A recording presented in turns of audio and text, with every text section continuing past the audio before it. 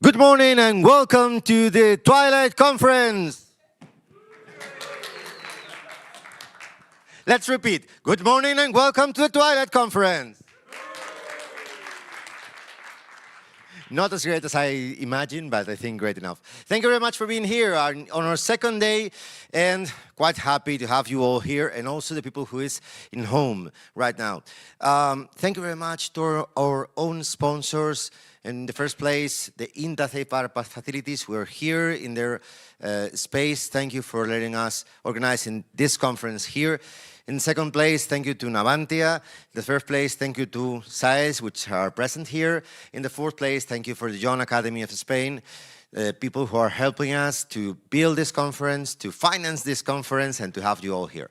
So in this second day, we're going to start with a roundtable, really interesting roundtable about computational tools for material and topological optimization. And I want to introduce you to our chair, Jesus. Jesus Martinez is an associate professor at the Department of Continuum Mechanics and Structural Analysis at the Technical University of Cartagena, one of the places where we are working as Monodon and as Navantia and as SAES.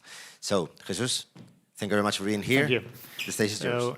Thank you, Iago, for this nice presentation. And I also want to thank, first of all, to all the team of Monodon, Navantia, and all the people involved in the organization of this conference and this event for giving me the opportunity to be here chairing this computational session. This first session today brings another exciting topic within the scope of this underwater Bioinspired robots conference, which is the use of computational tools for the material design, for smart material design, and in particular for topology optimization, which is a computational tool, very flexible, powerful, that allows engineers to design the material distribution, architecture of the material across all the scales from nano to macro, and also taking into account multi-physics interaction with these kind of smart materials. And we are very fortunate today because we have three top experts in this field of topology optimization. And these three speakers will give us some perspective of the challenges and opportunities that these computational techniques give us in the scope of designing smart materials and underwater Bioinspired robots. So let me introduce the first speaker. It's my pleasure to welcome Niels Aage, which is the first speaker today. Professor Niels Aage is one of the top researchers in the field of ultra-large-scale finite element methods and structural optimization approaches. He comes from Denmark. He's a member of DTU Top-Up Group, which is one of the world-leading groups in the development of topology optimization method. He's also an expert on the use of high-performance computing for the design, optimization, and multi-physics problems, including electromagnetics, thermofluidics, and multi-scale mechanics. So welcome, Niels, to the conference, and thank you for coming. Thank you very much. I too would like to start by thanking the organizers for bringing together such a nice set of diverse experts within quite a diverse field, as I said, because this is nice. It's led to many good discussions already, and I hope after these presentations that you will see that there's a lot of room for possible collaborations between us. So I'm going to do three things. At least I'm going to attempt to do three things in this talk. I'm going to try to explain the basics of structural optimization, some of the do's and don'ts, the limitations. And then I'm going to address, well, actually from the other way around. So not so much bio-inspired, but bio-resulting, I would probably call it. And then at the end, I'll get to the soft robotics and potential paths forward for where this could be applied. And of course, it will be followed by two great talks, which will further this perspective. Okay, so as already said, I'm from the top-up group at DTU. We are a rather big group. I will try to give an overview of stuff that I'm doing, but I'll also present stuff that our PhDs and other of my colleagues are doing, which I find relevant to you. So just to give you a short but very condensed overview of the stuff that's been done within our group, we do stuff like gigascale structures and optimization. We look at structural hierarchy, extreme materials, metamaterials. We go into optics. We look at topological insulators and different components for all kinds of photonic systems. We do thermofluidics and fluidic optimization for cooling of chips, for mixing, for heat exchangers, and we do other kinds of multiphysics within medicine where we do hearing aids, for example, with vibroacoustics. So of course I'm not going to touch upon all of that, but just to give you an idea of what it's all about. So starting with the basics, topology optimization. For non-mathematics experts, you might be thinking, that's a weird name. Why aren't you calling it structural optimization? And that's a fair point, because that is what we do. We take a design domain, we give it some conditions under which we want it to operate, and then we ask where to put material, and then often which kind of material, and if multi-scale, which level of hierarchy do you want. But the origin are two mathematicians, or a mechanical engineer and an applied mathematician, sitting on a beach discussing something called homogenization.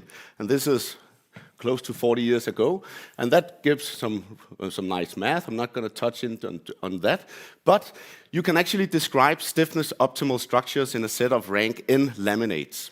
So what the outcome of this was, some 35, 40 years ago, was designs like this. So you have, think of a bridge, you want some load to be carried by two supports, and out came these drawings. And of course, when this came out, people didn't think, wow, I'm going to build that. A lot of work needed to go into it before it became realizable. So I'm going to do quite the skip. I'm going to skip like 20 years of research and then get to the state of the art some 10 years ago and evolve from that. So, density-based topology optimization, state of the art. So what has brought this to where it is? Well, mainly computational power and efficient algorithms, and the nature of topology optimization itself, because it follows a very nice structure, which I'll get to in a few slides. But first, a few examples. So this is a classical mechanical problem. You want to design a bracket, you have a set of loads, you have some supports, you want to figure out what's the lightest structure that can carry these loads. And this was posed as a challenge some 10 years ago, and the winner, you can see here, nice, looks good, shiny, nice rendering. And I often give this to my mechanical engineer student, and then I ask them what's wrong with this design. And I'm just going to give you a little teaser, because we can use topology optimization to figure out what is wrong. Where is material wasted? So if we look at the design problem, these are the mounting points, so these are fixed, and we then iterate. Then over the nature of the iterative procedure, we end up with a design. And the thing that I ask my student to notice is that the bottom plate is not in the optimized design. So already now you should be thinking, okay, I can actually use topology optimization to learn about physics, which is absolutely right. But as I talked to you yesterday, Jesus, the first thing you will actually learn when you apply topology optimization to whatever tool you have is what's wrong with your numerical model. But that point aside, let's move on to something else, not just parts, because this is of course a little part. And some 10 years ago we were asking, well, what if we don't want to design just the part, but the entire structure? And for that we took a huge aircraft wing and we emptied them from material. We kept the aerodynamic of the airfoils, because you need that for aerodynamic purposes. And then we asked the optimizer to place material. And what came out was something like this. So imagine it's like a piece of salmon, you have cut it in half. And then we looked at this design, and then the learning process starts, right? Because you take a look at it and you see some things. And the main things that we saw were curved wing boxes, you can see at the bottom, and we see some curved ribs that fan out. Okay, and just by extracting these two features, not building the ring as it looks on that picture, just those two features and doing a replica and a post-analysis, we could save up to 400 tons of fuels per year for this aircraft, which might sound like a lot, and in fact it's not. Aircrafts are close to optimal. So let's dive into this whole nature-inspired thing, because when we saw this, the first thing we were thinking of was birds. And if you take birds after they have lived their nice life and you open them up and look on the inside, you see a lot of similarities between the optimized designs and what you get here. And this is a place where we often say in topology optimization, we don't do evolution. And I will show this shortly. Because in evolution, you do a lot of offsprings, and then you select the best one, and you let the other ones die. We do like the extreme type of evolution, that every time we take a step in a new direction, we improve things. and we almost never goes wrong. And of course, there's a tool for that. And just to say, this has been used. These are now in the bionic spoilers used by Airbus in their newly designed aircrafts. Okay, fun fact, me and my colleagues, when we did this, we are all really into rockets and aerospace in general. However, we do not have any of that industry in Denmark. So though our sponsors thought it was a nice study and it got some publicity, they were like, why are you not solving problems that's actually relevant to Denmark? So what's relevant in Denmark? Well, since the country is only 130 meters tall or high above sea level, we want to build stuff that's high. So big bridges, that's what we are good at. So we did the same there, and we did the post-analysis like we did for the bridges or the aircraft, and we could here show that we could save up to 20% weight, which is, for us, a great improvement. So hopefully, sometime in the future, this will be used for the next generation of bridges. Okay, so now we're going to get to the whole idea of topology optimization. I'm just going to show you that this is so simple that you can actually make applications that can run on your mobile phones, or at least your tablets, and you can then do real-time interactive topology optimization of, well, in this case, kids' toys, right? So something for dollhouses.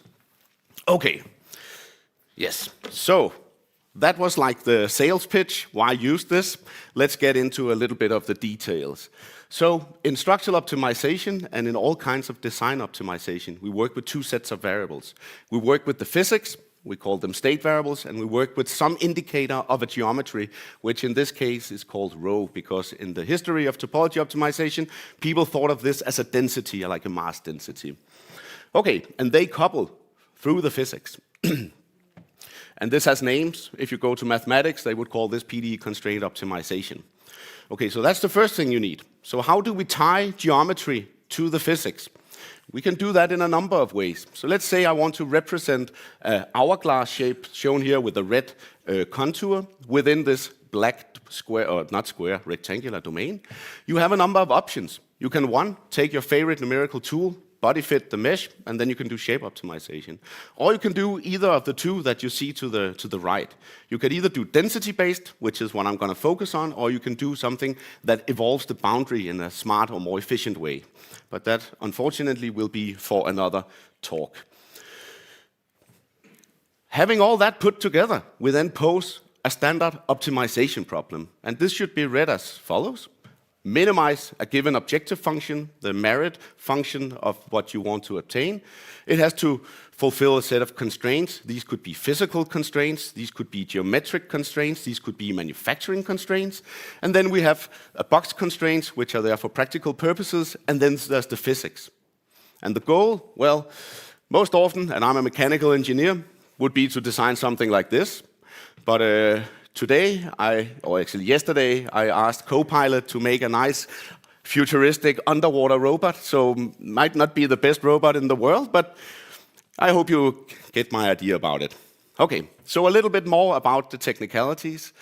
This kind of problem where the PDE is given in the optimization problem we call simultaneous analysis and design. And this can be rather complex to work with from an engineering perspective, meaning that we need that problem to be solved in order to have a design and have proper physics.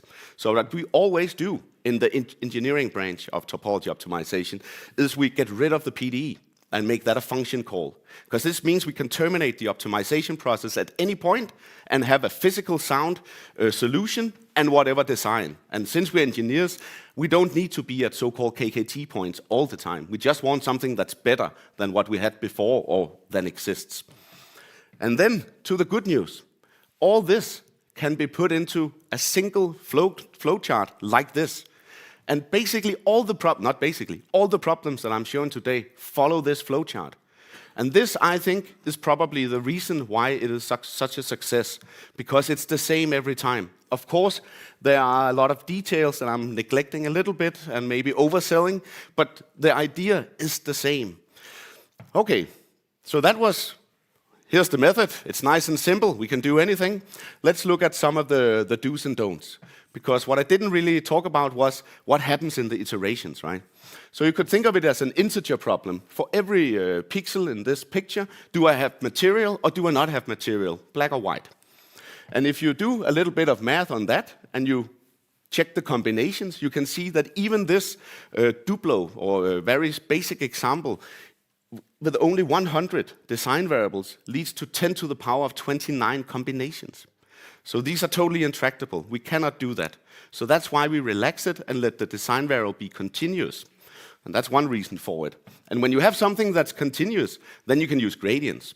And you might think, okay, why do I need to bother with computing these gradients? Well, this is the arguments we often see for people who don't want to spend the time. They say, you do global searches, better convergence, and all kinds of funny things. But the fact is, this is not really true. Because if you do the continuous optimization, and remember here, we want the lowest possible objective function. Here we have 76 or something. If you do it with non-gradient optimizers, you can see you get directly to 64, which seems better. But if we just threshold the design, we actually get the same performance. And the good news is, the design to the left cost us 60 finite element evaluations. The design to the right, almost 16,000. So one we obtained in a matter of seconds, the other in hours. And this example I have included for you, Anand, because we talked about meta-lenses yesterday. So this is from co-workers Rasmus and Ole, also from the top-up group, where people have tried to solve the meta-lens problem with genetic algorithms versus gradient-based methods. And you can see here, we are not talking a single order of magnitude more function evaluations. We are talking several orders of magnitude. Okay, so that was a few do's and don'ts. And then machine learning, you got to touch upon it. And you're going to tell us some of the do's, which is good, later. I'm just going to tell you one of the don'ts. And the don'ts is to try to draw a picture of the boundary conditions and then expect a nice picture of the design to come out. Because that would mean that we would be able to predict things. And whatever you can say about machine learning, what it does, in essence, is it's interpolating. And we are not interpolating, we are predicting. So if you have students who want to go in this direction, please save them from the hassle. Yeah. Okay, so getting on to some applications. So it also has a lot of names. So you might know this method, but you might know it as metamorphosis, computational morphogenesis, generative design, or nature-inspired design, very relevant for us. And that makes sense, of course, because if you look at these designs, they all look very organic. And there's, of course, a reason to that, and that's because we use conservation laws that are based on nature, right? And nature evolved those to get exactly these designs. Okay, so getting into some work that me and Jun actually did many years ago by now. So a lot of people in mechanics, they do a lot of infill, and they do a lot of 3D printing, and there's a common misconception in our field that a good set of lattice structures are the best you can get with respect to stiffness. That's in fact not true. In fact, you'll get a lot less stiffness for the money. And you can actually show this by solving a very simple, actually the original topology optimization problem posed by an Australian back in 1904, which we call the Michel sphere. And if you do that with two sets of length scales, you can see if our length scale is big to the right, you get something that looks like a truss structure, infill. And to the left, smaller length scale, you get a closed wall solution, which, again, we want the smallest number we are minimizing, you can see is much better than the open walls. But let's say that we actually want the infill structure. Then Jun, together with me and other colleagues, developed this method for actually imposing it. So the idea is that we put a filter on our design variables such that we only say that within a certain area there should be, let's say, 60% of material. How it's supposed to be distributed, we let the optimizer determine. And you can do that in all kinds of funny ways, isotropic, anisotropic, depending on what you want. And this was the example we went with, and why I also included it here, because we are getting to the nature-inspired stuff. To the left, definitely does not look like a human femur bone, but if you look to the right, it definitely does. And of course, this can be 3D printed, and if you have the guts for it, put in human beings. And you can take this one step further and look at a spinal fusion cage design, which we did, which are actually now in clinical trial for implanting in human beings. So sometimes in physics, you pay a high price for everything. But this infill optimization actually comes with what I would call a truly free lunch. Because, as I said, as you decrease the infill density, you actually decrease the stiffness. You lose something. But if you look at stability, so include nonlinear effects, you actually gain a lot without paying for it. So this is one of the few cases where you can benefit without paying the price. So I like this story a lot. Okay, so one more slide or two more slides and then I'll get to the soft robotics. Yes, perfect on time. So Denmark, we do Legos. When I was a kid, I played with the big Legos. The second I started realizing that something else existed, I wanted to play with the fun small Legos. However, all the examples I've showed you before, more or less, they had to run on high-performance computing system or using accelerators of one kind or another, which is not something that everybody has available or has the money to pay for.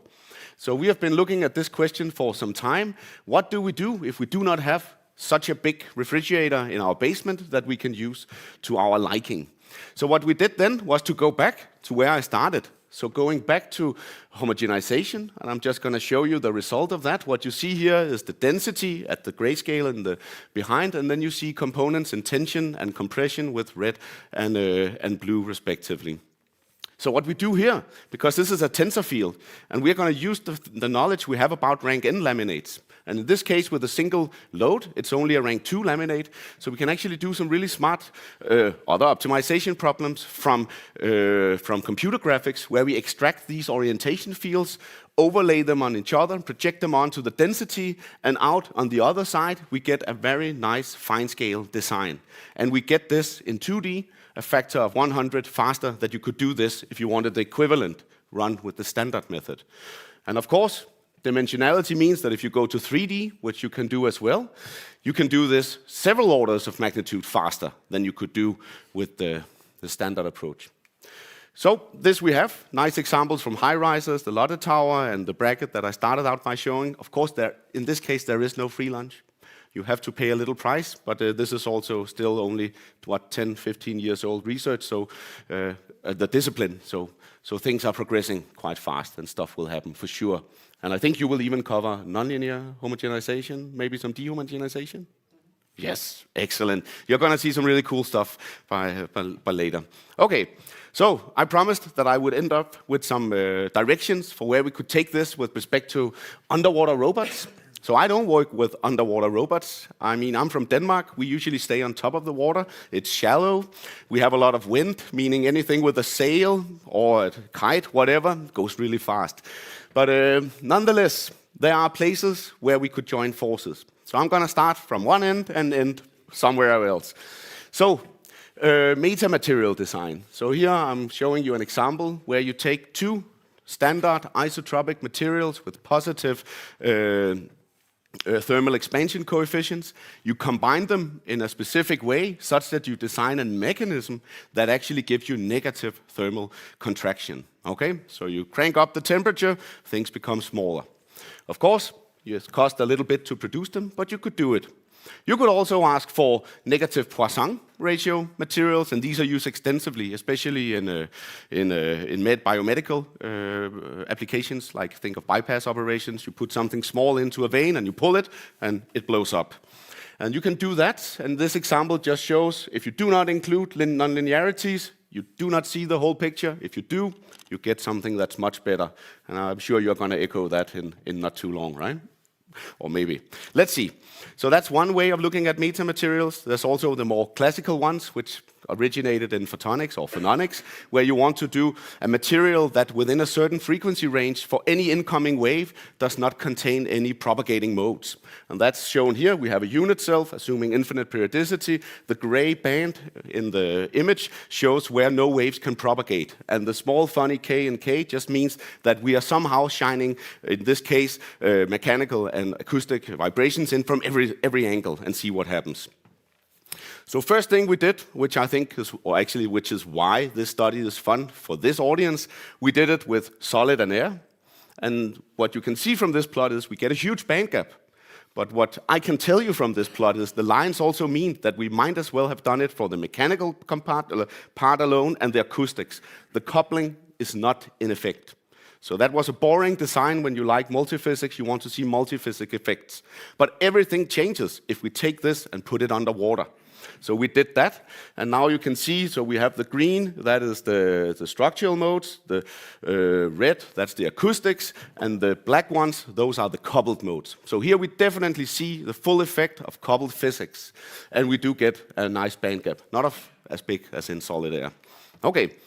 There's been some talk about mechanisms with actuation. We have looked at that extensively. This is actually one of the origins of this field. My colleague and former PhD supervisor, he did microgrippers, thermoelectrical mechanical microgrippers back in 2000 approximately. Taking this one step further, you could think of a tail, the tail of a wing, where you want it to be morphing, right? So morphing wing design. So here you want to place blue, an actuator, red, material, nothing, void, and you want to do this in a way such that you get the best possible actuation, as you can see here, when you change temperature. Maybe temperature is not the best actuation for this, but let's not dwell too much on that. Point is, we can do it. I'm only showing you one design here, but the talented young man who did this, he actually made quite the effort to avoid the actuator being placed all over the domain. Because if you do allow it to place it in a way that you would never be able to fabricate it, it would definitely perform much better. So I hope this somehow aligns with some of the stuff that we saw yesterday, and maybe you can get an idea of where we might be able to collaborate on this. Okay. I'm going to do a little switch here, but sticking to the multiphysics kind of approach, but trying to go back to the Bioinspired. So this is work done together with colleagues also almost 10 years ago, which became relevant a little later. So few equations such that you get an idea of what's going on. At the two top equations, we have the Navier-Stokes equations, which describe how a fluid motion occurs. The bottom one, that's the transport. In this case, transport of energy means thermal energy. So what we want to do is we want to do natural convection-based coolers. So imagine the origin for this was actually coolers for lamps. So if you buy it in Denmark, we have some design companies who sell lamps that cost around 10 to 20,000 euros.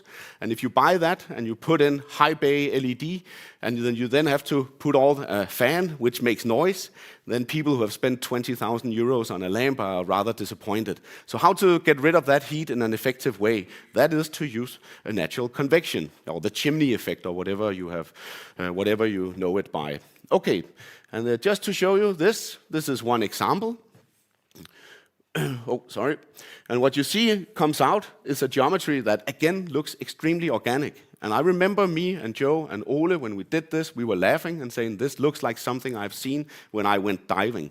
Because it, for me, looks like part of a coral reef. But we didn't optimize for that, right? It has nothing to do with fluids, yes, but nothing with coral reefs. But a group of Japanese researchers in 21, they decided to put it to the test. So they actually used this for the inverse of the inverse problem, which is kind of a mind-boggling approach to things. So they designed, with our method, small indented natural convection heat sinks, basically, and they put it in the water and found that coral regrowth on these kind of structures were improved by, I didn't notice the number, but at least enough for them to be able to measure it. So again, bio-inspired somehow. Okay, so last example that I want to include before rounding up my talk. So this is the third medium model developed by Peter Riggers, reinvented by two PhD students almost independently of each other at our department, and a colleague, Konstantinos Paulius. So it's the third medium model, and it basically just means that you have a piece of void, which is the blue in this case, and you have a solid. And when you compress the solid, what happens, if you think a little bit about the math, and this is a hyperelastic material model, here you have the deformation gradient, which is a measure of how much things change from one coordinate or one reference configuration to the current. And when things are totally compressed, this goes to 0. And that means that the stiffness, or the energy in this case, goes to infinity. And this means, or makes for an efficient way to transfer loads in a void region. Of course, like I said in the beginning, it's not enough just to play with your mathematical and numerical model. You also need to figure out what's wrong with it, and the optimization will do that for you. So quite an effort by especially Konstantinos went into figuring out this regularization term, which looks nice and simple once you know it, but caused a bit of blood and sweat and tears probably also. Okay, so what happens if you apply this to our university logo? And I guess this is from our students who at every point in time think pretty much this about DTU, want to simply just squeeze it completely. And then, of course, then they find a little piece of success in their research and they are all happy about it again. It's just to show you the level of deformations that this model can undertake. And again, thinking of the examples we saw yesterday with hyperelastic materials for grippers and all this, definitely something that could be used. And speaking of grippers, this is Andreas' example. So you have two domains to the right, which you want to design. You want to control the right part by taking it up and down. And the design history looks like something like this. So first, geometries appear. And then once we are done, it's going to pull itself down. You can see the hooks into each other, and you can get the desired response of the structure. This has been extended to 3D, which I guess is also of most relevance to you guys. And you can do something similar here with different small variations in parameters, and you get small variations in geometry. Okay, so I'm more or less at the end of my talk. I just want to round it up with my personal suggestion for a place that we could continue. Of course, coming from outside of underwater robots, I might be totally wrong, meaning that whatever thoughts you might have for possible collaboration or extensions, please come to me. We'll be happy to talk, or any of my colleagues within the field of optimized designs. Okay, so what is it that I want to say? Well, I want to combine a few things. I would say that in order to do underwater robots, and here I'm thinking of the mechanics of the robots, could be many other places. What we need to combine is fluid optimization, what you see in the left, and with large deformations, which you see at the bottom, where you see a palm tree being exerted or almost blown over by strong winds. And then we probably need something with the body fitted. So now I'm doing a small change in geometry representation where we actually represent the interfaces. Because in most multiphysics, all the interesting part actually happens at an interface. And capturing interfaces in the grayscale picture in the center top can be rather complicated. And then, of course, if we want really fun stuff, there must be self-contact. And just think about all the grippers that we have seen. And I guess if you do underwater robots, you want to get something every now and then, it could be an interesting path to follow. And with that, I would like to thank you for your attention.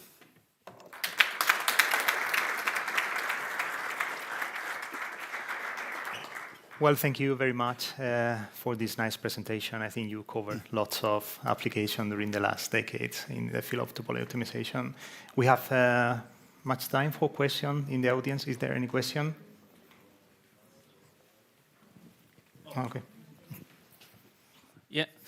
Thank you very much, Niels. I really enjoyed the presentation, and I think that, well, seeing your presentation, for example, yesterday on the short robotics applications, is kind of, well, great room for collaboration. So I have a specific question regarding the third medium model. Right? It was the name, right? So will it work, for example, in magnetic problems, where even in the air, you need to solve the continuity of the magnetic fields? Or this is just limited to structural problems where you can neglect, well, Nope, it will definitely work because people have been doing optimization on these kind of problems, especially a colleague from, is it Michigan or Illinois, Shelly Chang?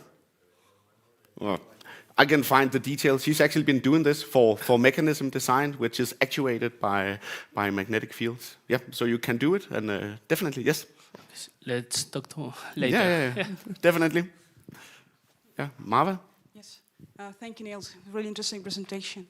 I have 3 questions for you. Maybe the first one for combined mechanism. And I'm curious about that tuning between the material and the structure. You spoke about, if you speak about soft material and the structure, how to see the tuning to get the structure aligned with the material choices. Because it seems it's not that easy to get this optimization. Maybe that's the first one. And the second problem I'm interested in, and your point of view about using multi-material in the structure, especially if you speak as a like fatigue-resistant structure. So how do you see if we speak about including one material, one structure, or see three material, one structure, how all this play with geometry and architecture? Because I'm not sure if the mechanics is a problem, if you get to the toughness in the optimization. Can you do that?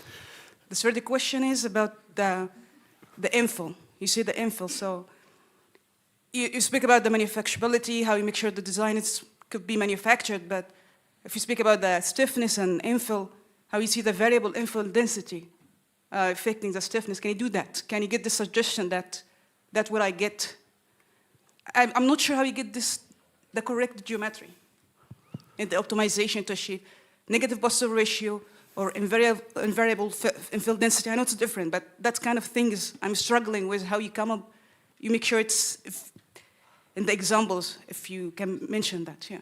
Okay, so there's a lot of questions. The infill part, I mean, yes, I would argue that can be done because, and I think you will actually touch upon some of it, right? That you can actually optimize for the material microstructure, and you can, like Jun have already done some years ago, ensure continuity and length scale at the same time. So that would definitely, that can be done, or has been done to some extent. The multi-material part is a yes and no, because yes, you can definitely optimize with multiple materials, but you might notice that I did not talk about fracture toughness or fatigue in this talk, and that was because these are indeed very open questions within topology optimization. There are some inherent problems with stuff or problems that tends to bifurcate a lot, like a fracture. So sensitivity information. I mean, yes, it's gonna be able to be done, but not tomorrow. And the first question, sorry? Yeah, about the structure and the material, how you fine-tuning. You have to design a structure, Yeah. especially a soft material like TPU, this kind of material. It's a bit of a challenge, like combined mechanisms. How you tune the structure for this material, and then you have to change it when you tune the shore hardness or the random models of the material. Tune the structure for the material. So how you lay it together? Is the structure more significant or the material choices and the optimization? Okay, in the examples I showed here, we chose a material and then optimized. But I don't see there's anything that restricting you to actually design the material. And actually, I think your question is like a perfect introduction for you, isn't it? Yeah. Okay, I think so. but here I would also say yes, because you could do nonlinear homogenization and then going back to find the correct properties. If you could then manufacture that, if you would have varying nonlinear properties in a material, maybe Jun can do it. I would not be able to. I would probably be able to compute it, and then you could look at a nice picture, and it might be like in the '88 time when people looked at the design and said, nobody's ever going to do that. But yeah, we can talk more. Thank you, Marve. Yeah. Any more questions in the audience? Is there any question? Well, perhaps okay. I can make a question. Thank you very much, Niels, for your presentation. It's another question regarding the third medium contact. So I could see that you were computing Hessians of displacements, right? Mm-hmm. Do you use a mixed formulation for that, or you compute second derivatives of the shape functions, right? Yes. Okay. And we can even do it on first order quads. Okay. Yeah. Not triangles. No, they're zero. Yeah. Yes. Okay. Yeah. It was very nice. Yeah. Okay. Thank you. Any more questions? I have one. You at the beginning of the presentation show very impressive high resolution topology design, optimal design for the wing in particular. And then you talk about other methods like the homogenization method that could give us very, very high speedups. And I want to know your opinion about we could replace the use of clusters and high-performance computing that consume a lot of energy for the first design using the homogenization method, or what are the limitations of this second approach? I would think that for stiffness optimization and maybe also stress and buckling, dehomogenization will take over at some point. But so I also have, sort of like you, have a high interest in high-performance computing. And I remember the first course I had in high-performance computing, the teacher told me about Gustafson's law. And Gustafson's law says that whenever you have solved a problem of a given size or complexity, you will immediately move on to a more complicated problem. So the thing is, so I think for a certain class of problems, yes, But the thing is, we're just going to solve something with multiphysics, and when that is solved, we're going to solve something more. So it's going to be like a never-ending story. Or put in another way, we're not going to be out of business. Okay. Yeah. So thanks again, Niels, for this presentation.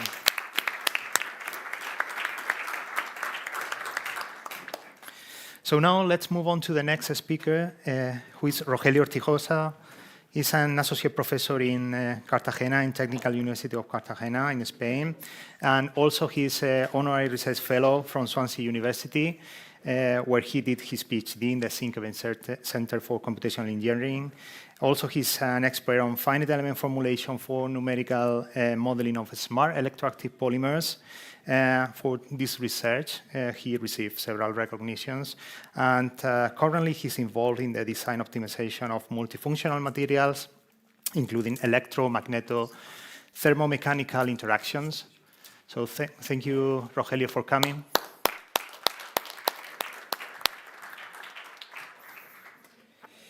Okay.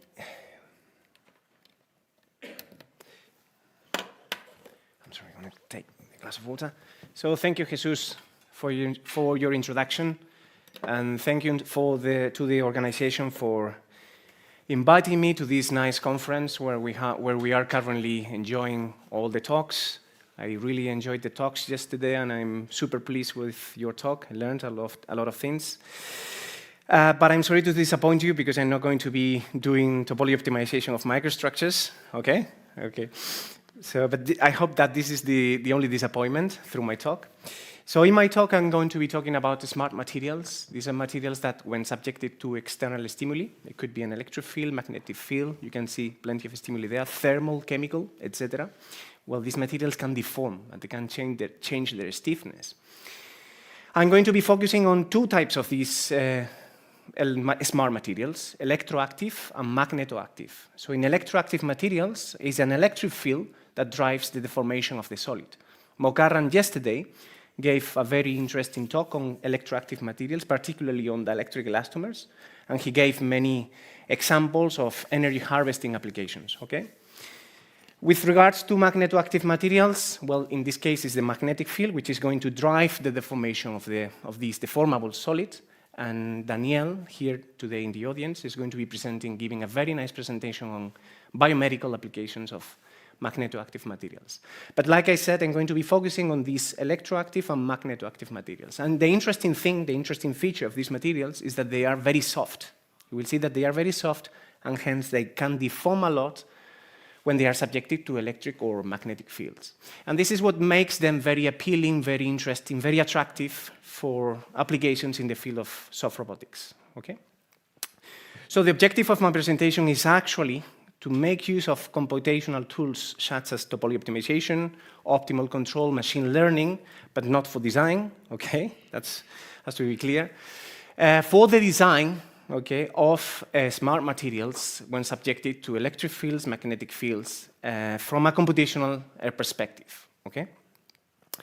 So this is actually the layout of my presentation. So first I will cover very briefly the topology optimization, the design through topology optimization of electroactive materials. Then I'll move on to magnetoactive materials, and then I'll jump into a recent line of research that we have started with our postdoc when you consider these materials, exploring these materials actually in fluid environments. So we'll be doing fluid structure interaction of smart materials.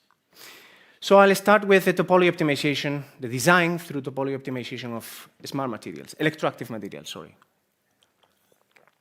Within electroactive materials, I'll be focusing on dielectric elastomers, which is exactly the type of material that Mokarran was covering yesterday.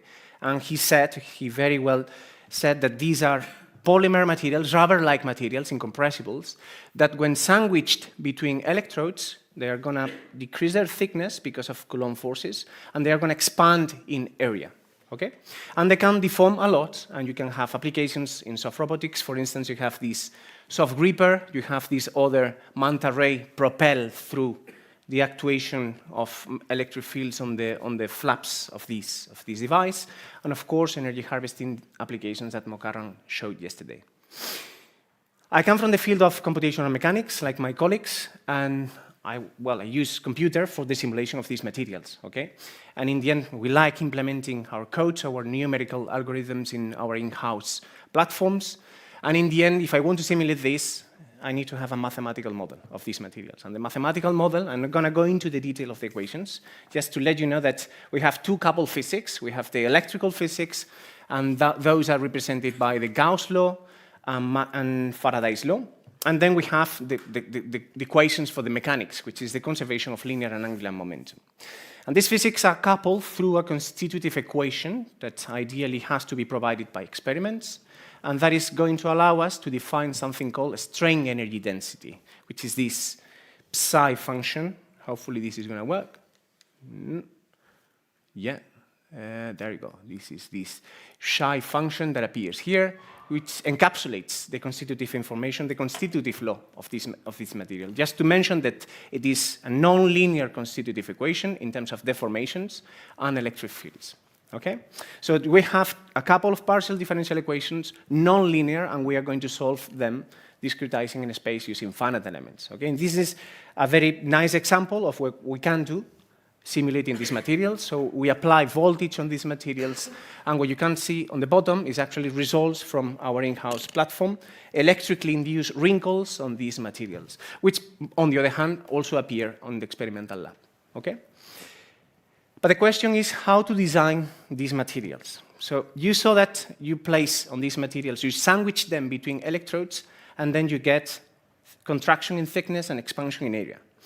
But in reality, we are interested in getting more complex electrically induced deformation modes.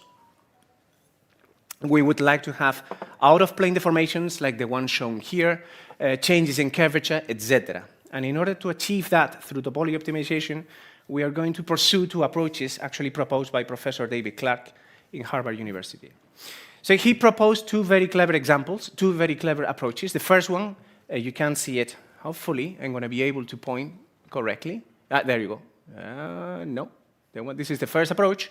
And in this first approach, you have these, I'm colorblind, so it's very difficult for me. So you have the red one, the red layer, or brown, I'm not sure. Okay. There you go, sorry for this. There you go. So the red layer is a dielectric elastomer, and it's going to be sandwiched between electrodes. You're going to apply an electric field, and then you're going to place passive layer of stiffeners on top and bottom. And the idea is to remove material so that when I apply electric field on the dielectric layer, this is going to deform out of plane.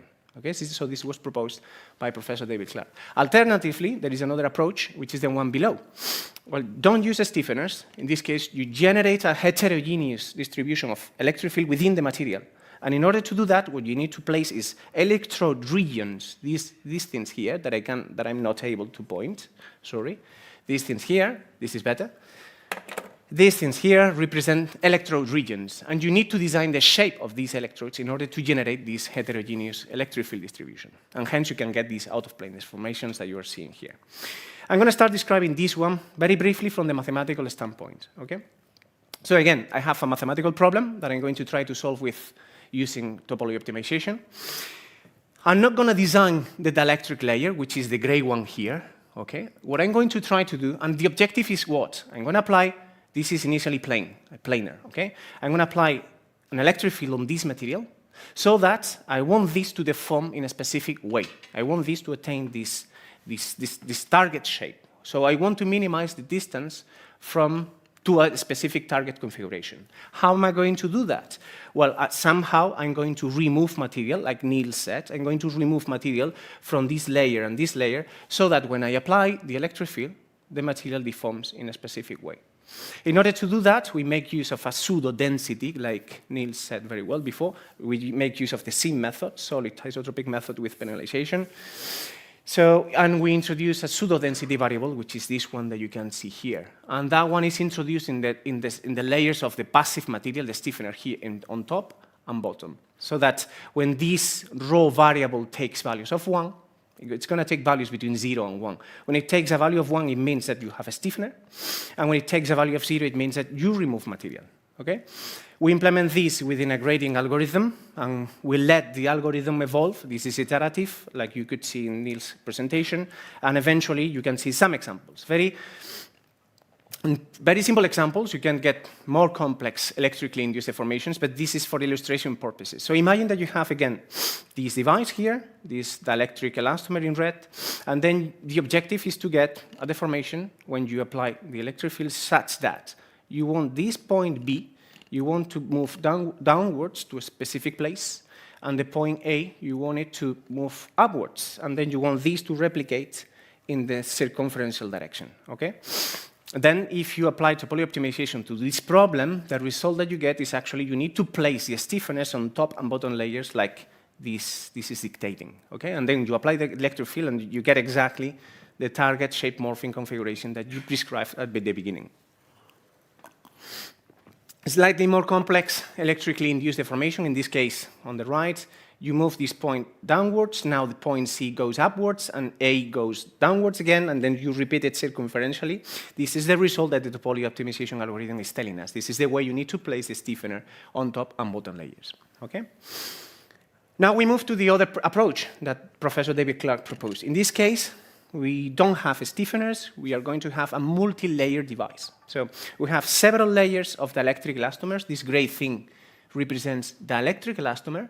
And in between, I'm separating the layers. In between, I'm going to intercalate electrode regions. So in here, I'm going to apply a potential. In this one, I'm going to apply a different potential. It's actually the same potential, but with different polarity. So I'm going to be intercalating, alternating the polarity of the electrodes. But I need to design the electrodes that I'm going to place in those regions.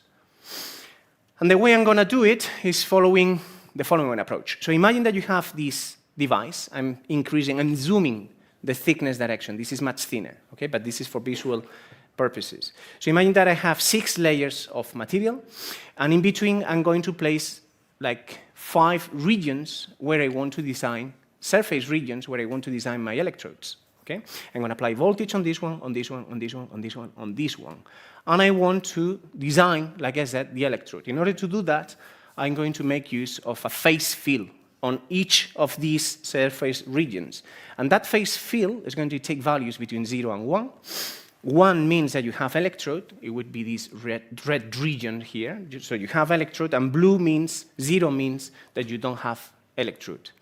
This way you have like a smooth representation, a smooth representation of the boundary, where you have intermediate values of the phase field. So the optimization problem is eventually the same. You want to minimize an objective function, a merit function, which is what? Well, you are going to apply electric potentials on these regions, okay? On the electrodes that are going to be designed on these regions.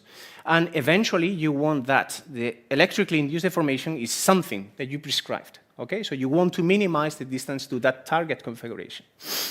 And then, well, what we need to do is to evolve somehow the phase fields representing the design of the electrode on each of these surfaces. And the way we do it is by using an Allen-Kahn type of evolution equation for these phase fields. And as you can see in this type, well, this type of evolution equations comes from the field of phase transitions and also in fracture, okay, in fracture mechanics. And you can see here how we make use of a double well potential in order to force the phase fields in each of these regions to fall within 1 or 0 values. Okay? This is the way with a double well potential to enforce reaching 0 or 1 values. And this is a very simple example of that actually summarizes, explains what we are doing. I'm going to show you a video, but first I'm going to explain. This is a very similar electrically induced deformation shape to the one that I explained before. So imagine that you want to move point B upwards to a specific location, and then this one downwards, and so on and so forth, to specific locations. When you apply electric potentials, where? Well, you have now 6 layers of material, and then 5 regions of electrodes that need to be designed, okay? So you will apply the potential, and you want this target configuration. So what is the design of the electrodes? You can see that actually on this video, not on this one.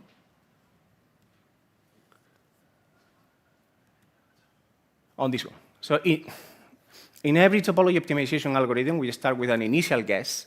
In that initial guess, you have somehow ones and zeros, okay, in each of the electrode regions, and eventually you converge to a solution so that this is actually the design of the electrodes that you need to have in order to have this electrically induced deformation. So this is what I wanted to say regarding design in the context of electroactive materials. Now I'm going to move to magnetoactive materials. So this is a work that we are, this is actually an ongoing work that we are carrying out with Daniel. Daniel is involved in many things in the conference, but also in many talks, so he's everywhere. Thanks to him. So specifically, we are going to be focusing on a specific type of magnetoactive materials, which are called hard magnetic soft materials. Okay, these are polymeric materials. They are incompressible. They are comprised of a very soft matrix. Okay, and within that matrix, you place magnetic particles. These particles are initially distributed isotropically, and then you apply a magnetic field until these particles get oriented. You can see it here. They are oriented, and they get a remnant magnetization, and that magnetization is permanent. So if you remove the magnetic field, the particles are still aligned, and they are still magnetized, okay? So you can see what happens in this device here. It has been magnetized in this direction, uniformly magnetized in this direction, and then we have removed the magnetic field, and once you remove it, the particles retain its magnetization, but what happens now is that if you come back now with a second magnetic field, this one, in the opposite direction, there is going to be an intertwin, an interplay between the remnant magnetization and this second applied magnetic field, so that this one is going to try to align the remnant magnetization with this second magnetic field. So eventually, what it's going to try to do is to move it to this side, to the left side, and then you're going to have this bending type deformation, okay?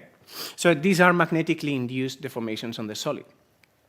But now, in this case, in this particular case, the magnetization has been distributed uniformly on the solid. So what would happen if we were able to design the spatial distribution of these orientations of the random magnetization?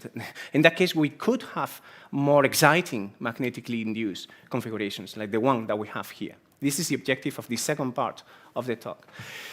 But first, I need to cover very briefly some things regarding the computational standpoint of hard magnetics, soft materials, okay?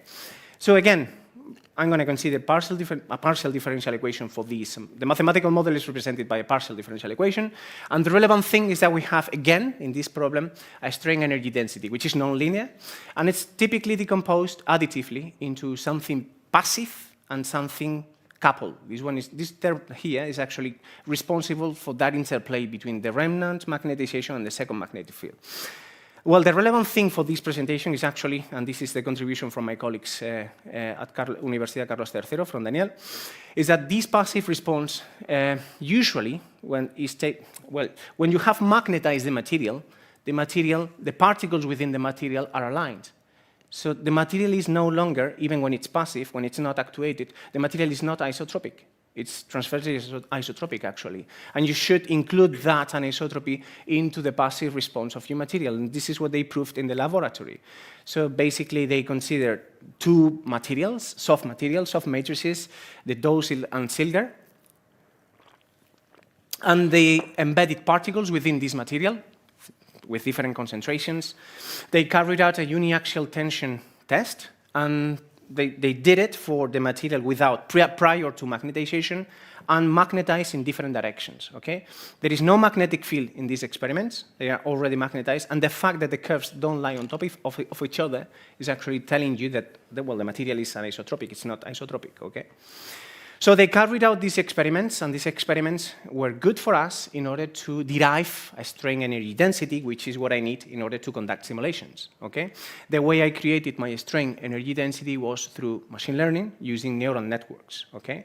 So I created a neural network with whose inputs were invariants of the deformation, and in order to obtain the biases, weights, and so on of this neural network, of my strain energy density, I minimized, essentially, you can see it here, the stress data provided by our colleagues in the lab, and the stress data derived from this energy, from this strain energy density. So in essentially, it's a Sobol type neural network. Okay? So now we can do simulations. They prove that the effect of anisotropy is important in the lab, and we also demonstrated that in simulations. For instance, you have a simulation here where you pre-magnetize, the particles in a radial direction.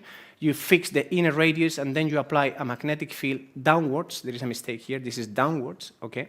And then what happens is that if you consider the passive response being isotropic or being anisotropic, at a certain extent, the responses of both can be qualitatively similar, okay? But in this particular example, there was a point beyond which wrinkles started to show up, to appear. And then you can see clearly that the wrinkling pattern exhibited by considering or not considering or neglecting the anisotropic contribution was actually quite different. So we are capable now of simulating these materials, and we can integrate these into our topology optimization framework. Again, we need to formulate this as an optimization problem.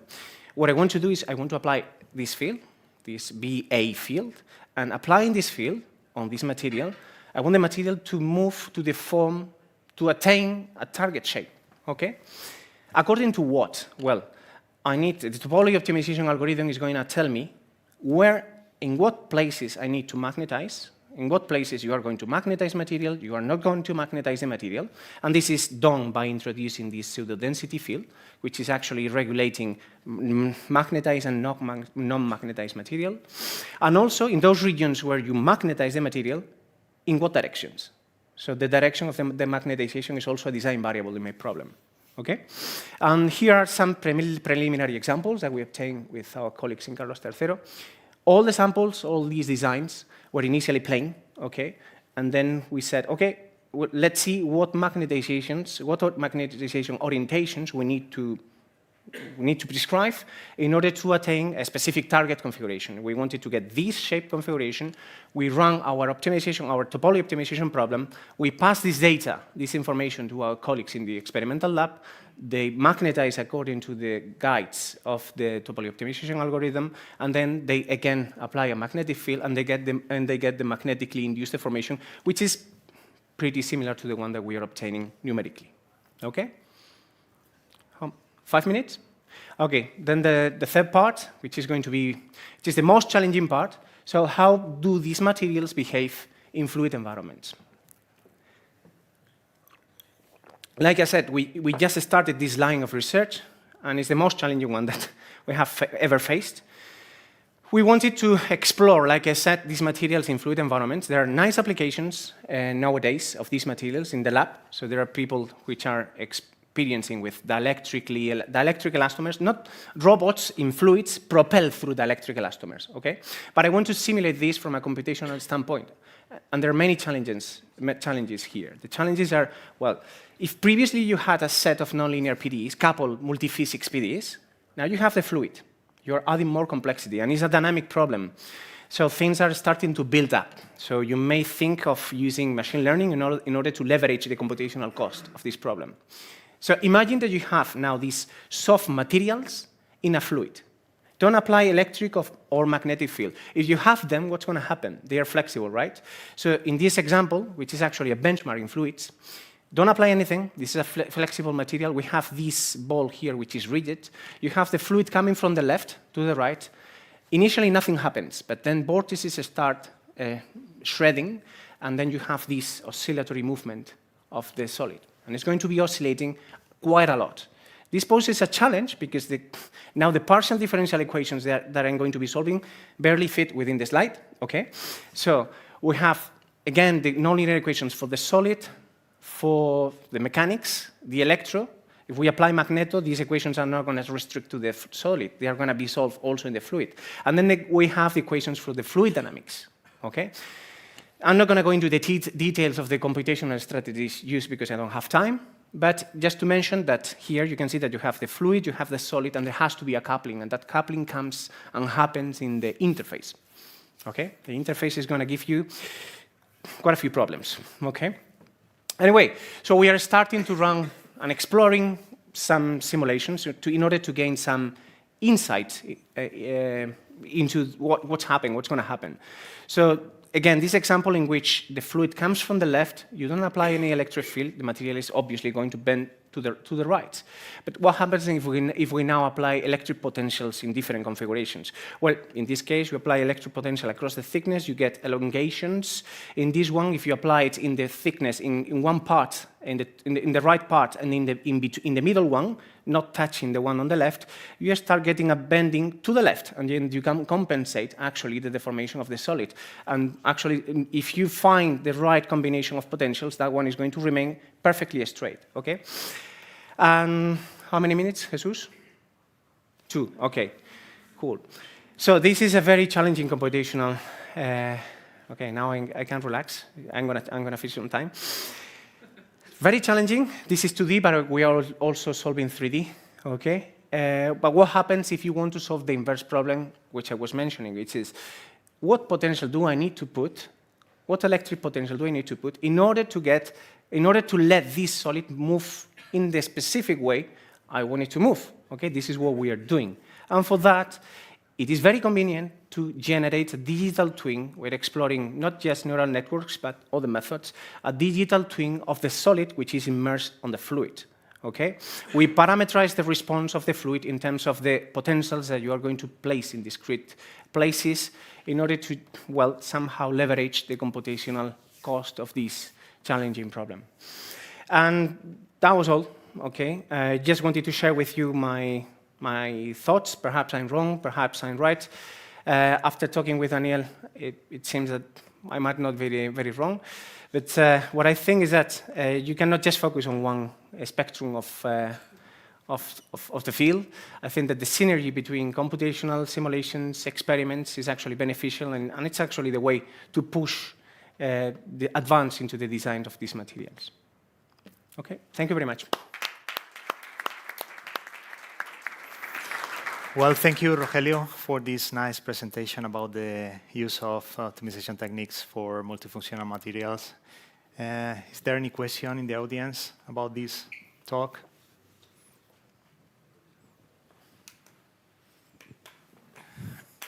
Good morning, Rogelio. Was a really nice presentation. My question is more regarding the size of experiments. I think that most of the tests are making in small device or small robots. I was wondering about to escalate for big robots. Bioinspired robot for sure. For example, in the case of manta rays, that they have like very elastic movements, flapping movements. So if we can maybe think in few years or months, or I don't know, to use this approach to move this kind of robotics device or systems. To a larger scale, you mean? Yeah. Well, I'm not sure. To be honest, I'm not an expert on that side. My expertise is on computational mechanics. If someone from the experimental side has any insights on this, I have my doubts because, I mean, with regards dimensions, in order to, for instance, for the case of, especially for the case of electroactive materials, in order to get deformations, appreciable deformations, you need very, very small thicknesses. And typically the devices are, in length, are centimeters, all right? So I don't see now moving to a scale of meters, but perhaps I'm wrong. Like I said, my expertise is not that one. But thank you for your question. It's okay? Yeah. Just trying to answer in this question, just my feeling. Is that the main problem here when you want to go to large scales is that you need huge sources. So we probably need like huge sources to create a magnetic field or a strong electric field in a confined space. But then, well, we're going to present later a little bit, but you can think also something that Rogelio saw, is that it's not only, for example, for the magnetic problem that you need to actuate directly. You can also make advantage from the passive interactions. So maybe the idea now is that as you understand how everything is going, you have a remanent magnetization. So as the things are deforming, they are interacting. So in that case, you can program some responses without the need of the external field. So I will say that that's great for small things that we are able to interact. And if you want to go for larger interactions, maybe the idea is to try to find these kind of things. Or design stuff just based on instabilities. So you made your design super close to a given or bifurcation scenario where you only need just a click and then the whole thing collapses and the whole thing changes drastically. So my feeling is that if you want to focus on realistic applications for larger scale, these are the two lines I can think about. Is there any more question? I think that. Well, it's going to be super quick. Thanks for the talk. It was very, very nice. I was just wondering, like, when you are creating these magneto-active materials, have you thought about, okay, you're imposing different magnetic fields, which is very great to have these deformations or different modes of deformations. Have you thought of not having the particles or the magnetic active element homogeneous, but rather having some patterns and then again applying these magnetic patterns, so like you would have more complexity in your system? No, to be honest, we hadn't thought of it, but this is a problem that we can formulate and we are happy to address. Yeah, that's a very nice idea. Yeah. Thank you. Collaboration opportunity. Any more questions? I think just one. Very, very nice talk, Rogelio. I had a question on your model on your.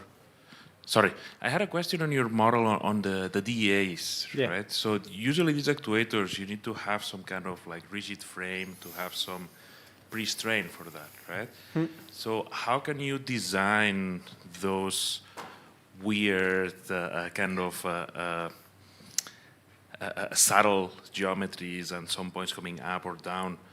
How do you count the pre-straining for that on your model? Well, I have the answer for that. So in 2016, I think it was Professor Clark. He proposed a different approach in which you have a multi-layer concept. So in this multi-layer concept, you place electrodes not just on top and bottom, which is the classical setting, right? You place them in between. If you place them in between, it's when you don't need pre-stretching, which is what you are referring to. You don't need pre-stretching and you don't need such high electric fields in order to get these curvatures, all right? But it's inserting electrodes within the material. Do you still get like a good work output out of those? If I still, I didn't hear it. Do you still get like high forces out of that? I haven't not so measured much? forces, to be honest. Okay, okay. Cool. Cool, thank you. Thank you. So let's thank again Rogelio for the presentation. Thank you.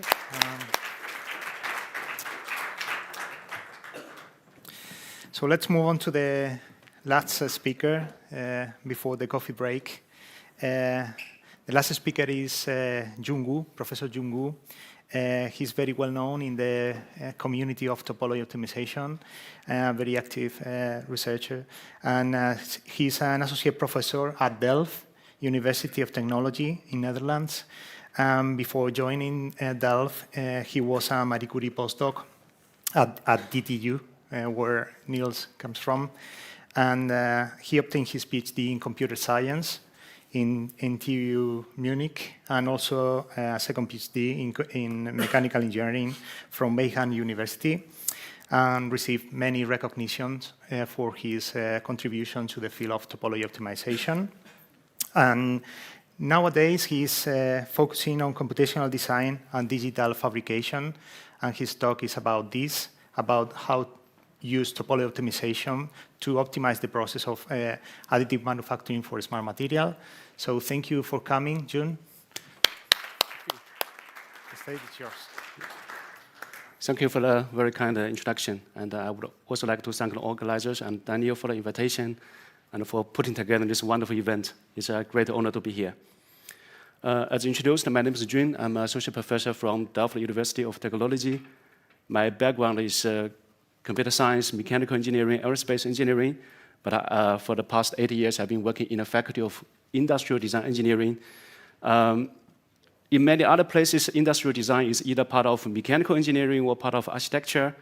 but in the Netherlands, as well as in Belgium, and probably some other places, industrial design is a separate discipline.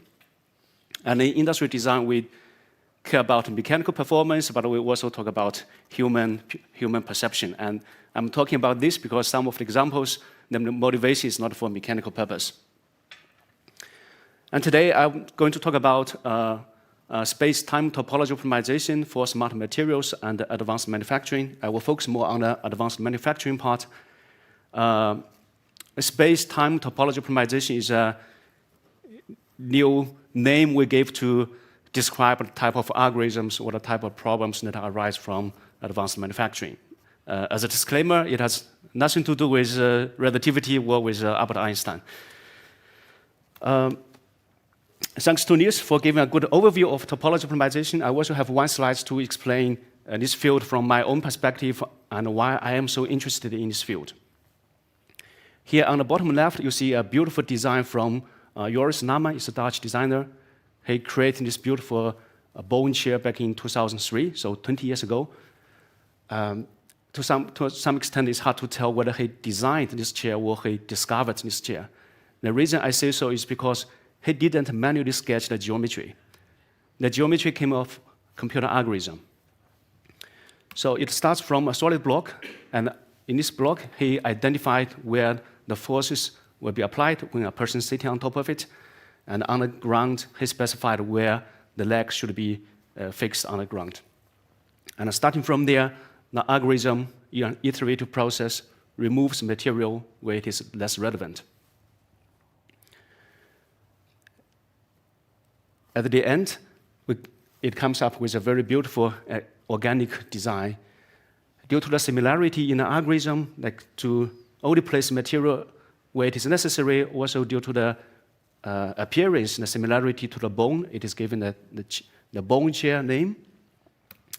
So this is topology optimization, and increasingly in the past decades, because of industry players in this market, it is getting popular with the name generative design to highlight that the design is computed with algorithms instead of manually sketched by the designer or by incremental optimization. So it's a very good example of form follows function, where the function is the performance requirement and the form serves this function. What I find extremely beautiful about this topology optimization is that it transforms a manual design process into a mathematical problem, and the mathematical problem is where to place material and where not to place material. The applications or the development has been mainly driven by aerospace and automotive industry, where engineers strive to reduce the weight of mechanical components. That translates to less fuel consumption and less greenhouse gas emissions. So, for example, in the design of Airbus A380, topology optimization was used to design the wing ribs, reducing 500 kilograms, which is huge. Relatively recently, in the science fiction, The Midnight Sky, produced by George Clooney in 2020, topology optimization was used to design a futuristic space station, as you see from this picture. These days, if you Google topology optimization plus additive manufacturing or 3D printing, you will find many this type of organic shapes. They are all designed by this algorithm and produced by additive manufacturing. As Niels introduced, topology optimization has been under intensive development for almost 4 decades, but only in the past 10 or 15 years, topology optimization has been really recognized by industry. One of the reasons is because look at these complex geometries, they are very difficult to produce, but with additive manufacturing, it becomes possible. Not without challenges, but it becomes possible.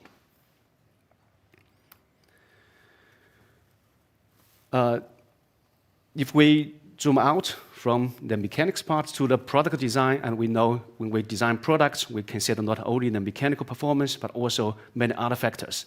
For example, how this product is going to be produced, whether it can be produced and how it will be produced, and what kind of materials. And today, let's talk about smart materials and how can we take these material properties into the design process. And from industry design perspective, we also care about user experience. Do people like this design or not? For a component in a car, probably don't care too much whether it is beautiful or not.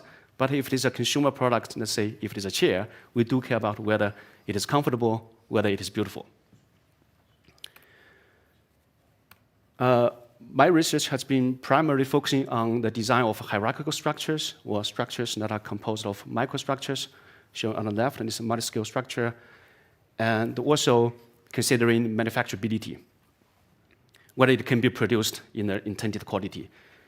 As two side tracks, I also work on high-performance computing, and here the intention is to support the development of this algorithm in 3D because it becomes very intensive.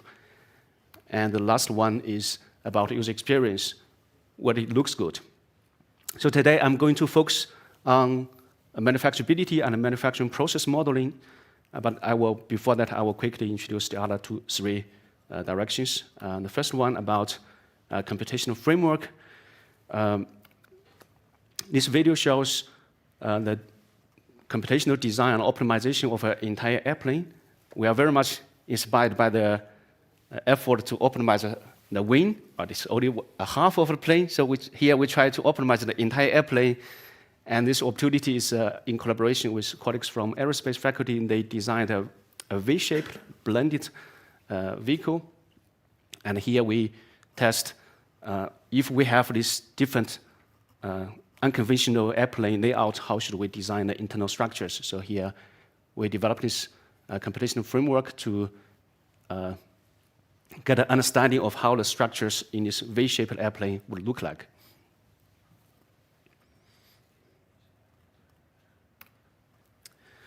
Moving on to this human perspective. So here you see two chairs. One of them was designed with this top up, and the other one is a slightly modified version. The person sitting on top of it is the same. And my question to all of you is, which one do you find more beautiful?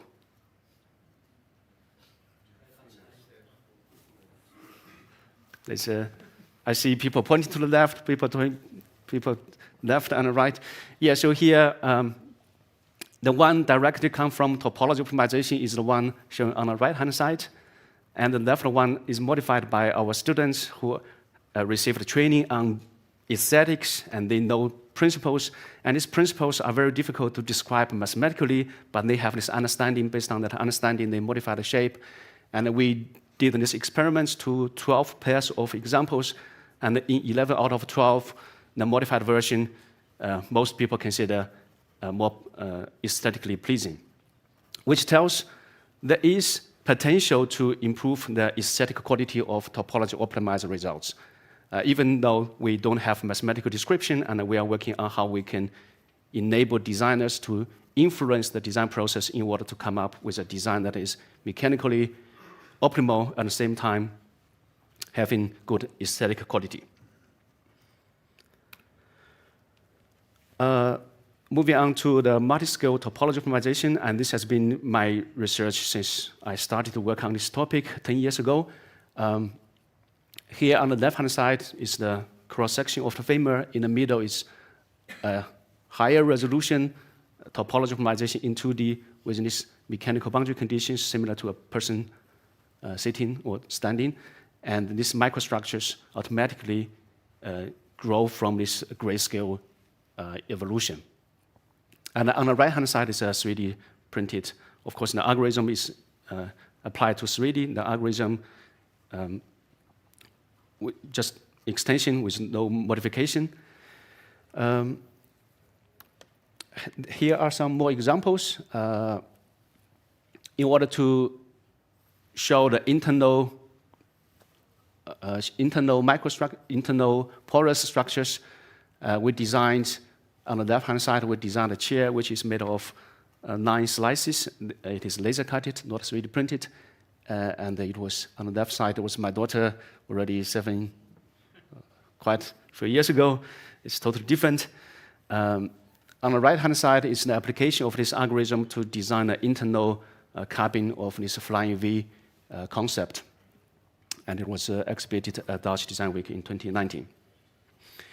And in this infill optimization, we have to discretize the geometry with a very fine granularity in order to create detailed geometric details. It is computationally very intensive, so later we had been working on how we can use dehomogenization or geometry-based dehomogenization to more efficiently come up with high-resolution structures. Again, an industry design application of a chair on the left side, so it illustrates the mechanical boundary condition, and in the optimization, the optimizer tries to decide where should we place material, and if we place material in which orientation it should be placed. And here we get a discrete field representing the orientation of cross structures. Then with geometric algorithms, we compile a continuous geometry from the discrete directions. And on the right-hand side is a fabrication with stereolithography. This 2D example illustrates how it works. So on the left side is a design domain, and in the middle it shows an optimization result. So it gives where this lattice structure should be placed, and if it should be placed in which orientation, as well as the density or the sparsity of that microstructure in that particular area. And an important technical contribution here is to compile from a discrete direction field into a continuous structure, as you see on the right side. Here with this geometric algorithm, we can compile a continuous geometry where it is following the sparsity coming from the homogenization-based optimization. An experimental validation on why we need multi-scale structures. So this is a 3-point bending test. On the left side, on the bottom, it's a standard topology optimization, which is solid, and on the top is with this multi-scale or 2-scale structure. And on the right side is the setup of the mechanical test. This is the force displacement curve. So the slope indicates the stiffness. If you compare these two types of structures, we can see the solid structure is slightly stiffer, but the lattice structure has twice Buckley node. And this proves some benefits of using lattice structures. Here are some more examples. The second one is the application of topology optimization to the design of implant. So here we design microstructures that change porosity, and they are well collected. D is a bicycle saddle, where we have designed a geometry which can be printed with either extrusion-based printing. On each layer, it is one slice, and the cross layers, it is self-supporting. And we also worked on soft robotic gripper. I'll come back to that at the end of my talk. Now, move on to the manufacturing. So much of this research is inspired by recent advances in additive manufacturing, especially in robotic fabrication, where the robots have 5 or 6 degrees freedom. It can deposit material almost arbitrarily. And this gives a lot of flexibility in the design process, but there are also some unique challenges. So this robotic manufacturing process is a direct energy deposition process. It's called a wire arc additive manufacturing. Essentially, it's a continuous welding process using robotic arms. It has been used to design components for industries like aerospace, maritime, where you demand large structures of 1 meter or several meters. So from architecture, space, maritime, and oil and gas industry.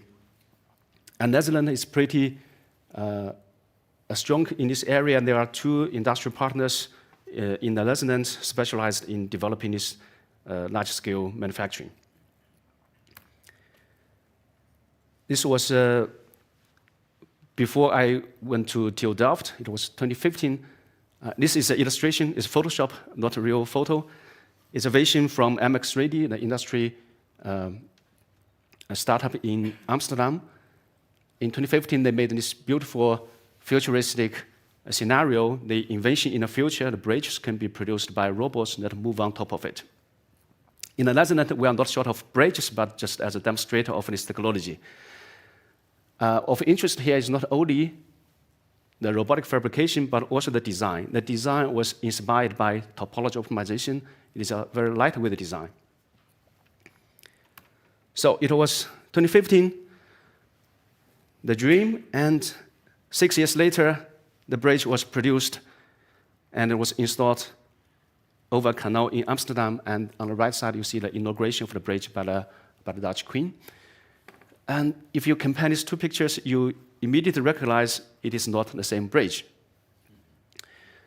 The one on the left side, lightweight. The one on the right-hand side, beautiful as well, but it's very heavy. It took 4 robots for a period of 6 months, continuously producing, consuming in total 4.2 tons of stainless steel. So it's very heavy. And you may wonder why they decided to move on to a different design. There are many logistic challenges as well as technical reasons behind it. So the challenges in this additive manufacturing process or metal additive manufacturing in general, because the metal powder or wire is melted at very high temperature, 1,200 degrees, and there are multiple phase transformations, and because of this multiple phase transformations as this repeated heat input and thermal cycle, there is residual stress. And this residual stress would manifest itself during manufacturing. It can create distortion, and sometimes this distortion can be so big, the manufacturer has to deform the shape back in order to continue the manufacturing process. And this residual stress can also manifest when the component is detached from the build plate. That's shown in the middle. And if it doesn't deform, it doesn't mean everything goes well. It may create a crack or micro crack. So if we look back into the design of the bridge, normally in design and manufacturing, these two processes are decoupled. By decoupled, I mean when we design something, we design the structure, and then we move on to manufacturing, and then we realize it couldn't be produced, or it couldn't be produced with high quality, then we return back to design and to modify in order to make sure it can be produced. But even when it can be produced, it doesn't mean there are no defects. If we look at the thermal mechanical process into this manufacturing process, it very much relates to the structural design, but also relates to the process. By process, I mean according to how the structure is produced piece by piece and layer by layer. So if you look at the branch on the right side, let's say the black area has been produced. In a manufacturing process, you could decide, should I go to this branch and then move on to the next branch or to the next branch, or should I propagate simultaneously across multiple branches? So there are many decisions, and this manufacturing process will influence the thermal history of the material, and which will influence the material microstructure development and the residual stress. Since this residual stress depends both on structural design and process planning, the question we asked is, can we incorporate this process planning into structural design? This is very difficult because if the structure has not been designed yet, how can we plan the process? So this is what we propose. On the left side is topology optimization. We have mechanical boundary condition. The component is fixed on the left-hand side. There is force on the right side pointing downwards. And in topology optimization, it solves the problem of where to place material. So in topology optimization, in 2D, you will work at something like this. To the end is a structure optimized for stiffness using the minimum amount of material. And what we call space-time topology optimization is, if we look at the topology optimization, it tells where to place material, but it doesn't tell in which order the material should be placed. And this is what we address in this space-time topology optimization. It determines when to place material at which location. So here, this time dimension is indicated by the different colors. So here, on the left side, the structure should be produced from left to the right, and if you look at the color, it indicates starting from one corner and gradually move on to the right-hand side. And in this way, it makes sure structural integrity during the manufacturing process. So with this space-time optimization, we try to formulate structural design and process planning in a unified framework where we can evolve both the material layout and the materialization sequence in the same manner. This was a result back in 2020. So the artificial problem we had in mind is to design a bridge to be built with robots that move on top of it. And we assume the robot is moving from left side to the right-hand side. And during each of the intermediate stage, the bridge should be stiff enough to support the location of the mobile robot. And this is the result, seeing the robot is jumping around. So it's quite futuristic. We don't really expect it can be realized very soon. But nevertheless, this is very encouraging. It shows for the first time we can optimize the sequence before the structure has been designed.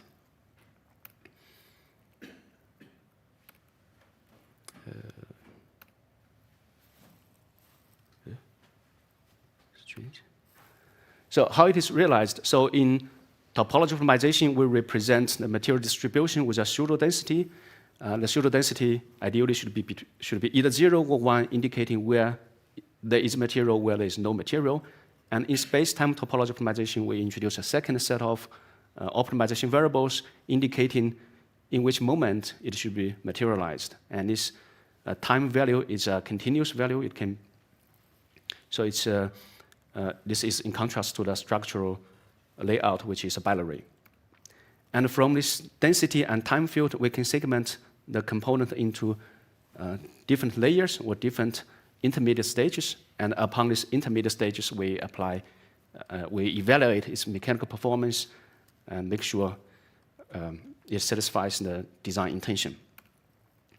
So this is kind of the workflow. On the left, we have density field, we have time field.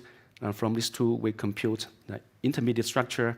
And on the intermediate structure, as well as on the final structure, we evaluate whether it meets the performance criteria, and this will drive the evolution of these two fields. So this is the specification of the example where the robot is moving on top of the bridge. Here, the design intention is that when the structure has been fully completed, it should support a force on the bottom right, and during manufacturing, the structure should support the movement of a robot. So this is similar to the one I have just shown.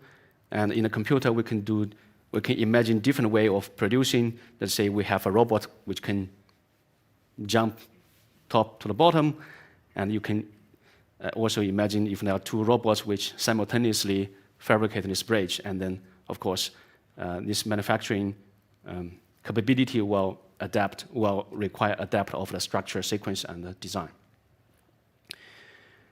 As I said, we don't expect this will be soon in the coming years. More relevant for industry is to use this space-time optimization to address residual stress and distortion, which they are facing in the practice. So here we are using this to design the sequence of a component in a way after fabrication, the top layer should remain flat. Here it shows a comparison between typical planar layers and on the right-hand side is with the optimized curved layers. So there's a big difference in the amount of deformation if we fabricate the component in these two different sequences. And numerically, it is 2 orders of magnitude difference in distortion. Again, we have evaluated this algorithm in 3D to have this component where we are particularly interested in on the right-hand side, there's a rectangular shape. We want that shape to remain vertical. So this shows the fabrication sequence. And here we have prescribed the number of intermediate stages to be 10. And in the algorithm, we can increase to 20 or even to 100. That will give more fine control of the manufacturing process. So challenges ahead for this research direction, we are particularly interested in analyzing the convergence of this space-time optimization, where if we discretized into 20 layers or 100 layers, how does the optimized solution corresponds to the discretization resolution? Whether it converges to something or whether it can improve even further as we refine the design and the time sequence.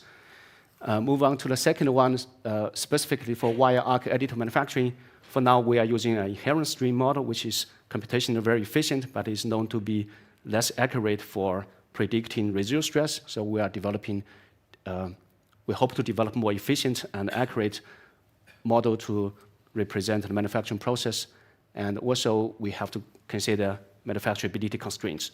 So we are exploring the fact that the robotic arms can deposit material almost arbitrarily, but in practice, industry prefers to have constant process parameters for better control of the material microstructure. So we are trying to incorporate geometric as well as process-related constraints into the simulation and optimization. The computation is intensive, so we are also working on extending this to 3D and using hierarchical approaches or multi-resolution approach for representing the sequence and to accelerate the optimization. On the right side, we are very much interested in experimental validation because to the end, this numerical algorithm, if it only is fancy in computer, it's not convincing enough. And for that purpose, we are working closely with industrial partners as well as colleagues in the material science department to understand material properties and to eventually demonstrate the benefits of this space-time topology optimization. I was thinking if this can be finished in the coming years very soon, there's other challenges, more exciting challenges ahead. For example, if we look, so the bridge I have shown are engineering structures, but if you look into nature here, this is a bridge in India. It's a bridge made of living roots. These materials, they grow over time, and they have the capability to sense and to actuate. They don't do autonomously. Of course, there's some manipulation by the villagers to help build a stronger bridge. The question is, how can we take into account the sensing and actuation and the growing of the material properties into the design process? I find this very interesting. A last slide before the conclusion. Besides topology optimization, I have also worked on soft robots with PhD and as well as master students. On the left side, it was a soft gripper designed by Robert Schaff. He's now an assistant professor at Hong Kong University. We didn't apply topology optimization yet because we spent a lot of time to understand what is the requirement for the soft robots. In topology optimization, if we can measure the object function, there's no guarantee, but it's very likely we can do something with optimization. But when we move on to application, it is more challenging for us to understand how do we quantify the performance. For example, in the soft gripper, we want it to be stable, but it took us quite some time to understand where the stability comes from, or where does the instability comes from. So this animation shows, or this video shows, we redesigned the structure, not by topology optimization, but by engineering design in order to improve the grasping stability. Let me see how I can. The video is pretty, well. It's a 2-minute video. I will just show part of it. So I will.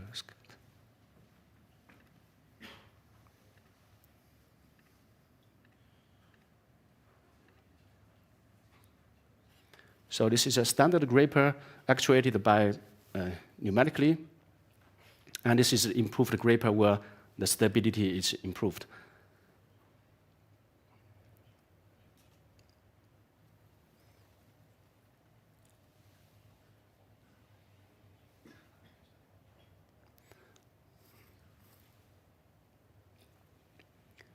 The reason of instability in this case is these soft fingers, they are easy to bend. We want it to be easy to bend so we can easily actuate it. But when it is too flexible to bend, it can also twist. And our fingers, they don't human fingers don't twist, but soft fingers, they twist. So we design a stiffler to prevent the twisting while not affecting the bending behavior. On the right side is a graduation project by Sangda, very talented master student. He designed this soft robotic fish inspired by tuna, because tuna is known to swim really, really fast. So by mimicking the movement and by innovating the actuation process, we are able to achieve very high speed, which can compare to the size, in relation to the size of the fish, it was the fattest. It can swim 1 meter per second. And this design is made open source, and it has been reproduced in some other institutes around the world.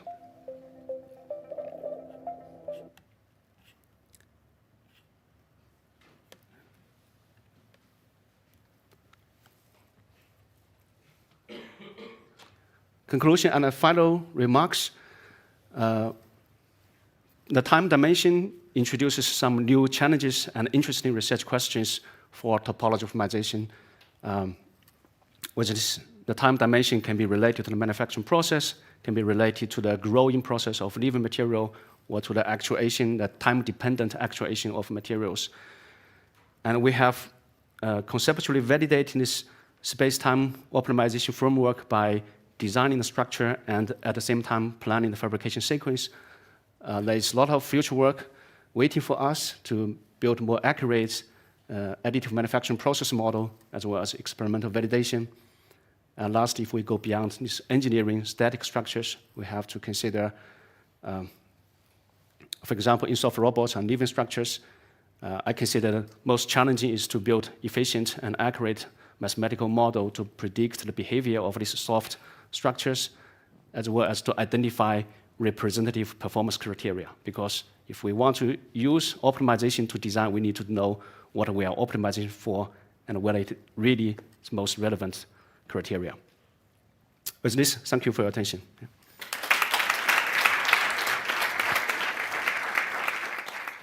So thank you very much, Jun, for the nice presentation. Iago, we have time for a short question, 2 questions. Is there any question in the audience? Yes.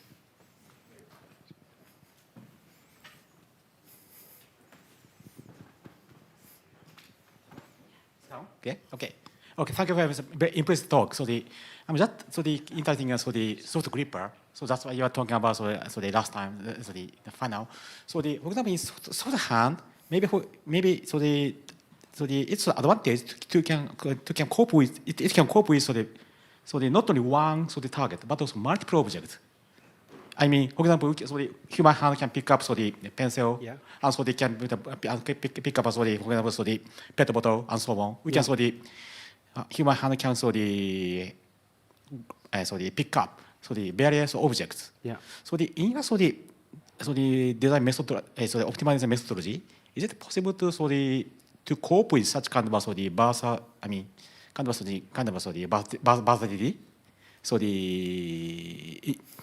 Can you consider such kind of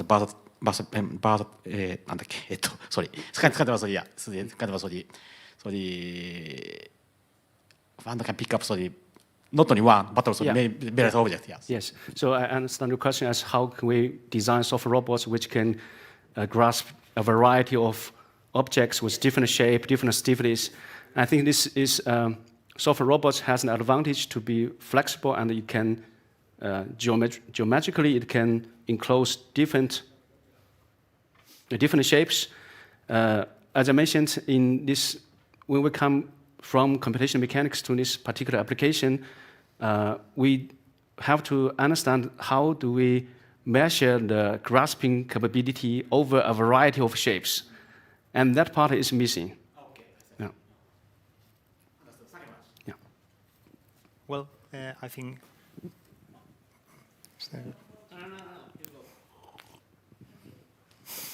Thank you so much. It was really interesting. The first question about the human-centered design, you mentioned the aesthetics. Is it me? Okay, sorry. Oh, thank you so much for the presentation. Very interesting.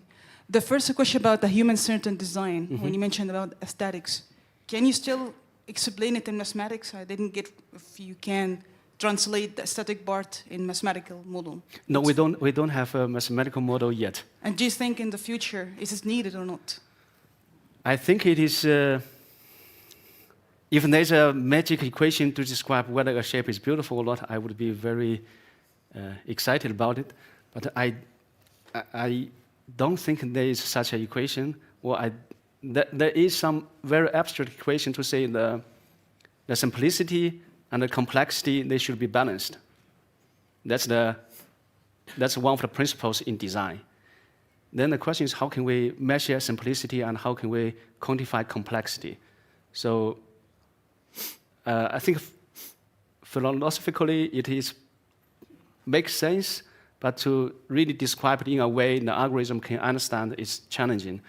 I think the way to address this is there are two directions. One is to say we build an interface, allow the designer to influence the algorithm and co-design the final structure. And this would require computation to be run really fast to allow interaction, and also how can we intuitively manipulate an algorithm. That is also a research question. And the second direction, which I consider promising and which also meets with the current hype on artificial intelligence, is if we, as consumers, we are trained because we see different shapes, different products, advertisements, and we have a sense of beauty. And if we can develop this sense of beauty by looking at different shapes, the computers might also be able to do that. So if we feed a lot of data to the computer, telling the computer which one more people prefer, potentially there's a data-driven approach to incorporate these aesthetic properties. It's just a thought to share with you. Just linking with one of the challenges that Monodon is proposing. So at some point, Abdon said about underwater operational stuff, right? Like manufacturing underwater. Yeah. So I was thinking that your approach is probably super nice for this space-time optimization. At some point, you have something that is evolving by increments of time, and you can adapt to the environmental changes, right? So that's something you have got in mind, like not only in terms of, I understand residual stresses due to thermomechanics, etc., but also to take into account that, for example, yesterday Mokaran was saying, differences in winter and summer, or if you are underwater, something can change, right? Yeah, that's the idea. So to consider how the structure experienced during its life cycle and the conditions can vary over time and how we can incorporate that into the design process. So it's more multi-objective, considering a variety of application scenarios, which also somehow relates to the soft robotic gripper, how to handle different objects. Yeah, thanks for the question. Yeah. Okay. Okay, so thank you very much for your questions, for your presentations. We're going to leave for a small coffee break. We're going to be here like 20 minutes from now. And then we're going to have the next roundtable. And after that, we will have Stephen Williams, which is here, the speaker who couldn't make it yesterday. So we're on time. Thank you very much for this presentation. And go for the coffee.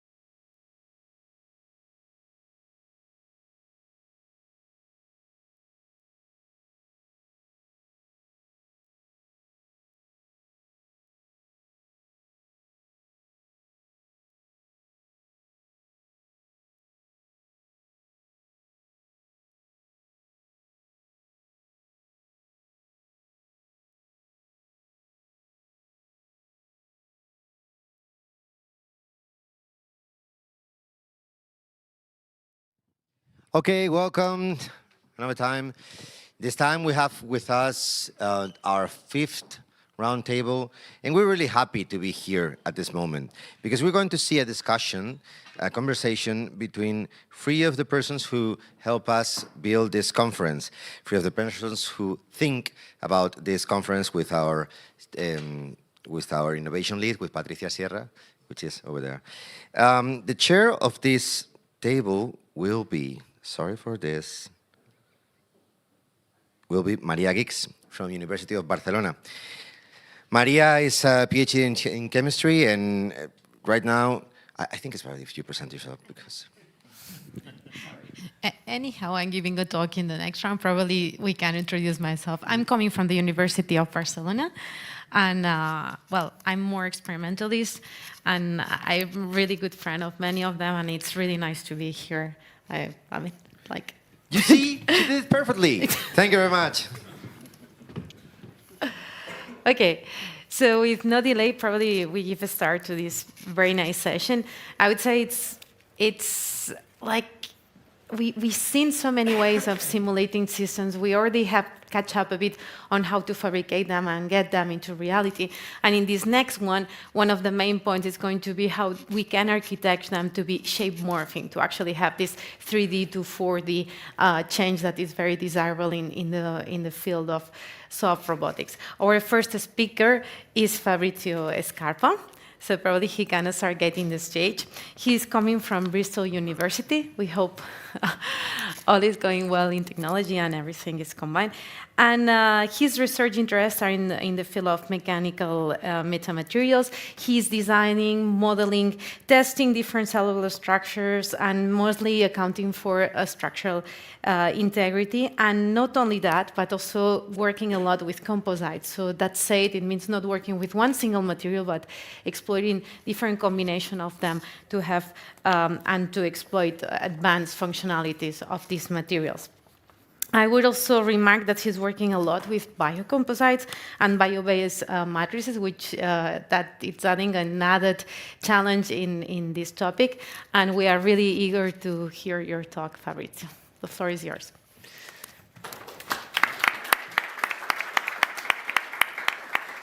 Thank you very much for the nice presentation. And again, I would like really to thank really the organizers, really, and the academic, but also really the industrial organizers of this very nice conference.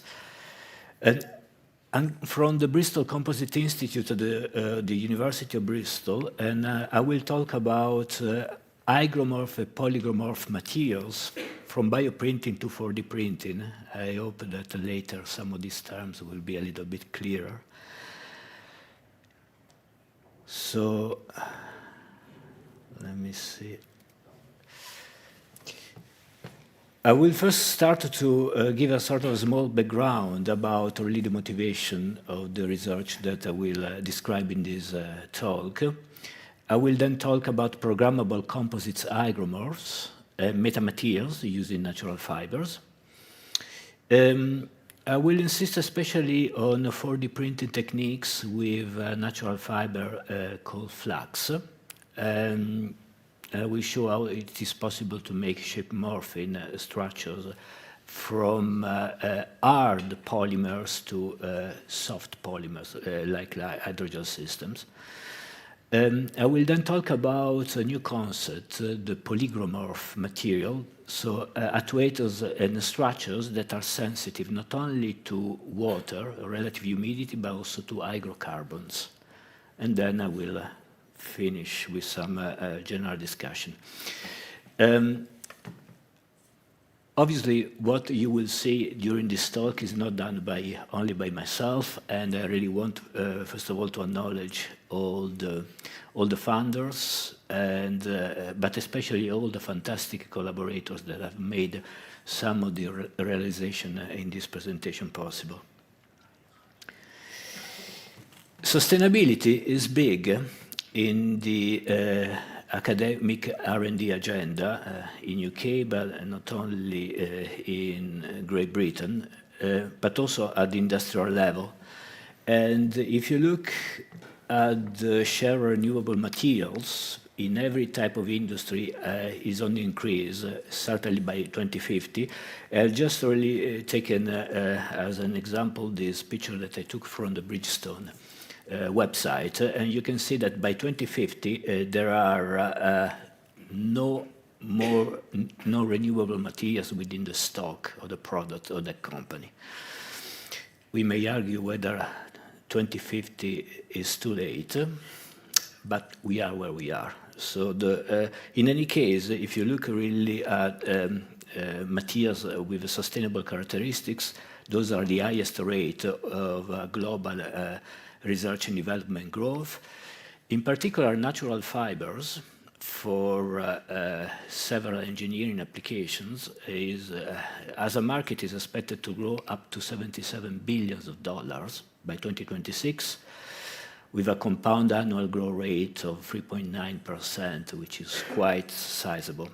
So the question that we have started to ask in my group is, can we find ways to develop adaptive structural systems out of sustainable materials? If you look at the architectural industry, they have been already started to solve the question from a long time. I just give you a couple of examples related to the meteor-sensitive pavilion developed at the University of Stuttgart. These are meteor-sensitive surfaces made out of 2 layers of different types of oriented wood. So there is a change of the surface when there are changes of the relative humidity surrounding the building and also the temperature. And you can also find similar examples at the Architectural School of the University of Toronto. So architects have been already playing with this kind of concepts from a while.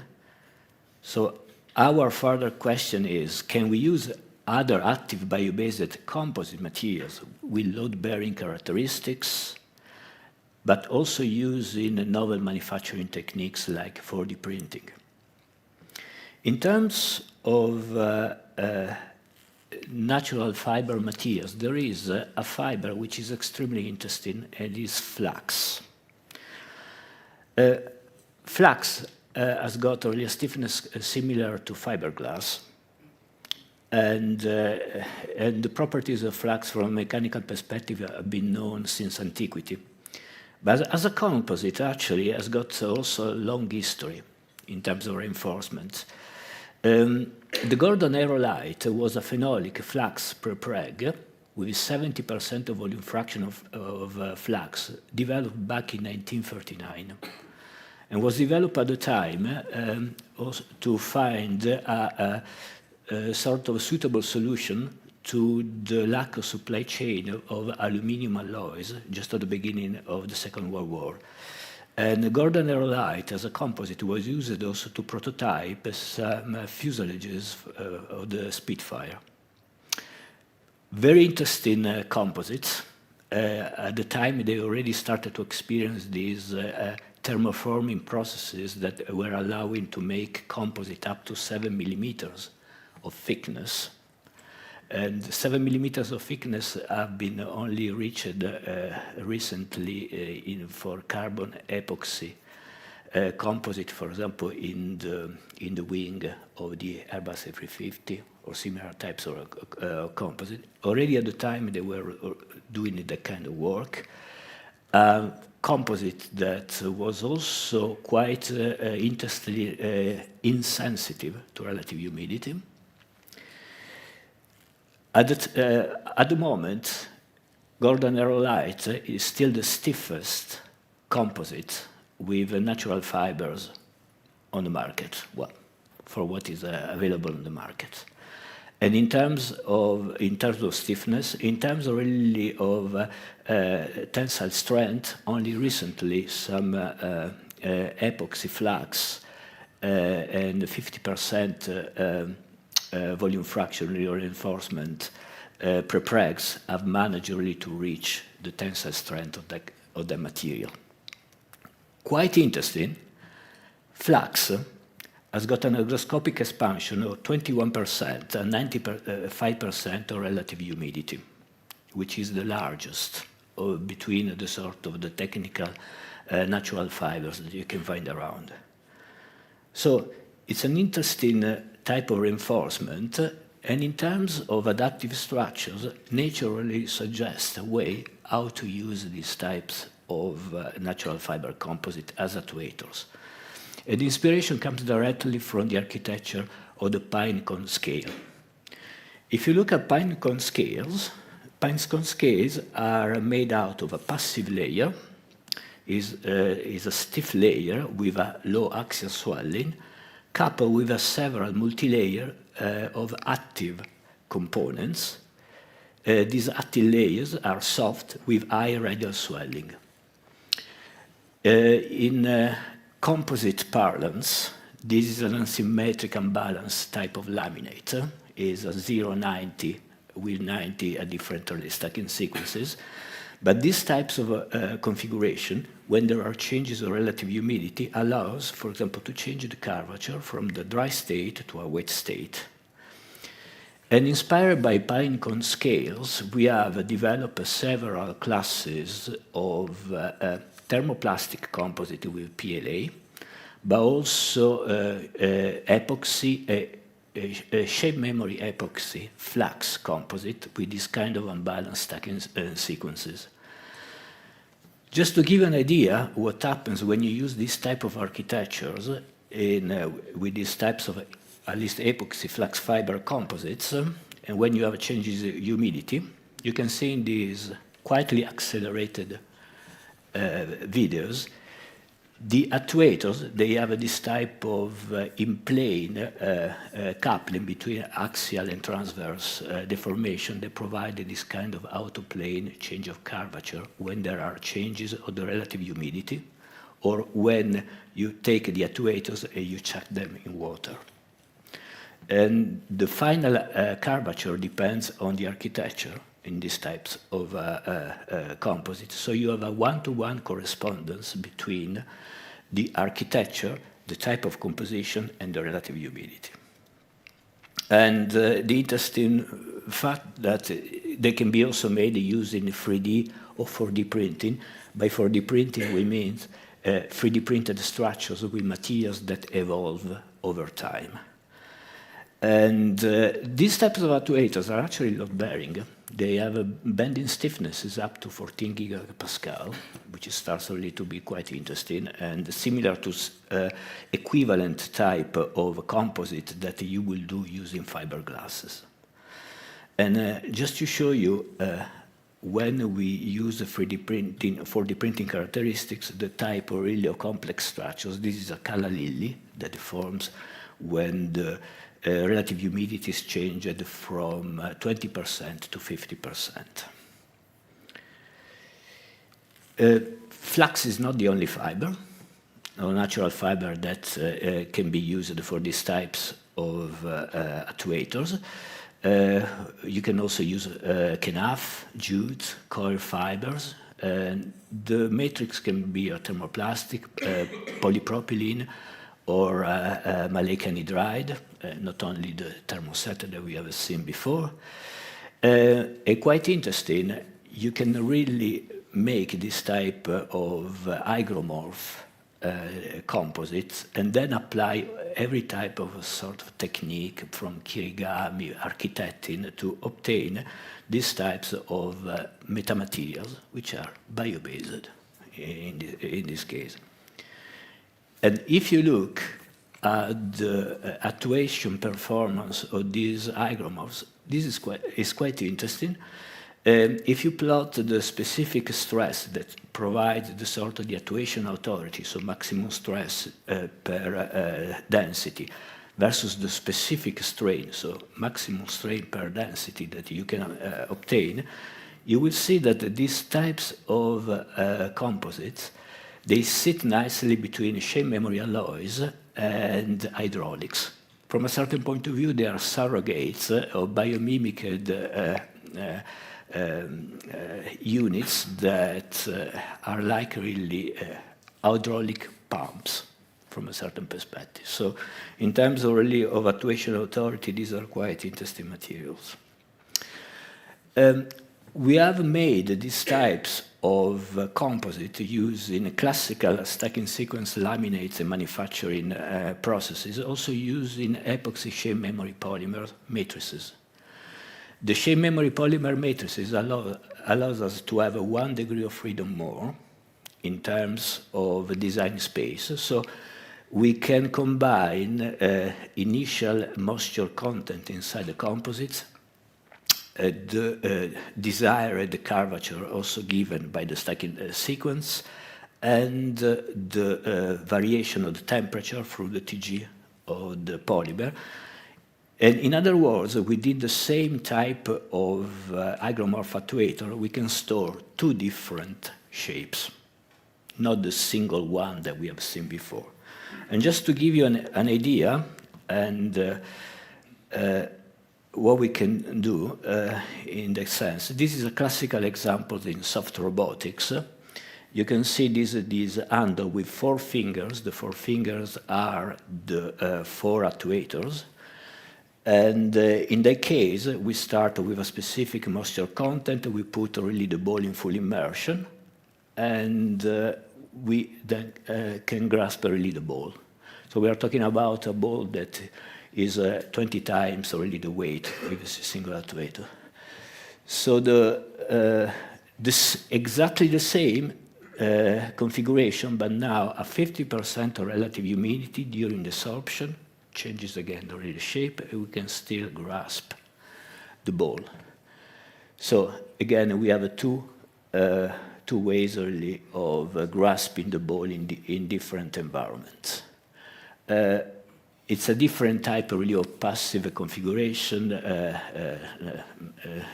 colleague, really, Professor Shinachi yesterday has shown some wonderful examples of really a completely passive type of actuation.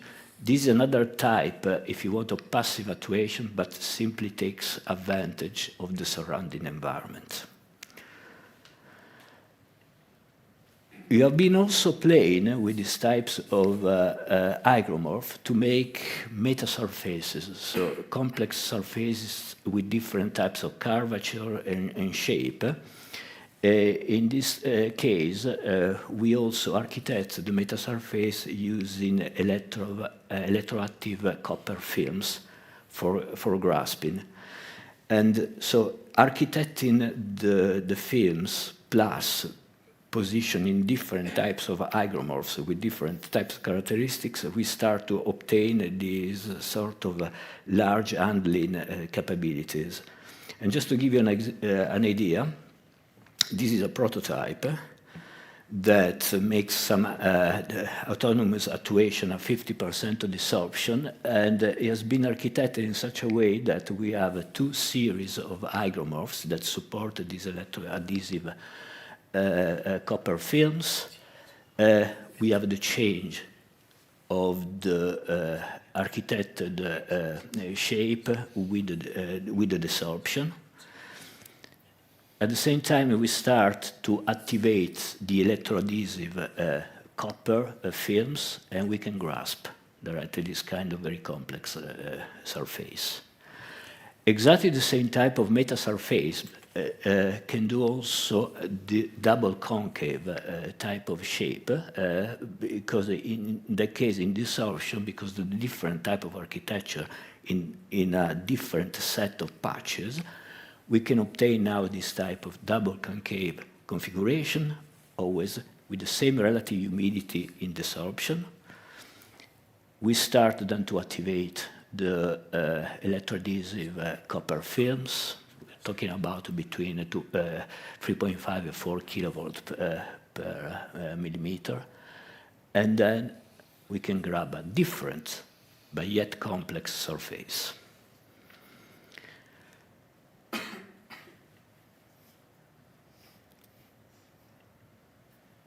So what we have seen so far is very much really on the bio-based side, but it's also possible to use really softer materials.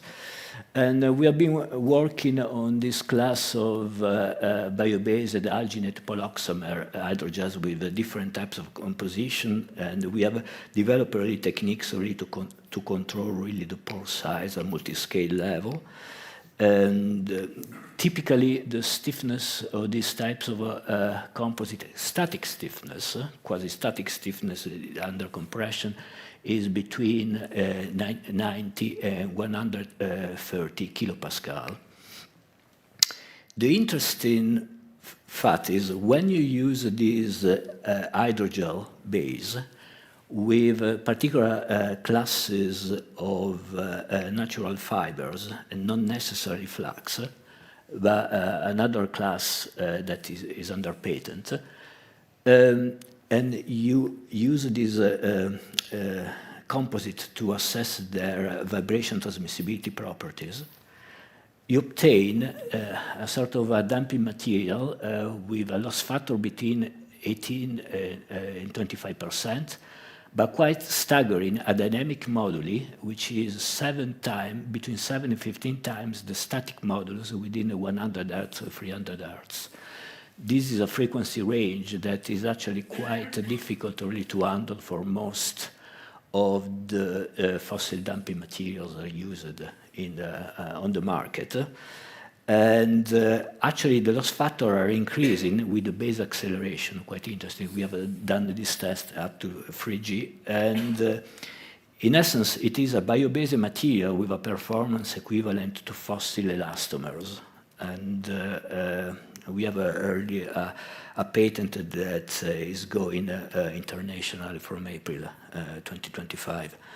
So, we have actually discovered almost by accident these properties, while we were really trying to develop the sort of the morphing capabilities of these types of hydrogels. So really lateral thinking and luck sometimes, they play a role in research. But this hydrogel base can also be used with the flax fiber that I've shown before. So we have done this composite alginate with flax fiber up to 5% weight fraction. These alginates are cross-linked with calcium chloride. They can be bioprinted, but they can be also made using dialysis techniques, so you can scale up the manufacturing. And the fibers are not long fibers that are embedded within the hydrogels. We ball mill, so the dimension of these short fibers are between 25 microns and 15 microns of width. But we have tested fusion resolution during printing, and what we have noticed that the flax fibers, they enable really to make really close printing, like really, sort of reinforced filaments that you will use in 3D printers with thermoplastic materials. And there is no particular fusing that we have observed, which is good for bioprinting, for the resolution really of high quality structures. The flax also contributes to increase the viscosity, but this happens with flax fibers up to 1% weight fraction. And the same types of stacking sequences that we have used with these types, with the previous types of load-bearing hygromorphs, have been used also to manufacture really samples here. What we have observed first is you have a general increase of stiffness with the increase of the weight fraction. This is expected, but because of really of clustering reasons, the best tensile strength is always around, if you use only 1% weight fraction. And also, if you look really beyond the 1% weight fraction in terms of really of stiffness, there isn't really a big increase. So diluted dispersions, actually, they already work quite effectively, not only in terms of reinforcement properties, but also to provide this type of shape morphing properties when we have changes or relative humidity in the surrounding environment. In this case, it's not only the flux that acts with the hygroscopic strain to provide the overall shape morphing. It is also the hydrogel that contributes really to the hygroscopic deformation. And you can see over there is an example. We printed really a rosette in wet state, and when it's put really in dry state for us is typically really 20-25% or relative humidity, we have this change of shape. If you're interested to more load-bearing characteristics for the printing, what we have done already some work within this project in collaboration between the UK Defence Science Technology Laboratory and the equivalent in France, the AID, Agence pour l'innovation de la défense. And this is a partnership that we have with IRDL laboratory in Brittany. So we have developed really, the baseline materials, the baseline coatings and composition. And the IRDL, they developed really a special type of rig to make really long fiber PLA flux filaments. Something that needs to be really understood when you use natural fibers is the effect of the porosity of the fibers in the composites. Composites made using natural fibers have not only porosity given in the matrix at the fiber matrix interface, but also inside the fiber itself because of the presence of the lumen. So we have a multi-scale porosity. And you need to consider really the porosity in terms really of efficiency of the actuation. And the porosity is also important to determine the characteristics of moisture and desorption. So we had to develop a special type of measuring technique beyond the classical gravimetric technique in water that is used to assess the porosity of classical composites. So we made by thermoforming several PLA and flux composites. And in essence, if you really want to have a good indication of the effective porosity in these types of natural fiber composite, you will need really to integrate a computational tomography scanning and water gravimetrics to identify bounds. And if you don't have access to the CT scanning, if you carry out tests, gravimetric testing in ethanol is probably a better option because we have seen that really they are closer, slightly closer really to the CT scanning.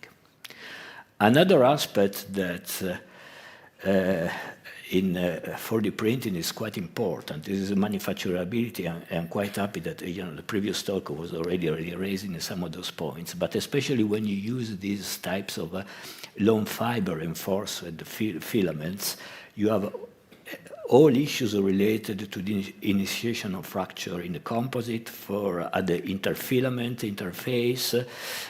These flux fibers are made out of yarns, twisted yarns, so you have problems with a yarn matrix interface. It depends also where you need to cut the sample, and then because you need to have those types of loops in order to make a really different stacking sequence actuation, really, you have this type of imperfection. And if you look in terms of general performance, in terms of stiffness, in plane shear and tensile strength and so forth, they're probably not the best in the market. But they provide also the actuation and still load-bearing capabilities.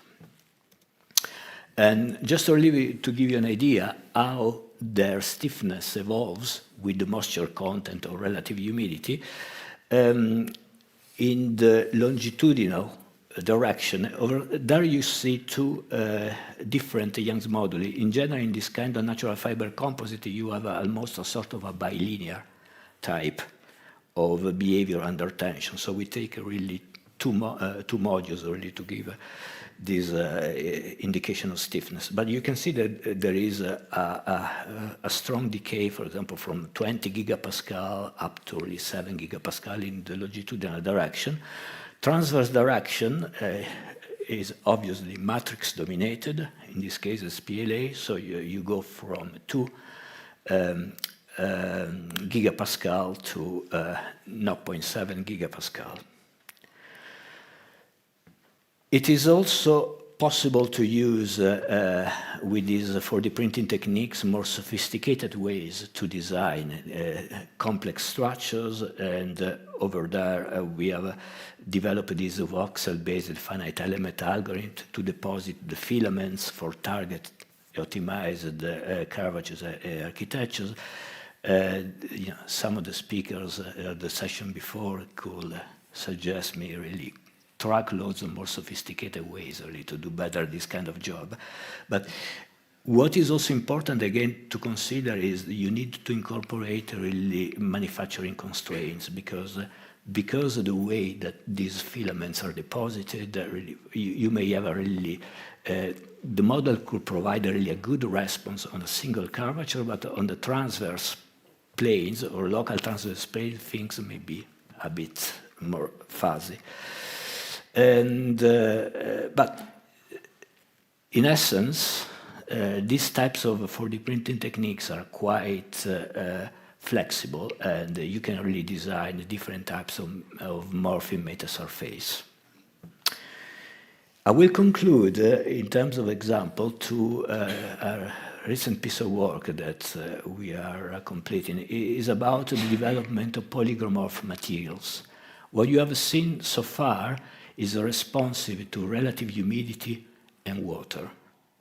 But actually, in the sea, and not only in the sea, there are even more challenging environments in terms of composition. So we have developed this class of load-bearing composites using PVA and MAAPR. So we are talking about between soft and medium elastomers type of matrices, and carbon fibers, and functionalized also in particular ways the matrices. And those composites can be used as actuators and sensors, both hydrocarbon and water environments. So they are sensitive to few vapors, water relative humidity, and quite interesting, the stiffness varies from the wet state from around 100 megapascal to upper intention up to 90 gigapascal. So we are talking about some considerable load-bearing characteristics. The architecture is very similar to the pinecone scales that we have seen before, but again, they react to different surrounding environments. I would say also more challenging because oil spillage is still really an ongoing problem. In conclusion, but I hope that I've shown really some of the capabilities of morphing adaptive structures to be made using bio-based materials. Hygromorphism is a very interesting concept because coupled with temperature, it becomes a sort of good general environmental trigger and provides us a mechanism with high actuation authority.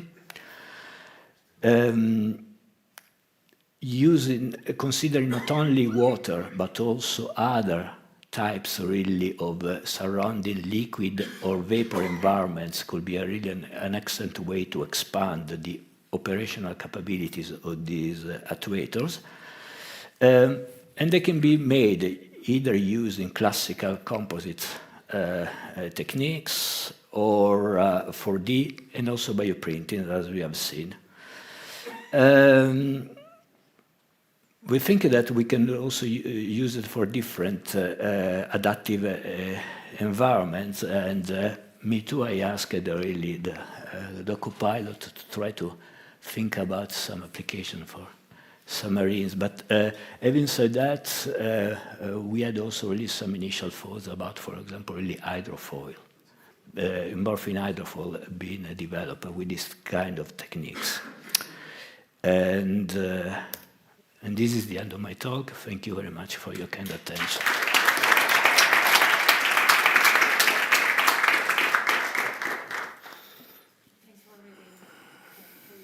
It was very, very self-explanatory and it was very complete, I think, the overview. Thank you. Any questions? Maybe I can start. Very good. I like it. Thank you for a very nice presentation, and it's nice to learn so much. So perhaps my question is a bit naive and stupid, but it seems to me that they are fairly slowly moving these morphing structures. So is there any hope, maybe is the right way to phrase it, to speed up the process of actually actuating them? So the first answer to your comment is yes, they are slow. So we are with the best architectures and using epoxy and flux, 40% of volume fraction, we are talking about a time constant of several tens of seconds at best. Okay, so something that I haven't shown in this presentation, but is also possible to make fossil equivalent of these hygromorphs with carbon fiber. In that case, you need to use as a matrix something like polyamide PA6, which is a matrix that is humidity sensitive. So you turn from the fiber being the main agent and to the matrix being an agent. And in those cases, we have also deposited the equivalent of a PCB circuit. By Joule effect, we can increase the kinetics by 1 order of magnitude. Still, we are not talking about really, something fast, really for a Formula One a race car. And besides, that would be also illegal. But speed of actuation is a limitation. Any other question? Yeah, I think so, no? You wanted, well, do you want me to give it to you? Yeah, thank you. Here, sure. It was a bit of a follow-up with this question. You showed a very compelling case in the beginning, right, on using this for architecture and for the built environment, right? Because maybe you don't necessarily need to use it for applications where like a fast actuation is necessary, but you can use it for something where your actual stimuli is slow, because then you don't care, right? Is there like anything that you have probably considered or thought on like applications of those kinds to responsive of like ambient weather or things like that? We have recently published a paper in which we show how to use these types of hygromorphs in applications like sun tracker. Interesting, the fossil version has been used for a prototype of a sun tracker in a ESA project, but for the moon. Okay. Okay, well, because over there is no... although they have asked also to consider some potential really vapor or relative humidity characteristics, because you never know what you can discover on Mars or one of the Jupiter moons. Okay. So sun tracker, adaptive release low antennas. This is something that... but I also have to say that flux is probably the best natural fiber, but there are also other natural fibers also that are already available really on the field that don't have the same hygroscopic strain, but still provide this kind of actuation authority. So there is a possibility also to try to make your own 3D printing on the field if you want. Cool. Thank you. One question actually, like have you thought about local actuation? Because when you have that, this hygroscopic is along all the materials. So what if you just want to actuate one tip? I mean, I've seen that you have this double, but I'm talking more about on-demand actuation. So you put your system there, it's flat, and then I want it to respond now. Not just as I put it, but for example, 10 minutes later and do it on demand, so whenever I want. Okay. We started to answer partially the question when we developed these localized jellyfish on the fossil hygromorphs, so the carbon fiber polyamide type of composites. It also depends very much really on the structure and, as you say, also really on the scale or the actuation. Certainly with some of the hydrogel systems over there, you can have a relatively quick type really of dilatation effects when you check them really in solvent or really on water. And then I think it is also a question of the architecture, size, scale effects of the architecture of the component that you're considering, and the scale size effect of the material that you're considering within the component. Yeah. I was also thinking about probably exploring hyperthermia or some materials that you can transfer local heat in your material. Yeah, so there is a phase change. Yes. So then you can really localize them in an area, and then it will be more than the rest of the material. So you will have some bending. I don't know, to have degrees of freedom, right? That's an excellent suggestion. Yes, absolutely. Cool. Do we have any question in the room? So then let's thank you, Fabrizio, one more time. Pleasure.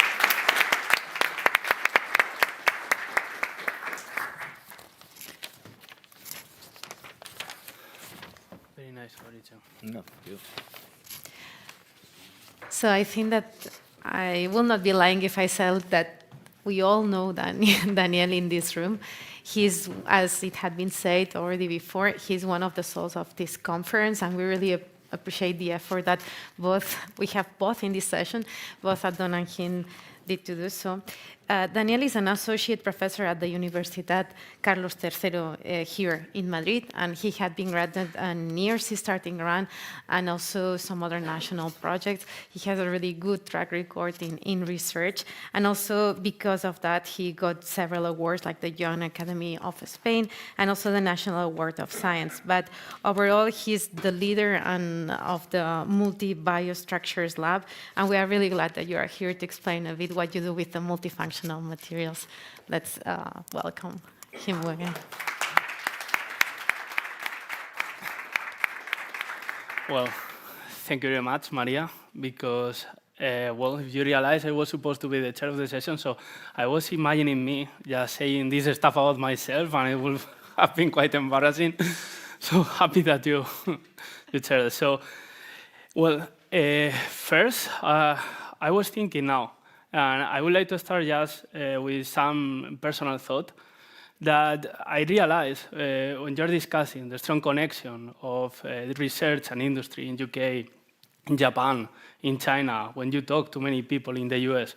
And I feel that sometimes in Spain, we are missing this, right? So this is something that this is trying to be pushed from the politics, but I really would like to thank Patricia and all the team of Monodon, because I think this philosophy you have, not only seeking for something that is going to be just implemented in the short time, and just investing in this basic science research, I think this is a key point that can make the difference. So I just wanted to thank you, and really appreciate it. Well, and that's it. Let's start the presentation. So I want to talk today about soft magneto-responsive materials. So Rogelio already introduced some part of them. So let's start with bright definition. And I think there are some important comments that I want to clarify here and show you how experiments and theory and modeling, as we were seeing this morning, is essential. Okay, for bringing this application. So when we think about a magneto-responsive polymer, we think about a matrix material that is filled with different particles. So then we have two main components, and we need to pay attention to what it means, right? So if we focus about the magnetic filler, we have two basic natures. So soft magnetic materials that essentially there are some piece of iron, for example, that they don't present permanent magnetization, but as soon as we introduce a magnetic field, they start to polarize and creating attractive and repulsive forces. So then, if you put this elastomeric or polymeric matrix, then these forces are transmitted, and you can change apparent stiffness, change deformations, shape changes, etc. And then this, the point is that as soon as you switch off this magnetic field, they just become, let's say, well, not magnetically inert, but they don't present this residual magnetization, right? So good points about it is that they can be used to get large deformations, okay? And they have a magnetic permeability that this is quite high. Then we have these other kind of magnetic fields, hard magnetic, where you can essentially impose this residual magnetization. They don't have such higher susceptibility overall, but what you can do is program 13 responses. So essentially, it's not only that now your particles are interacting each other, but they can also interact with the external field. So essentially, you can have something magnetized in a given direction. When I apply the load, it can rotate. So then you can think about it, right? So then you can program different responses as in this world, kind of jellyfish that can swim, etc. And then the other component is the matrix, okay? And this is also tricky. So essentially, when you are thinking about polymers, you can go from, well, not ferrofluids, but from hydrogels, like few pascals, 10, 20 pascals, where we're managing to use ultra-soft elastomers in the range of kilopascal, or even you can go to traditional elastomers or even thermoplastics. Which is the point? If you think about it, we can think about two different, let's say, operational cases. So we can think about, I have a magnet, I impose a field, so I impose a movement. So then it's fun if you go to the stiffer thing, right? Because then you will have kind of solid body rigid rotation of movement. But if you want to get deformations, as the one, this is kind of video from the lab, you really need to use these soft elastomers. Because in the end, it's important to understand the physics behind that. And the physics in the end is that we have a given material, so we have the mechanical stiffness and the passive mechanical response, resistance, and then we have the interactive forces between the magnetics. So in the end, all what we are seeing, all these fancy applications are just due to this mechanical balance between both terms. So what we are trying to do in the lab is, well, developing soft, very soft, okay, in the order from 20 Pascal to tens of kilopascals, to just develop these materials that are quite soft, but they can respond to this external stimuli. Something important I want to highlight here is that similar spirit as in the conference, we have the lab that I think has been key point, combining theory, experiments, computational tools, but also multidisciplinary teams. So we have here some people, bioengineering, mechanical engineers, neuroscience, more industrial engineers, etc. So I think this has been the key point for getting this result these years. So we are focused on these very soft materials, and then I want to show you why we want mechanically soft components. And I wanted to focus on two main applications, so two recent works that I think that can provide some, well, inspiration, let's say. Although I'm going to talk first about mechanomedicine, mechanobiology, just keep in mind, first part of the talk is just related to active actuation. So I can impose an external magnetic field, and I can introduce changes in stiffness, changes in deformation, etc. So it's applied to biological cells. I'm going to show a little bit, but you can imagine about many applications in this field.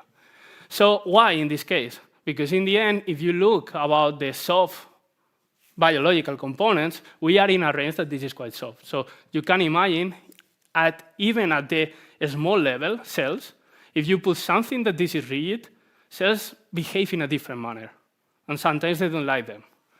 Then if you think about what Concha was presenting yesterday, if you want to put something integrated with the skin, well, if I put something stiff, I'm constraining my displacement, right? So that's why. Just for those interested, it was just some promotion because it appeared online yesterday. We recently published a perspective article in advanced intelligent systems. So those interested, well, there.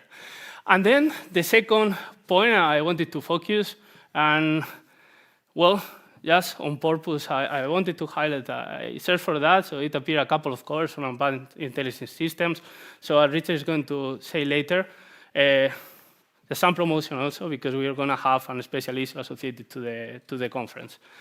And then if we think about it, in the end, if we want soft robots, what we need is flexibility and adaptability, right? We want things to grab, we have seen in yesterday's talk. And then also, if we think about it, we have said a lot about bioinspiring things, right? But if we think about inspiring things, bioinspiring things, well, it's not only about see, okay, how this animal is the shape or whatever. It's also see how it responds, right? And as we think about it, even ourselves is not only our active response, but if we are going to do some sports, sometimes I need protection, right? And depending on the scenario, I need to reprogram my clothes, my protection, etc. So then what I want to see in this last part of the talk is how we can use these materials to provide these adaptable protection devices and flexible opportunities. So just to start and to put a little bit of context on the biological side, here's some examples why we were motivated on that. Because in the end, all these biological processes are highly influenced by all these mechanical cues. So we have here, for example, wound healing, where you can see the different cells that are just, let's say, walking and closing the wound. So how stiff is the ground is key point. We can think about ourselves. If we run on a beach or we run in perfect platform, right? It changes a lot. Cancer and tumor progression, cell differentiation, or even I'm going to show you something, brain pathology. So when we have an impact in our head, you can see this. So thanks, Clara, for the video. It's not us, but I took from his PhD defense that is next week. So, so we can see that different brain pathologies are introducing these large deformations. So which was our idea? Okay, so essentially soft robotics in the biomedical field. So essentially, if we want to reproduce what is happening, it's not only at the organ level, right? It's also, let's see what is happening to the cell. So how we can reproduce all these contexts at the biological cell level. So then if we look into the literature, most of the approaches are just based on mechanical actuations, where you have kind of substrate, you mechanically grab it and apply these different loadings. But we're quite restricted to some simple deformation modes, uniaxial, biaxial. Mokaran talked yesterday about these different deformation modes, and are quite invasive. So here is the solution we propose. That is essentially to use these magneto-responsive materials as this biological environment. So essentially what we can do is reproduce in all these pathologies, reproducing these deformations, this change in stiffness, etc. How we do it? Just with our material, with the cells on top or within. I'm going to show some samples. And then playing with heterogeneous magnetic fields, we can introduce program deformation modes. How do we do it? Just telling you. There was another group that contacted us when we published. Okay, how did you do it? Because we were 2 years trying this and it never happened. Well, theory and computational stuff. Just going to the fundamentals. This is some remark I want to state here. Understanding the physics, going into a little bit of theory, and go to the point. So the model is not perfect, but it's going to tell you in which order of magnitude you should look into. So, not going into the mathematics, just wanted to highlight here that this is not only our work. This is just key point that we need to share this kind of collaborations, not only in our field, but well, test with other people, discuss with a lot of people to address this problem. So essentially, here are some pictures. So we started Mokaram, Paul, Costas, now with Rogelio and Jesus. And the idea is that we can reproduce what is happening at the microscale. And then from there, we can understand which is the kind of particles, the kind of matrix material, and we can scale it by these homogenization methods that these guys were telling us this morning.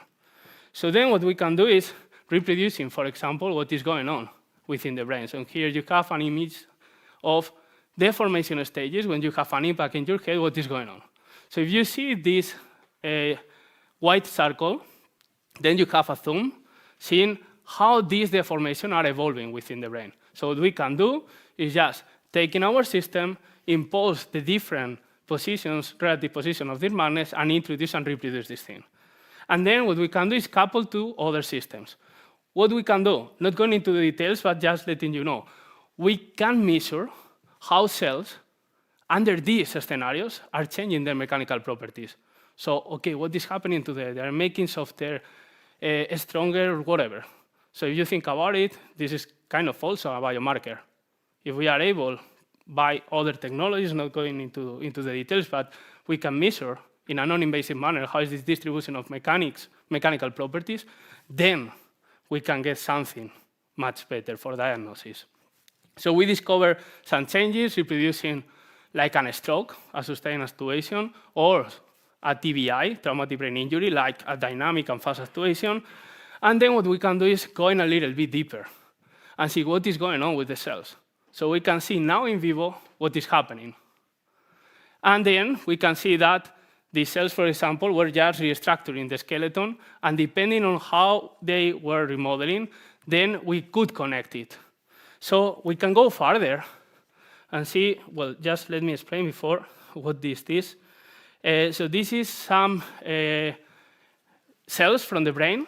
So what you're going to see is that cells that are communicating themselves, because in the end we are like a kind of electric conductive pathway, right, by the nervous system, etc. So how we communicate? Electric signals, electrophysiological signals, and if you have a cable, you apply mechanical deformation, you break it, in the end you have functional alterations. So here we will see the simile. You will see calcium spikes, so these signals from the different cells. At some point you're going to see the mechanical deformation. We are simulating this traumatic brain injury, and then you will see how they are just trying to shout and help, help, help, right, kind of. So you see, no, you don't see. Yeah, now, some spikes. Then you see now the mechanical deformation, and they just try to shout. And at this point, well, if we keep it going, they just saturate, and then go down, and they don't communicate. So this is how we are getting full when we have an impact in our head. This is something we can extrapolate going for 3D, see what is going on. And the good point is that now in the lab, we can test different pharmacological assays and see some different new therapeutics. Again, that's thanks especially to Clara and Miguel that are here. There's the picture, and also Darek. I was in Imperial, but now we are glad having you here in Madrid too. And of course, some collaboration. As I was saying, it's not only what we are doing in the lab, but we need these kind of conferences to just know each other and see how we can find synergies.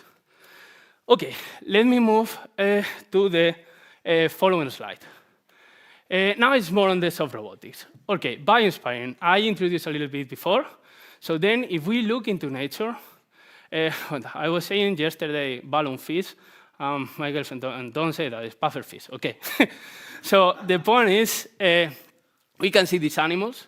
So then depending on the environment, they are able to adapt, right? Even ourselves. If we know that we are going to have an impact, we make it stronger, right? Or even if we think about pangolin, there are these metamaterials, as Fabrizio was commenting before. So this kind of protection. So my point is the following. Let's try to simulate that. And I took the great Guillem, I took it from you, actually, from the this squid robot. And the idea is the following. What if we can somehow design the skin so that we have something similar? We can have this reprogrammability, also answering a question before, not only by actively actuating, but also scaling now what Rogelio was presenting before. So that's the point of the talk. Then the point is the following. So if you remember, Rogelio presented something. So when you have these hard magnetic particles, you induce a strong magnetic field, and you get some anisotropy, right? So at the lower scale, what is going on is that the particles are interacting. And once you are deforming, the relative distance between these particles changes, and then your mechanical response changes. Why not scaling this up? Scaling this out means, okay, now I have a big macrostructure with this kind of periodic. And then what I do is my material is going to be like magnetic nodes.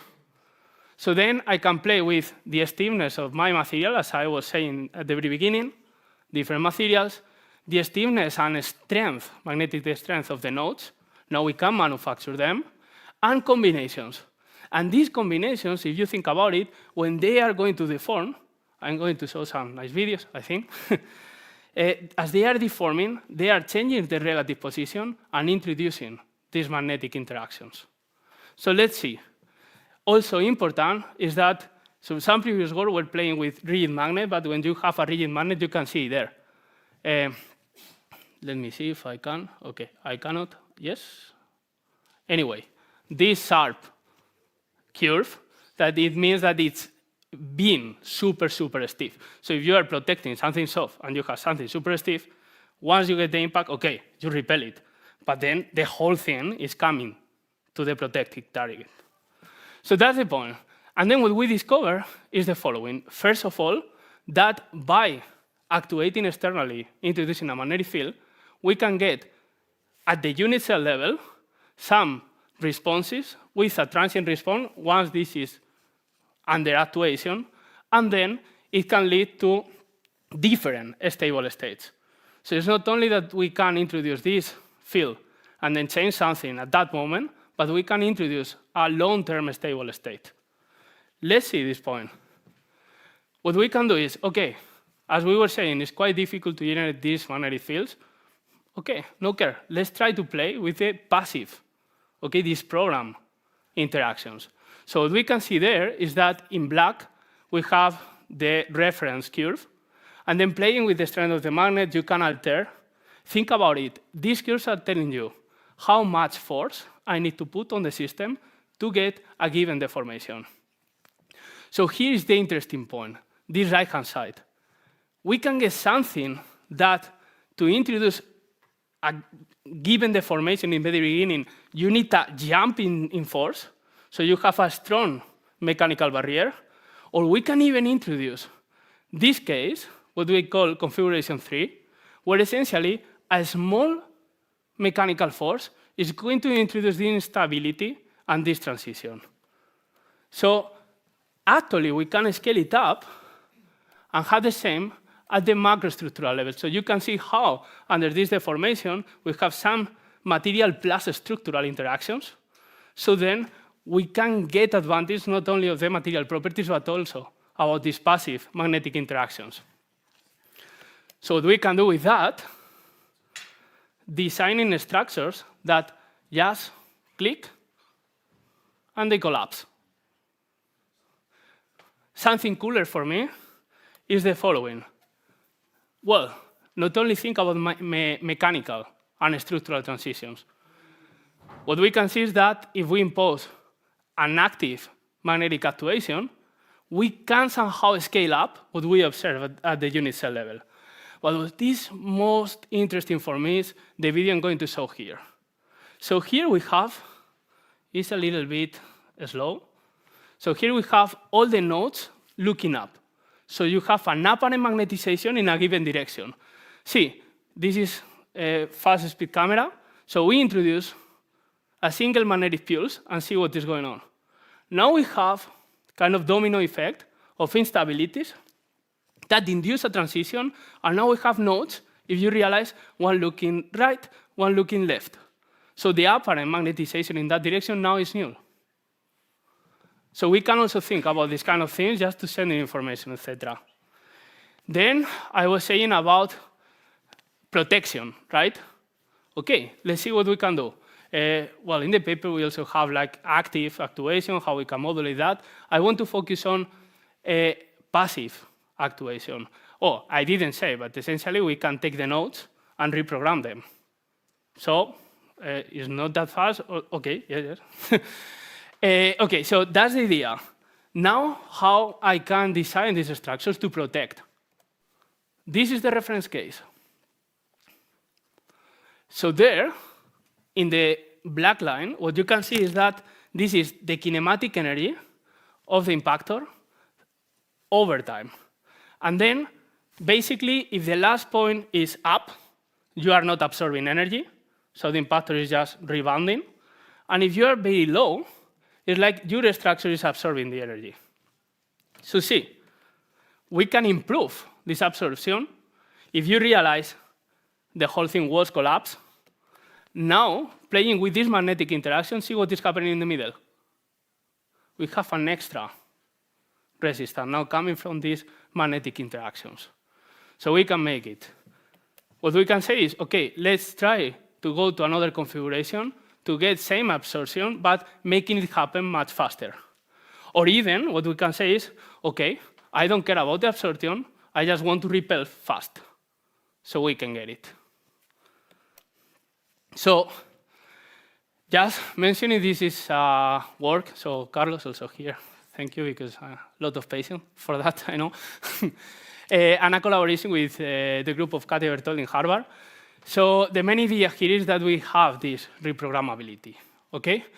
Just wanted to conclude with some thoughts, actually. I'm going to start on the right-hand side. So this is also a paper we're responding now to reviewers, where essentially, and I really like your talk, Jun, sorry, because the idea here is that we can link to the homogenization approaches the microstructural properties depending on the printing parameters we are using. And then this is something, it's not only about the structural terms, but we can also couple to thermomechanics, electromechanics, plus mechanics, basically. And then the other point is the also work by last year also with Carlos' thesis. Essentially think about it. What I have shown, now we can think about, OK, how can I integrate these instabilities and these fast responses activated by these external stimuli just for functional applications.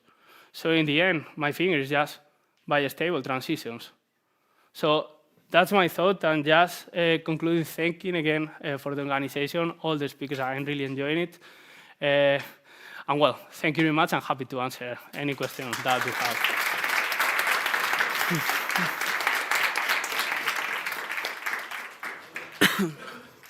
Thanks, Daniel. So any questions? Well, I would like to start with one. From actually your last slide, when you say about optimizing the printing conditions and directions, that thing does have particles inside, or not? Yeah, so, yeah, actually maybe I expressed myself not in a proper manner, I'm realizing now.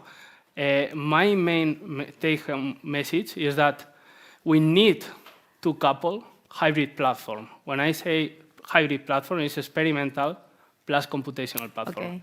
Because in the end, I didn't explain, but this is 3D printing of conductive materials. So in the end, it's just making optimal the structure plus the conduction and how it's going to depend on the deformation. And don't you have, by any chance, some kind of alignment of the particles because of the 3D extrusion printing method? Yeah, but that's another point. Exactly, that's what I mean, if you counted for that. That's the point that, so what we did with Javier is like starting at the microstructural level, so you can even identify super microstructural voids, plus particles, etc., then jump to the mesostructural level. Now I understand how the filament is merging, right? See mesostructural porosity and this structural capacity, and then scale up to the macroscopic scale. That's super cool. Because when you say so, I thought it was more optimization of the printing, right? Where to print first, get to say the G code, but rather you have some cool effects during the printing. And that's the point also that my experience that you start with something idealized, but then you need to find phenomenological, although physically based, but also some phenomenological assumption at some point to make it happen. Yeah. And get a better link. You can go ahead. Yeah. Yeah, thank you. This is super cool. So Thank you. I knew your mechanobiology work, but this is the first time that I actually see the metastructures. Nobody's seen it before, actually. Oh, okay, so that's exciting, yeah. No, it's very cool. I'm wondering because you often see, especially for viscoelastic materials, right, like this different, like rate-dependent behavior, right? Because especially for impact, it's going to depend on, how much energy is bringing and how fast you're giving into this, right? I think you probably, because we have limited time, right?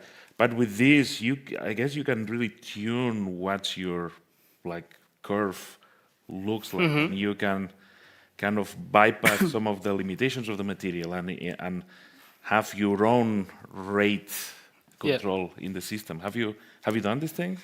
So answering your question, you remember yesterday Mokaran said all rubber-like materials are viscoelastic, but 2%. So the one we're using is one of the 2%. Okay. On purpose to uncouple the thing, but actually in the advanced functional materials paper, we were making use of that.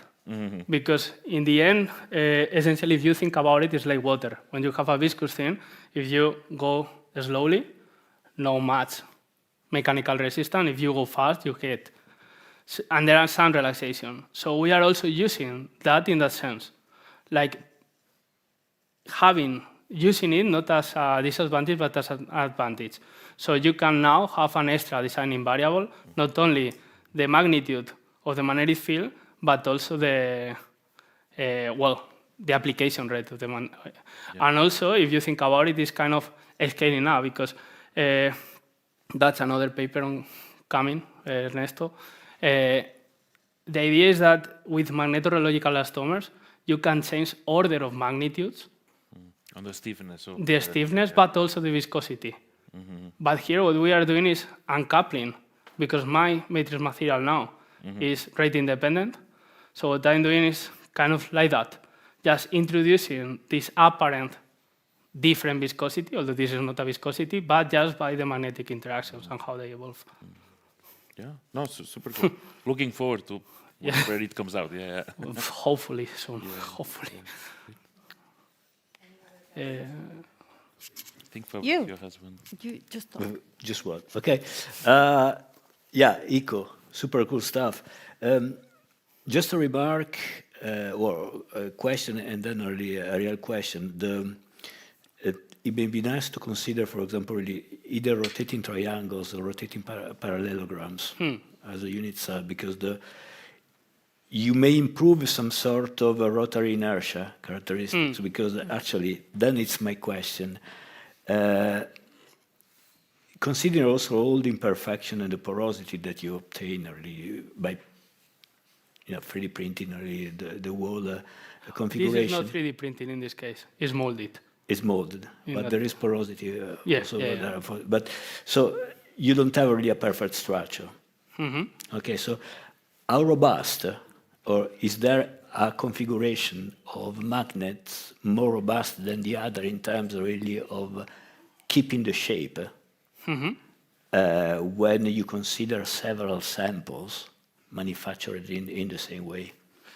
We did, and I have to say that this was the key challenge, and that's why I was saying about Carlos' patience, because you cannot believe, many trials. But in the end, we found a solution, a protocol, and the repetitivity of the results is excellent now. Okay. So it's working super nicely, and even in the very beginning stages, you could see quantitative jumps. But in qualitative terms, all these tendencies, all these modulations were super consistent. Yeah.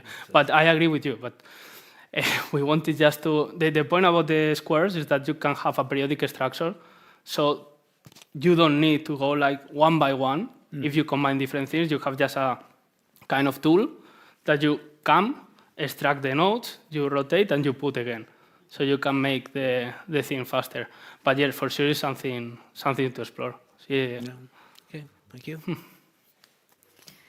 So, if there's any other question in the room, then let's thank once more Dani. Thank you.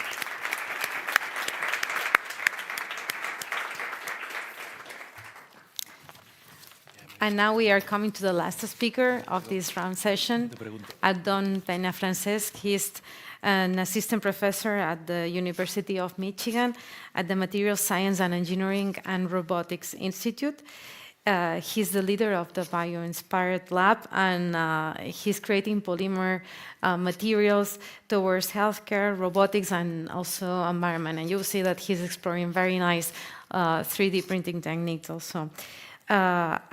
In addition, he has been acknowledged of his career track with several awards, like the Young Investigator Award and the PRF New Investigator Award. And just to understand that he had a long track, also he went to Germany with a Humboldt. So we are looking for your talk, Abdon. Thank you. Thank you for being here. Thank you. Thank you very much for that kind introduction, Maria. And I would like, before beginning, just to echo Danny's words. I think this is a great opportunity. Not only that, Monodon is really pushing the frontier of research for underwater robotics, right? But that we get together all in here and in such a beautiful location, right? So thank you, of course, Patricia and all the Monodon team, right, to INTA-CFR, because this is really exciting. I think the screen is not loaded in the computer. Okay, awesome. And I think this should work more or less. Okay. All right. Thank you. So, as Maria was saying, so I'm at the University of Michigan in the Material Science Department. Just to give a bit of background, right? So we're located in southeast Michigan, very close to Detroit, surrounded by all the Great Lakes, right? And we're the #1 public university in the U.S. in research volume, right? So it's very research intensive institution. We have always most of our engineering programs are always like within the top 10. I think this year materials is number 4, something like that. But it's always quite on the top rank in the U.S. And also Ann Arbor is a beautiful city, also very active with a very young and entrepreneur community. So in case if you go to the U.S., we'll be very happy to show you around and host you for a quick visit. So what we're trying to do in our lab is we're trying to bridge the gaps between what we consider synthetic machines and biologic machines, right? We see, if we look at, these are some examples, very famous robots, right? We see that despite they can perform very complex and advanced tasks, right? From bipedal robots through insect flying robots to very complex manipulations tasks. They're pretty awesome, right? But despite robotics being quite a young field, there has been great progress in recent years, but still we're quite far when it comes to replicating or reproducing the behaviors and the agility that we see in biology, right? And this is very evident when these robots have to interact with their environment, right? And especially at small scales, right? Because we see examples of cell-size organisms that exhibit very complex and very advanced intelligence, right? Without a computer, right? So when we, historically, a lot of the research in robotics and the advances have come from the mechatronics field, from controls, from vision, right? But we also have to consider how to enable these functions physically in the body, right? So I always like to show this cartoon, right, where these mad scientists create a robot that can play the piano, but they don't give him fingers, right? So we have to consider all the, how we can embody physically all these capabilities in our robots and bring this closer up front in the design. And because the theme of this conference is on underwater robotics, we can draw the same similarities for this paradigm for underwater locomotion, right? We've seen, if we walk in the lobby, right, please take a look at the walls. It's full of all kinds of propellers, right? And pictures from the very, quite old cavity tests that are beautiful, right? So it's like this picture over here.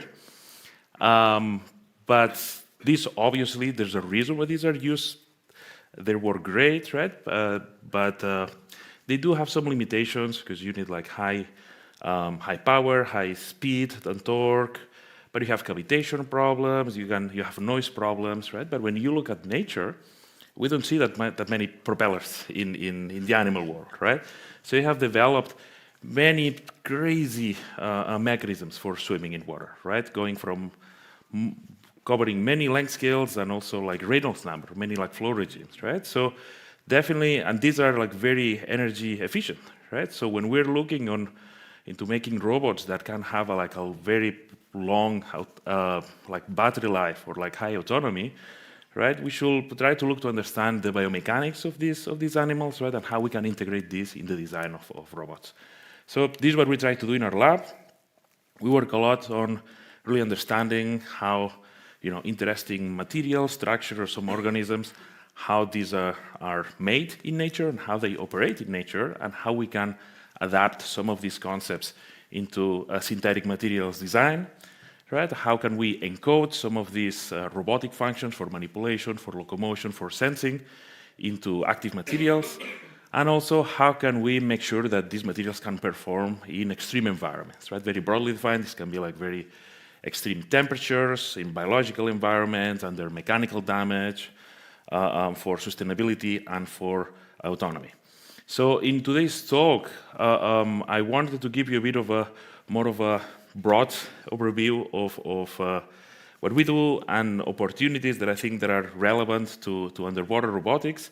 And I'll give you like 3 brief examples on how we have used bioinspiration to advance the materials design for this.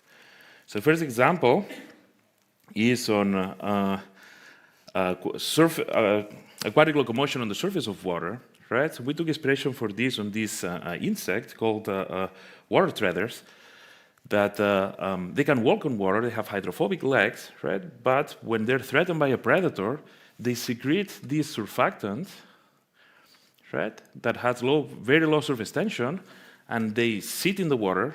And what this does is it locally decreases the surface tension, generating Marangoni flows, and propels them very, very fast to escape the predators, right? So it's a very, very dramatic escape, but very efficient because it can give you high power in very, very short times, right? So the problem of this is that this has been adapted to some small-scale robot designs, but it's hard to achieve long-term propulsion and control on these systems. So with this, I think this is the first chemical structure that we see in the in the conference. So I'm going to skip through a lot of the chemistry, right? But we design a motor system, right, with a fuel that has a very low surface tension, that is also volatile, so it doesn't saturate your media, but that you can see in here, right, see the surface tension, we can achieve very high surface tension gradients in very dilute regime, right? So basically, we need very small amounts of chemical fuel to achieve high propulsion. On the other hand, you need a motor to deliver the fuel, right? And we use for this is a biopolymer that has a dynamic nanostructure, right? So basically, we mix these two together, right? We fabricate like films of this motor, and when it comes in contact with water, the fuel is released, and that induces the crystallization on the interface, right? So what this does is it closes the porosity, and it makes the diffusion a bit more difficult, right? So it has like a self-regulating mechanism to release this fuel very, very efficiently. So what we can do with this is this is lifetime of locomotion versus fuel content. You can see that while most of these are in the around 1 minute regime, just checking other type of polymers and materials, you can see that with the combination of these two unique synergistic materials, we can make this work for several hours, right? Which is great because now you can actually do things with this, right? Because it lasts for long enough. So this is a quick example. These are some of these small pieces of these films that as soon as we put it in water, you can see that they start swimming like crazy, right? Like too fast for the frame rate that we're taking this, right? So in the center, this is swimming on a solution of the same fuel. So there's no gradients of surface tension, so you see no locomotion, right? And here on the right side, we have a similar polymer, but it doesn't have the self-regulation mechanism, so you can see that the locomotion dies out very, very fast, right? So this is great. We have a great motor, but we have no control over this, right? So what we can do with this is, since we can make this as a film, we can apply it to pretty much any other material, right? We can use it as a paint and make something that is non-active, we can make it active, right? So what we did, we had a lot of fun in the lab. We took a bunch of toys that we have around, right? And we can make all of these things swim in water, right? So these are a small boat toy that you can see. We can make it swim in a little pool of water. But also we can use this to power some mechanical devices with no electronics, nothing, just using this chemical motor, right?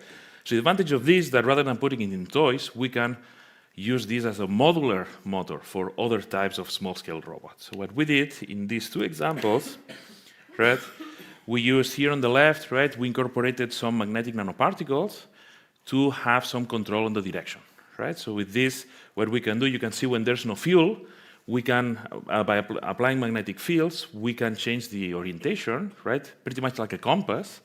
But when we combine it with the fuel, then we have separate control for propulsion and steering, right? And same in here. In this case, what we did is we just attach it to an already existing micro-robot to give it these additional capabilities for chemical propulsion, right? So then we can decouple these two phenomena. So these are quite small, or like in the millimeter range, right? But we're looking into this for small-scale applications, but also using magnetic fields, we can do all other kinds of applications. And I'm very fortunate that I presented right after Danny, so I don't have to explain a lot about how you can manipulate soft matter with magnetic fields. But basically, if you can design and control the internal magnetization of a magnetoactive, of a magnetic composite, you can design some interesting deformation. For example, in here we have we can control the roughness, right? So we're using this to recapitulate the curvature of trachea. So we can use this for dynamic mechanobiology studies, using healthy models versus disease models, and we can jump between the two. We can control the gait of swimming and walking robots, but also we can design this for very small soft actuators for manipulation, right? So all this is underwater, and you can see that because it's soft, it can really adapt to these like complex geometries, right? So there's a lot of opportunities for soft active materials in designing these actuators. The other example that I wanted to talk about has to do with cephalopods, right? So we work a lot in our lab, both mostly work with the tentacles and the suction caps for underwater adhesives, but a recent project that we have, we're looking at the dynamic skin coloration that cephalopods exhibit, right? Because they're using, they can change color, the texture, right? And it's a fascinating, but also very weird system that they have, because they use this to communicate with other squids or octopus for, for mating, for hunting, for all kinds of stuff, right? So that's how they can communicate and show their behavior. And the way this works, right? This is particularly to squids, right? In the skin, they have these little organs called chromatophores that basically they're like little sacs with pigment inside, right? That when the squid contracts the muscle, it's like squished, like a pancake, and then the area that you see is larger, right? So that's how they control individually, like each of these pixels, how big it is, right? So this is very cool, but of course, having like this level of distributed actuation is quite difficult. But because our background on like particle synthesis and particle engineering, we wanted to try to reproduce this system with particles with the same color and the same size range. And the way we did this thing is having this, what we call Janus, right, with two sides or two compartments, Janus particles. One of the sides is white because of, has some titanium nanoparticles. The other has these magnetic particles, right? And we did this with my student Zain and our collaborator at UM, Jörg Lahan. And the advantage of this is then, this is a single particle, you can consider this a single pixel, but when you can put a lot of these particles into a single cell to have like these kind of display devices where you can see you have this synchronous switching behavior from similar to the squid, from like brown to white, just with application of a magnetic field, right? So here we show the on and off, right, like two modes of switching. But what was interesting from this, and especially because of our maybe like materials background, is like how can we design these particles to really program some complex behavior or some complex function on this, right? So we can, of course, tune the composition of the magnetic compartment. In this case, this is where we're using neodymium iron boron ferromagnetic particles, right? We see these have like high remanence. We can also use superparamagnetic particles where the remanence is much lower, and pretty much we can tune the behavior with anything in between, right? And what's cool about this is that you're not only changing the magnetic properties of each particle, but you are changing how the swarm of these particles respond to field, right? And just to give you an example, with this hybrid system that have both ferromagnetic and superparamagnetic, this is the color state, right? So at very low fields, the cell is white, and you see that as you flip the direction of the field, it just changes to brown, and it's pretty stable, right? However, when you use superparamagnetic particles, when you start in this case, for example, with a low field, it doesn't change color, and when you switch, it goes to brown at low fields, but if you continue going, it reverses back to white, which is a problem, right? But it's also very cool, because these instabilities can give us some new tools to engineer and to design new functions. So what we've done is we've used these different responses to selectively magnetize and selectively actuate some individual particles. So instead of having this homogeneous on and off global behavior, we can then use this to show and display some different messages, right? Could be like some drawings, some text, some a QR code, right? If you can program the field that you use to read for this, right? And the main advantage of this is that just beyond just displaying some information, you can leverage these instabilities to generate some non-volatile or semi-volatile memory in here, right? And what that allows you to do is to have some encryption properties for this. For example, you need to use the combined effect of two different fields, right? Like an encryption field and a reading field, to really decode some of the patterns that you can see in here, right? So especially for, not only for display, but for encryption and for applications as a, physical non-clonable function system. These are areas that we're very, very excited to explore. And again, this all comes from really studying the skin of squids. The third and last example that I wanted to show you is on marine fouling, right? And this is a very interesting problem, because for many, many years it seems we cannot get rid of it, right? We've seen in yesterday and throughout today, right, that the ocean is a very can be a very hostile environment, right? And we have many problems. There's no light. You cannot just throw a cable to your robot. Communications are a big challenge, right? But what we haven't talked about, right, is that in addition to all of this, it's full of marine organisms that they will just stick to everything, right? Things like, typically the way this starts is like there's some proteins, some spores, some bacteria that will attach to your surface, and that over time, over like even days, it grows into a biofilm of bacteria, right? That will really stick to your whether it's the hull of your ship, offshore platform, any infrastructure and assets that you have in the water, right? And this biofilm is the initiation spots for large, like we call macrofoulants, things like barnacles, mussels, like all kinds of crustaceans and algae, right? And the main problem of this is, sure, you can, there's an associated cost, you can clean them, right? But and scrape them off, but that means that, of course, you have to take your ships out of circulation. It has also high costs for maintenance, but also while the ship is running, this kills your performance, right? Because there's so many, centuries, right, of ship design to have like a very optimized hull for drag reduction, right? And the performance just tanks as soon as you have these biofilms in there, right? So this has huge costs in not only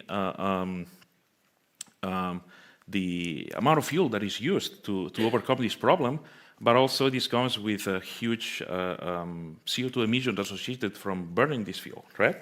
And for example, I remember Professor Rafael Garcia yesterday was giving a beautiful talk on neuromorphic computing, and in all it's a very clever approach, right, on how using neuromorphic vision, he can really reduce the computation time to extend the battery life of your robots, right? Which I really enjoyed. Thank you. This is something similar, right? We have to consider how energy is managed at a systems level, right? Just to give you an idea, there's a very famous study, right, from the US Navy, and they did an LCA analysis on what is the cost of fouling for their like DDG-51 destroyer class, and they estimated a cost of $56 million every year for the 51 fleet, and a compound cost of $1 billion over 15 years, right? So it's a big and expensive problem. So historically, the ships have been painted with copper-based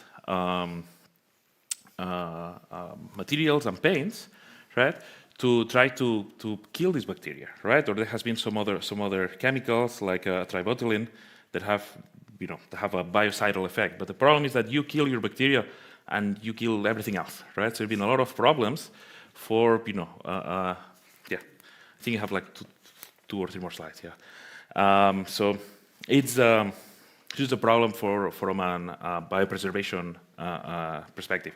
So that's why these have been banned and are heavily regulated, but also this brings new opportunities for the design of new environmentally safe and bio-inspired solutions.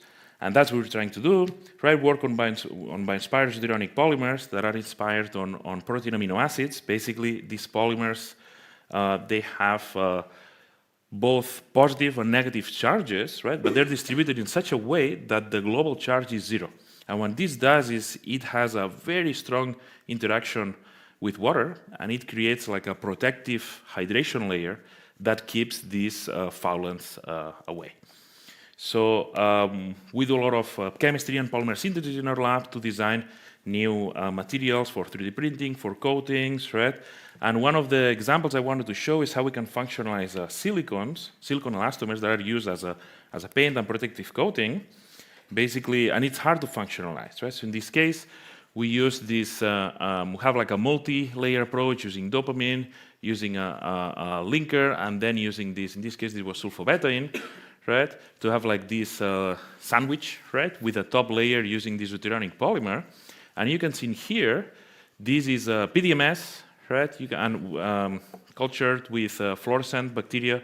You can see that this is gross, it's disgusting, right? We have this thick biofilm. In our coated elastomers, you can still see that there are some bacteria, but they're not forming a biofilm, right? So this is easy to remove, and you can see in here, in this video, on the left, again, you have the your standard PDMS. You can see that there's this like mucus that you cannot get rid of, right? Well, in our case, in the same conditions, we don't have it, and you can easily rinse it off. So this is quite scalable. We just don't have, we don't have a 200 and 300, facilities like we have in here to do large-scale testing. So we have been exploring application on this in micro-robotics, but also in medical devices, right? So working with our collaborator, Roberto Ishido, we use this thing in urinary catheters, because this is a big problem. Typically, urine is also a nasty media, and this is a device that is very prone to bacterial colonization and infection. So it's a big problem in hospitals, right? So as you can see in here, when we compare it with the commercial catheters, you can see here that we see what is this in here? we see a biofilm growing in here, right? Well, with our catheter, we don't. And when we quantitatively analyze the performance, so in here, the gray this is bacterial colonization, like colony density. Gray is commercial catheter, ours is yellow. These green ones are antimicrobial catheters that typically they're coated with silver or some like biocidal chemical. You can see that both in water and in FBS, which is a serum media that kind of facilitates the growth of bacteria, there we're doing much better. But what is very interesting is that at 0 hours at the beginning, all of these three catheters perform pretty good. But as time goes by, these antimicrobial catheters, they lose their efficacy, right? Because the bacteria attach, right? These silver ions, right, similar to what the traditional copper does, they're killing the bacteria. But when the next bacteria comes, they find a nice bed of dead bacteria, so they can attach and keep growing, right? So with this Bioinspired approach, we can just prevent the adhesion to begin with, right? So then just preventing the problem before any of this starts. So I'm quite excited for this, and I don't have time to show, but we're using these also for other applications, for icing, for extreme cold weather, and also for micro-robotics that can biointerface with the immune system much better. And with this, I would like to wrap up, just a brief summary, right? So we've seen how we can take inspiration to design self-propelled small-scale robots from aquatic insects. We've seen how we can use particle-based metamaterials to design squid-inspired, kind of like a squid skin-inspired display system with very advanced functions, but also the opportunities for these bioinspired polymers for not only preventing bacterial adhesion and infection in medical devices, but also to solve problems very relevant to not only underwater robotics, right, but marine fouling in general, because the underlying physics and chemistry is exactly the same, right? So we're very excited about this. And in addition to this, we do a bunch of other stuff in the lab. We work a lot on self-healing materials, polymer physics and chemistry, on actually understanding sequence structure property in biological materials, and also on small scale, like micro scale robotics. And with this, I'd like to thank, of course, our lab members. It's the best part of the job, right? To get to work and collaborate with all these cool people, and particularly support from, of course, from Monodon, but also from DARPA and the US Navy for the anti-biofouling work. And of course, thank you for all your attention. I'll be very happy to take any questions.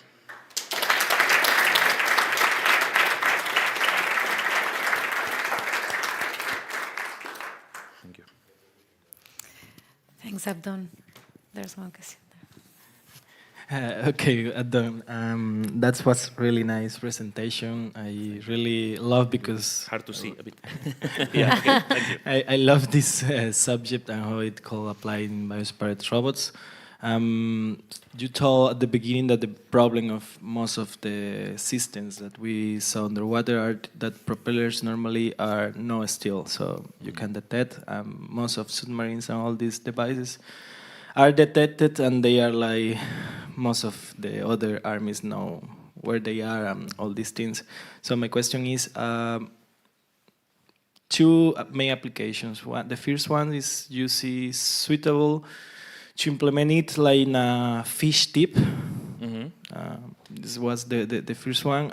If also maybe in gliders ones that using as a surface control. Maybe if that's enough to your prototype to move, talking about the cantilever being a device. Depend on the length scale, right, of your vehicle, right? If we're talking submarines, that are pretty big, right? But yeah, I think we're having some projects where we're trying to develop this reducing drag in the propellers actually, and also using this anti-fouling to also reduce noise, right? Because at the end of the day, this increased drag resistance reduced drag resistance will generate also noise, right? So there's many different things that we can do to improve this, right? But I agree, having like less actuation frequency, right, will of course reduce your noise, and you don't have cavitation, but then, you know, probably you might be also slower, right? So I think there's there's no like a one solution for every, you know, vehicle, right? I think so. That's gonna depend on, you know, what you want to use it for, I think. But yeah. And for bioinspired fish tip, how you will implement, or you think? Yeah. Well, that I don't know. Again, depends on. I think it was. We've seen some examples in here, right? So for fish, the problem for that is you need to build the you know, all the control systems in there as well, right? So again, that depends on the length scale of your vehicle, right? And how big we're talking about. Yeah. Thanks. Hi, excellent presentation. I have a question regarding the dynamic displays.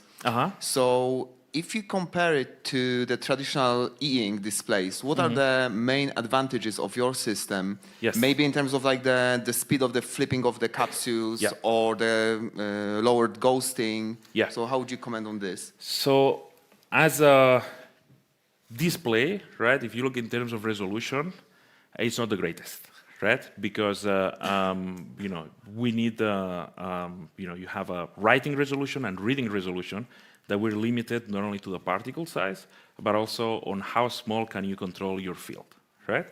But in many of the other functions, the main advantage of this is that you require no electronics, right? This has depending on the type of particles you have, you can have semi-volatile or non-volatile memory. I had slides on this, but I took it away because I was gonna go over for too long, so I'm regretting that right now. But basically, the exciting part of, and this is flexible, right? So literally, it's just a sticker that you can have, and you can use, once you program it, you can use it with a, you know, a magnet from your fridge, for example, right? But the main advantage of this is that even if you can write something, right, whatever information you may want to see, you can erase it, right? And then apply just a homogeneous field, and that is still stored in there, right? So I think we're exploring this. We cannot compete with, you know, just with the TV, for example, right? Not even going for e-ink, right? But we're trying to look for applications where, you know, deployability is important, flexibility, and reconfiguration, because that's something where all the other technology cannot perform well. But yeah, but a good question. Yeah.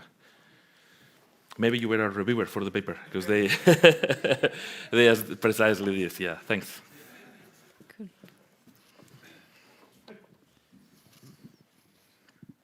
That was a great talk. I really enjoyed it. Thank you. Such a broad range of things. The hydrophobic materials where you showed the little boat cruising around. Yeah. Yeah. Have you thought about how you would deploy that over a long period? Presumably that kind of wears out after a while. Do you have to keep putting more of the material in? Yeah. So these can go out up to like a few hours, depending on how big you want, right? Which is a big already advance from you know, previous motors. Honestly, it doesn't make too much sense to like refill it, right? We just use a new one, because then we have to you know, fish them again, right? But we're trying to explore to use these for like a one-time delivery thing. For example, for environmental remediation, you can use it to capture like oil from the surface of a, you know, polluted something. You just spread everything, and that, you know, swimming can facilitate the mixing, right? And just for one simple particle, you can then just collect more, right? And for drug delivery as well, right? For applications where you have that air-water interface, like for the stomach and things like this. So in those cases, over time you can program how they can biodegrade in your stomach, for example. So then it just like dissolves in there. So I don't think this is the best way to have like a prolonged, you know, operation, right? But rather shorter lifetimes, right? But you can have like many thousands of these all together, like operating as a swarm. Yeah. In that the same line? Yeah. Have you tried them as a swarms? So when you activate many of them in the same fields, what's happening? It just difficult. They cluster, they repel. It depends, right? So it's very interesting because you have a lot of weird physics. I mean, it's not weird. It's just we don't understand it. Yeah. Right? Because what you have there is because on one hand, it's a very nice platform to study active matter, right? Because everything is happening on the same plane, right? But you have some physical interactions, right? From just, even if you have two different particles, right? Depending on their surface properties, they can attach or not, depending on their geometry. You can have some, concave or convex geometries. They can cluster differently, but also you have a chemical effect, right? Because as they release the fuel, right?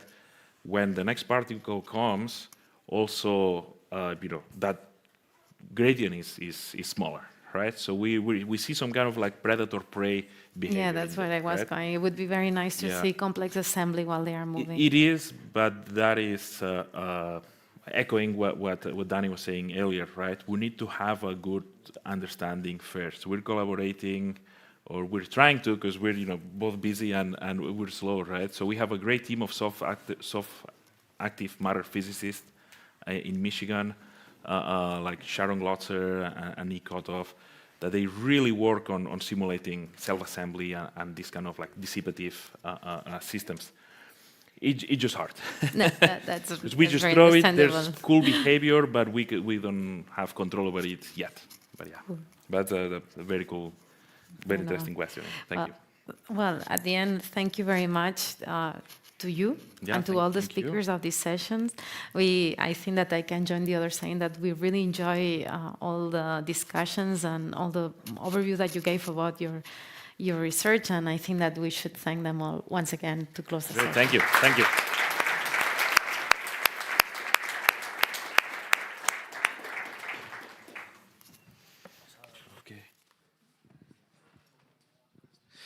Thank you very much.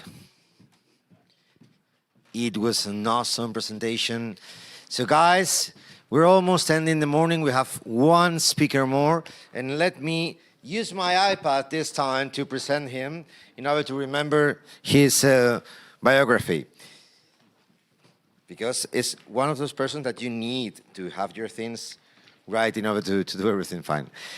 With us is Professor Stephen Williams, Professor of Marine Robotics at the Australian Centre for Field Robotics. Also, he got his PhD from the same university, the Sydney University. He's right now the leader of the ACFR Marine Robotic Group, and he is the head of the Australian Integrated Marine Observation System Autonomous Underwater Vehicle Facility. He's one of the persons who has been researching and working with underwater vehicles, with underwater drones for more years in the world, I think. So, Stephen, we're here to listen to you. Thank you very much. Okay, can you hear me? All right, I want to start by thanking Patricia and the conference organizers for inviting me here today and the opportunity to come and talk to you. And I'd also like to apologize for my late flight yesterday and not being in the Systems of Systems session, which I saw that Joao introduced some great sort of perspective on marine robotics. So I'm going to talk a little bit about the work that we've done over the past few decades in deploying multi-robot systems for exploration in marine environments. Let me see. Hold on.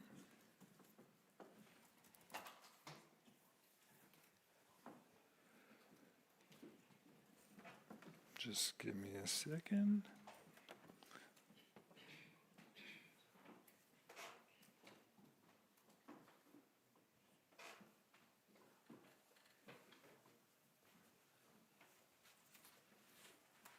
Okay. All right, so as some of the other speakers have done, I guess they've introduced where they're coming from.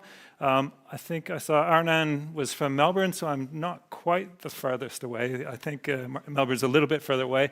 But I'm based at the University of Sydney at the Australian Centre for Robotics. We've been undertaking research in robotics for over 20 years, fairly significant budget, and quite a large group, about 130, 140 academic staff, research fellows, PhD students, and quite a strong complement of technical staff. So we have a big focus on really being out in the field, deploying systems, and really trying to work across a broad range of different application domains. And I like to put up this kind of montage of videos that I think highlight some of the things that we've done and that have had impact over the years. Up in the top left, you'll see an example of a mid-air refueling maneuver. There's two small unmanned air vehicles. One's trailing a little drogue. The objective here is a control system that will get those two vehicles to engage for refueling or exchanging information. In the top right, we do a lot of work in agriculture, looking at deploying machine learning algorithms, onboard platforms, doing very high precision agricultural processes, whether it's manual intervention like this example here, where the robot's going in and digging up weeds. So using classifiers to find the weeds in the crop, or in the next little bit, you'll see precision spraying, where the robot's putting a little bit of fertilizer or herbicide onto the crop. We do a lot of work in autonomous driving, and my own work is predominantly focused on marine robotics. So I could talk at length about all these different domains, but today we'll focus on the underwater environment. And I found this figure online. It was produced by the US Geological Survey to kind of capture what we mean by ocean research. Where does this happen? What are the sorts of questions that we like to think about? And I'm going to frame my talk around this figure, because I think we've kind of worked in a lot of these areas. We've done a lot of work in the continental shelf, looking at coastal processes, understanding coral reefs and kelp forests and things like that, and using robots to help science in that perspective. We've done some work in deep water environments, helping to understand underwater geological processes. And more recently, we've been working up in the near-shore shallow environments. And then I'll sort of talk about a couple other things that I think aren't maybe captured in that figure. Our work over the past 20 years is really focused on developing platforms and sensors, really understanding how we can take novel sensors and integrate them onto our platforms, not only vision, but sonar, acoustics, hyperspectral. We've done a little bit of work with computational imaging. We focused a lot on navigation and mapping, on really helping our robots achieve their objectives and building detailed maps in the environments in which they're operating. We do a lot of work on planning and control, both on the platform, but I'll also show some of the work we've done in thinking about at a campaign level. How do we deploy these robots to collect the most useful information from the point of view of the objectives of the vehicles? And then a lot of my students have been motivated by the data analytics. So we collect a lot of data. How do we turn that into information that's useful for a range of stakeholders across areas in ecology, archaeology, geoscience, and we do a little bit of work with defense as well. In the introduction was mentioned that I've been part of this integrated marine observing system. This is a very large investment from the Australian federal government in it's a national collaborative research infrastructure program. So the physicists asked for synchrotrons, the astronomers asked for telescopes. The marine science community came together and said, okay, what do we need to actually understand the marine estate? And we designed this system that comprised moorings, ships of opportunity, gliders, contributions into the Argo Float program. There was some work tagging animals. And we came along and said, well, we've got an AUV, we'd like to deploy this and help support a better understanding of the biological processes that are happening, particularly in benthic environments. And so over the course of about 15 years, we were engaged in really deploying AUV systems all around Australia to help understand these marine environments, from tropical reefs up in the north down into more temperate regions in the south. And you can see by the years here that we've gone back on an annual basis to help understand changes in the environments that can be linked to changes in climate and oceanographic conditions. We've also had the privilege of being invited to do a lot of work internationally. So looking again at partnerships in ecology, archaeology, and geoscience. A lot of the work around Australia has been ecology, but we've done work in deep water geoscience, in around Japan and in the Mediterranean, some work in archaeology as well. So it's been really exciting to be part of a lot of this sort of work, deploying both our own vehicles, but also partnering with other organizations from around the world to help develop a better understanding of our oceans. So in terms of working on the continental shelf, we've had a fleet of different vehicles, and you'll see them throughout the course of this presentation. But I think this video sort of captures a lot of the complexity of deploying vehicles in these environments. This is one of our first AUV systems. It was built at the Woods Hole Oceanographic Institution. It's hover capable. It's designed for operating quite close to the sea floor. This is actually a 1st century BC shipwreck site just off the island of Antikythera in Greece. And you can see the vehicle controlling itself over these relatively rugose bottoms, taking images of the seafloor, and then we stitch those together into big landscape scale models of the environment. The maps that we created of this environment were actually used to guide archaeological excavation, including the discovery of a nearly 2,000-year-old human remains that were found on this site following some of our survey work there. We've done a lot of work in coordinating multi-vehicle deployments, taking AUVs, gliders, surface vessels, and drifters. So we had some support from the Schmidt Ocean Institute a few years ago. We were in Hawaii, kind of invited all our friends to bring their kit along, and had a focus on surveying reefs around the Hawaiian Islands. And the objective really was to have a look both at the oceanographic conditions, but also the benthic environment. And this little Gantt chart on the bottom was sort of a tool we were using to kind of manually keep track of where all the assets were at any one time. But we did a lot of work on integrating all of the feeds from our vehicles, and I think Joao showed something very similar yesterday. But I think it should be noted that we're still in a regime of many people to robot rather than few people to many robots. And I think that's something that in order to really have impact in these areas, we're going to have to be thinking about how we're going to deploy these vehicles over longer periods of time with less reliance on expensive ships and expensive people. We've done a lot of work in the area of probabilistic habitat mapping, thinking about how we can deploy these platforms to collect information on benthic environments. So here you can see an example of a multi-beam bathymetric model of the sea floor. It tells us something about the structure of that environment. We've then deployed our vehicles. They go down, they take images of the sea floor, and we've used an unsupervised set of learning algorithms that both characterize the underlying bathymetry, but also find clusters in the imagery. So find images that are kind of similar to one another. And then we learn a relationship between those, the structure of the seafloor and where we're seeing particular types of habitat. And the labels here are added after the fact. So we're, in this case, not actually training the algorithm. We're just saying, show us things that look kind of similar to each other. Then we can label each image that we've collected of the seafloor and then do a prediction because we've learned the relationship between particular bathymetric structures and where we're seeing some of these particular images. And what you can see is, the kelp in that blue is sort of located on the upper parts of these reefs in, where there's enough light to support them. So despite the algorithm having no idea of what's in this data, it's actually pulling out ecologically relevant information. We also have notions of uncertainty, so in those models, so we can say, well, where is the model uncertain and where should we go to collect more data? Now, not everyone has AUVs that they can deploy, and AUVs tend to be pretty expensive, largely because of the sensors we put on them. So what if we start taking off some of this complexity to kind of reduce costs? So we take off the DVO, we take off some of the thrusters, we might remove multi-beam. Can we turn this into something that's a little bit cheaper and that can be deployed in numbers, kind of working towards this idea of many robots to few people? And so our idea here was we were working with Chris Roman from the University of Rhode Island.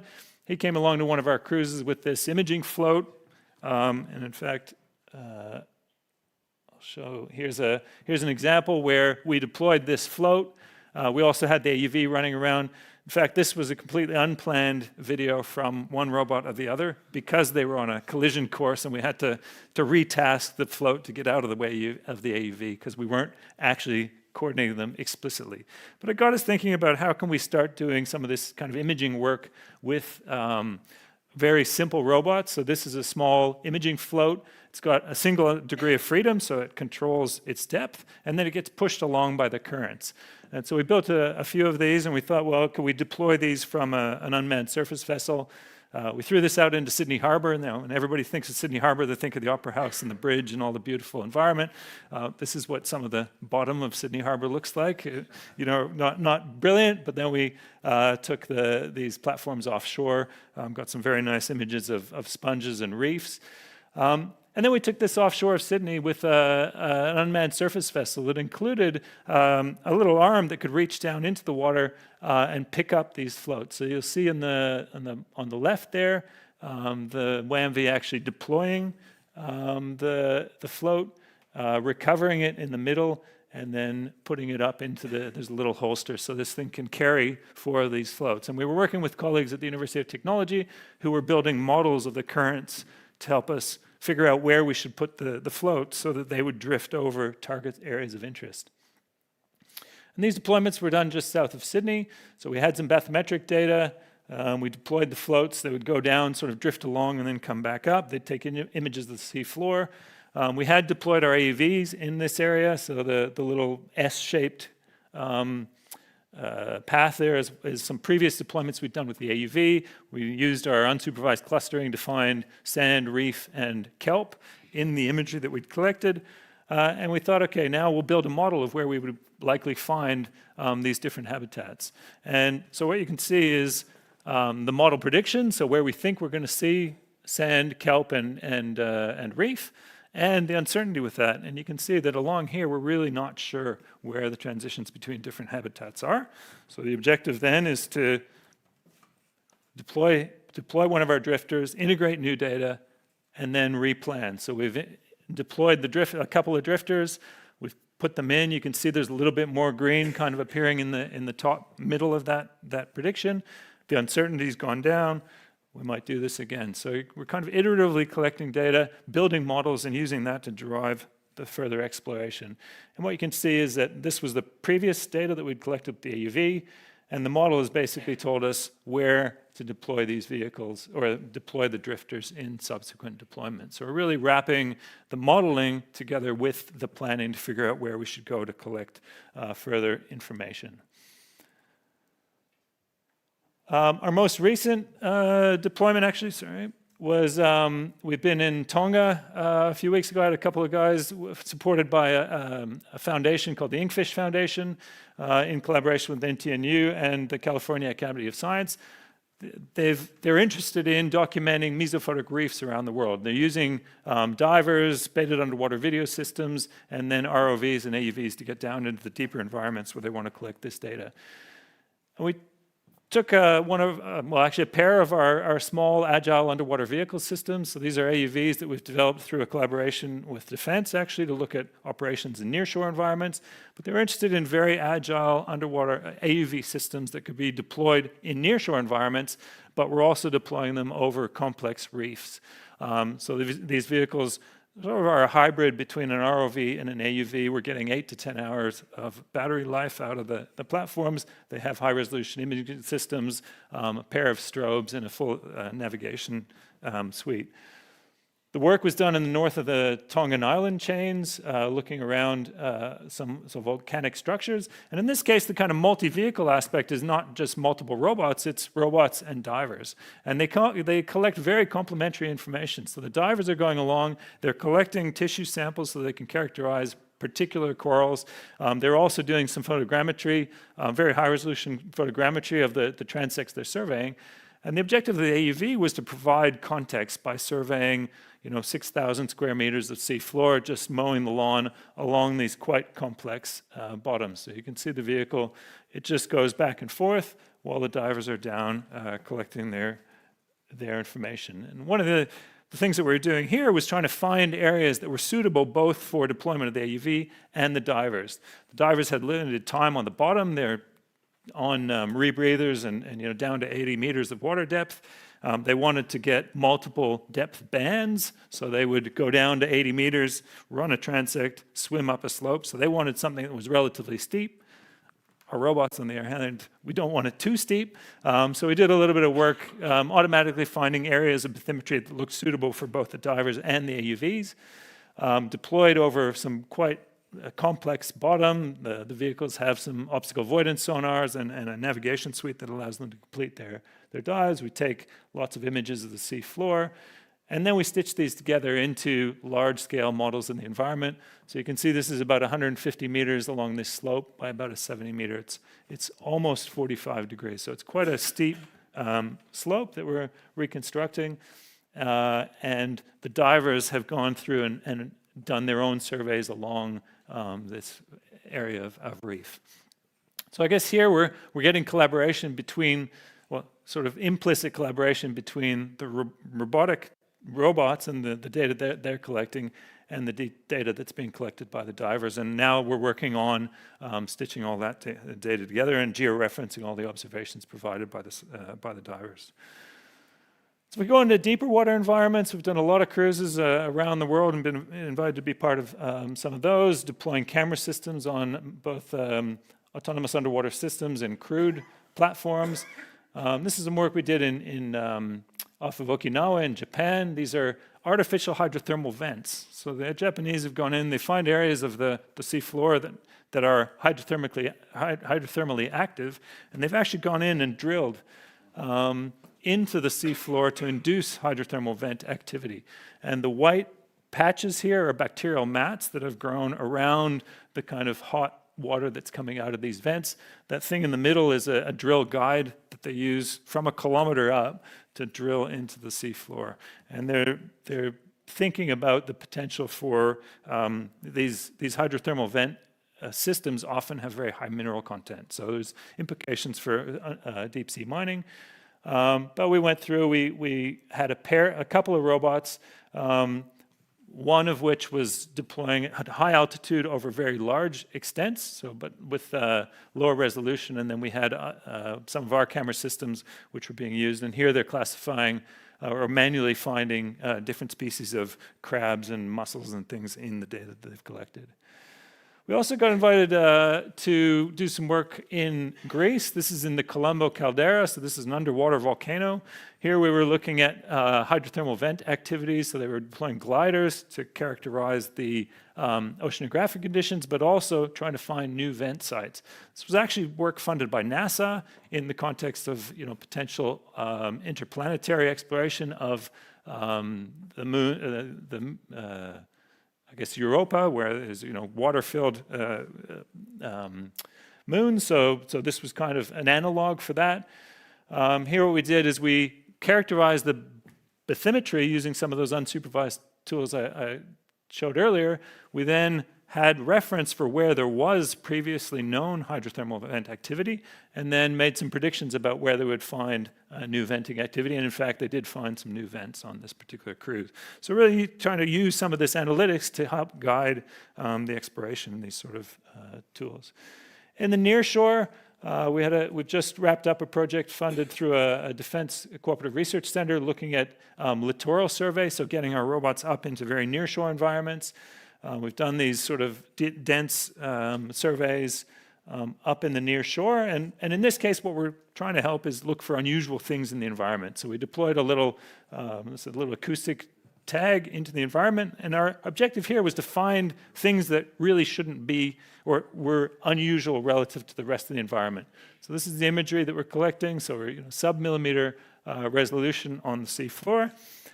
And what we've done here is use some anomaly detection techniques, trained a variational autoencoder to reconstruct the imagery, and then to look for these outliers. So things that don't match with the underlying environment are poorly reconstructed by the features that are used, that are learned by this system, and it essentially finds areas that don't conform with kind of the rest of the environment. We deployed these sort of systems, both looking at just the plain imagery, but also considering spatial context, and then did this also on a little crawler And although it's hard to see, there are some mine-like objects in here that are kind of clustered in that space. So using some of these new machine learning techniques to find unusual objects without any prior training. We've also done some work deploying underwater hyperspectral imagery. So here we've got cameras and hyperspectral imaging systems. We use the cameras to do a reconstruction of the sea floor. We color the resulting 3D model, and in this case we've put a little color target into the environment. And then these lines here are actually the hyperspectral line scans, which we colored according to the RGB intensities. But in fact, each pixel in each of these lines is capturing 1,000 distinct wavelengths. And we've done a lot of work on characterizing the inherent optical properties of the water to allow us to reconstruct these, use this hyperspectral data, and then looked at the, estimating the attenuation factors across different wavelengths to allow us to reconstruct the actual reflectance of targets on the ground. Another interesting thing I think we've been doing is looking at intervention, so not just mapping. So how can we get in and do things with the robots? We've been working with a company in Sydney, Reach Robotics, who build small, lightweight electric manipulators. And here we're really focused on detailed models of the near field environment to allow the robots to start doing autonomous operations. So thinking about the coupled vehicle and manipulator system, tasks like grabbing ropes, turning dials, and things like that. So I think lots of exciting potential in this area. And to this end, we've been experimenting with some dense depth estimation tools. It's some really amazing work coming out of these monocular depth estimation tools where from a single image you can estimate the depth. So the third row here is from those images, it's estimating depth of every pixel. We're looking at techniques to integrate sparse information to get us metrically scaled data, and then to use that in the context of manipulation tasks. Wrapping up, another I guess thing that drives our research is the science drivers. So what are the things that the partners we work with are interested in?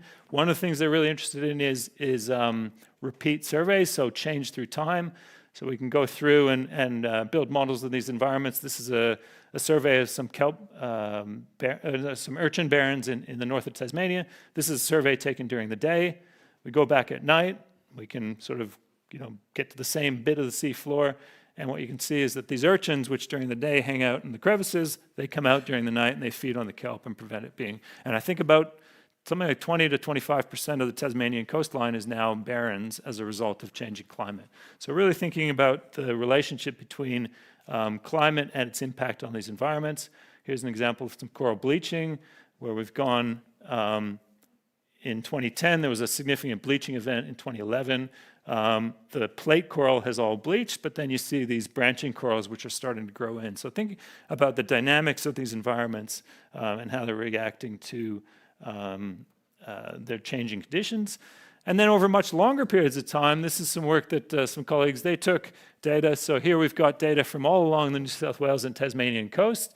They've identified these ascidians and other marine invertebrates. They've looked at building heat maps of the presence of these different species, and then they've used climate models to predict what's going to happen in 50 years in these environments as a result of climate change, to predict what the difference in these populations is likely to be over that much longer term. So I think the data that we're collecting really informing a lot of different science.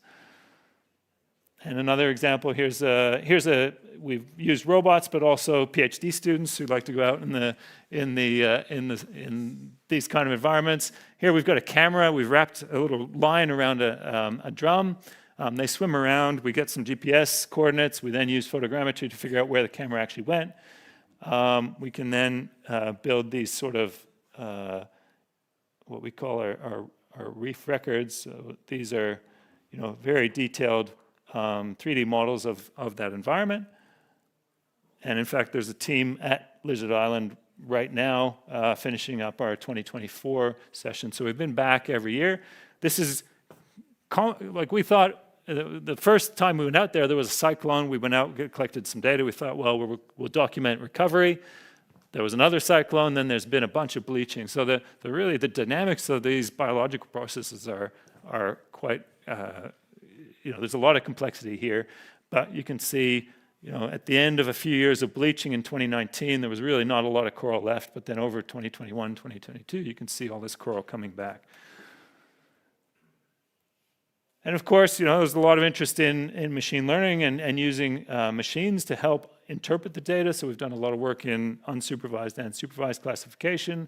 Some of our recent work has really been thinking about domain adaptation. So how do we use classifiers trained on one data set, one set of imagery, and how do they translate across to new data sets?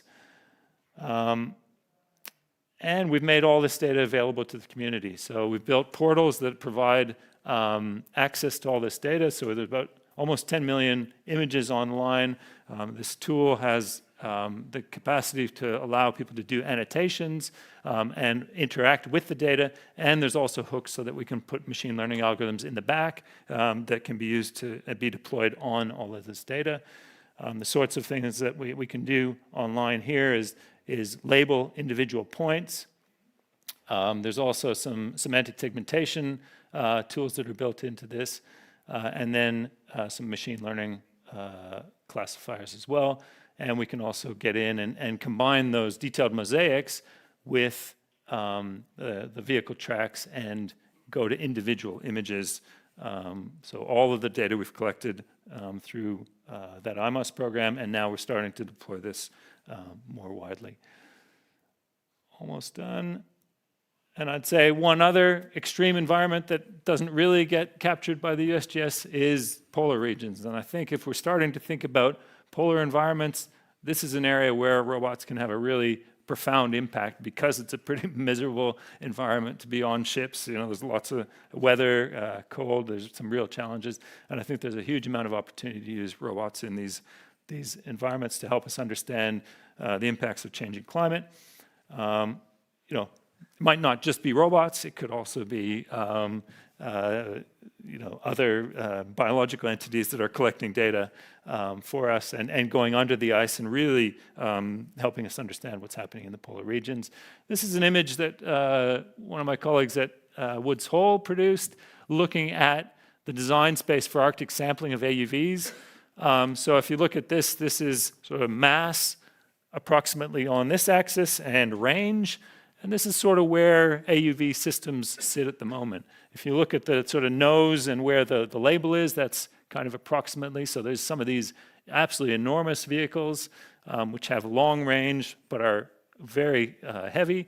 I think this is starting to be the area where there's a lot of exciting opportunities, where you're getting relatively low mass but long range capabilities. And we've had colleagues deploying vehicles over tens or hundreds of kilometers, reducing the need for very expensive ships.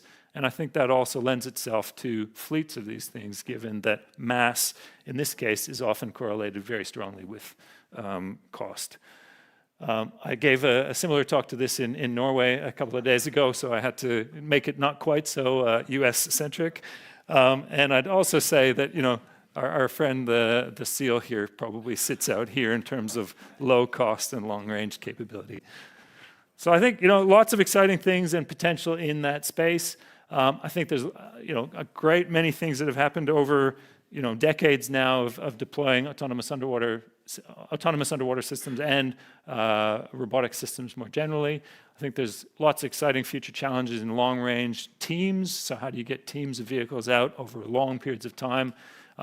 Designing AUVs and unmanned surface vessels designed for particular mission objectives, and I think some of the things we've heard over the last couple of days in terms of soft robotics manipulation, I think there'll be some interesting opportunities there. Turning the data into useful information, increasing that operational tempo and the ratio of people to robots, and then I think some really great things happening with autonomous intervention, and I think taking a leaf out of Arlen's talk yesterday, we're always looking for good people to join us. So thanks for your patience, and I know I'm between you and lunch, so appreciate everybody's attention.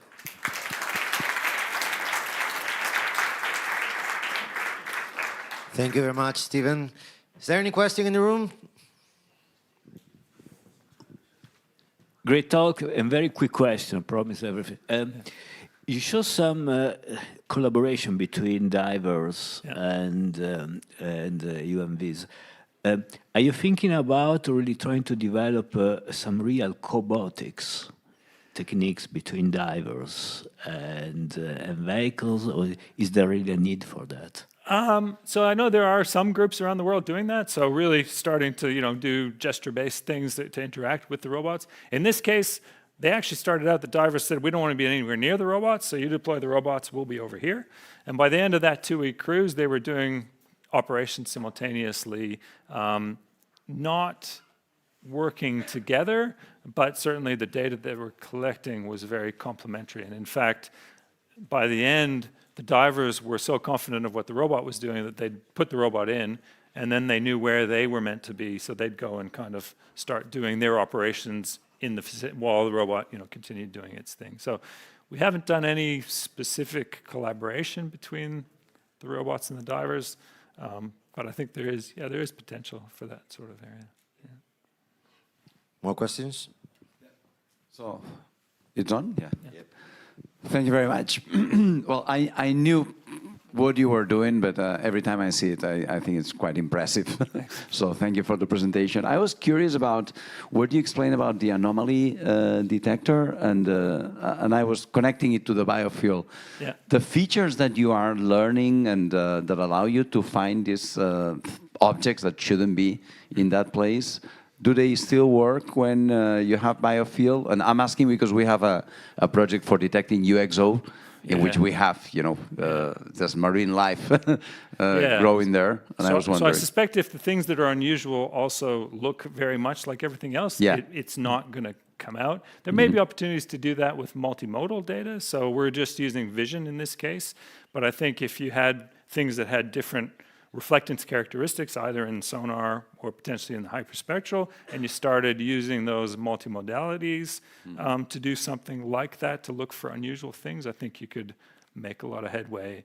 And I think one of the challenging things is not wanting to rely on having to train it to say, this is the thing you're looking for, because all those unusual things are probably going to be a little bit different.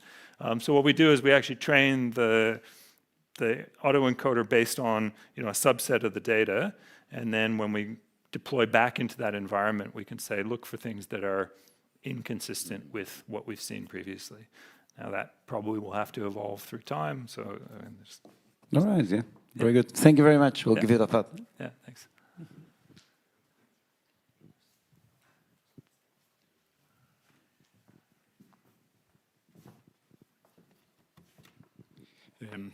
Well, great talk, so thank you. Just 2 quick questions. I know we are quite short on time. So the first one is, because you've been operating in lots of different places, so what are your thoughts about, especially long endurance operations in places in which there's lots of ship traffic? Yeah. So there's the first one. And the second one is, you also alluded to the fact that for example, for the drifters or the floaters, you're also taking into consideration currents to basically determine where to deploy the drifter so that you would reach this destination. The question is, are you also using that information about currents in your mission planning processes? Okay, so one is the ship traffic for long-range operations. So we had a chat with a colleague from Southampton last week, or at the beginning of this week, actually, and he was telling us that they're doing deployments which are order 1,000 kilometers from near shore, vehicles going out, doing the surveys at multiple locations and coming back. Their strategy at the moment is surface periodically to get a GPS fix. They have no notion of what's on the surface. So the chance of a ship strike is small, but non-zero. We do have some funding through our defense, a thing called a Defense Innovation Network. A colleague in our electrical and computer engineering is building acoustic arrays. So the idea is to put an acoustic array on the vehicle to listen for potential ship traffic or noise so that we can stay submerged if there's vessel traffic in the area, or move away. And presumably you can listen for a lot of other things while you have those acoustic arrays deployed. And so, yes, we're thinking about it. Question number 2, remind me? The currents, yeah. So we haven't explicitly, I mean, the vehicle control systems compensate for currents to stay. We tell them, go on this line. They will then, the control systems are designed to compensate for that. Having said that, we did some work in a non-marine context for Qantas, one of Australia's main airlines, using probabilistic planning methods to do all their routing that use meteorological data to optimize routes. So Qantas now, all of their long-haul flights use those probabilistic techniques, and they reckon that they're saving order 1% of their fuel bill by using that meteorological information to increase efficiency. And they spend $4 billion on fuel. So, 1% of, it's a very big number. I think their return on investment for that research was quite good. Thanks very much. Thanks. Is there any other question? Okay, so thank you very much, Stefan. Thank you very much for your presentation. Actually, I just noticed that we share the same shirt color. I hope this is your choice. So guys, we're going for lunch now. We're going to have 1 hour lunch, okay? So at 3 o'clock, we're going to be back here. For the people who is home, remember that at 3 o'clock, we're going to be here. We're going to chat, to text this in the chat. And have a nice time. And please remember to speak, ask questions, and meet people.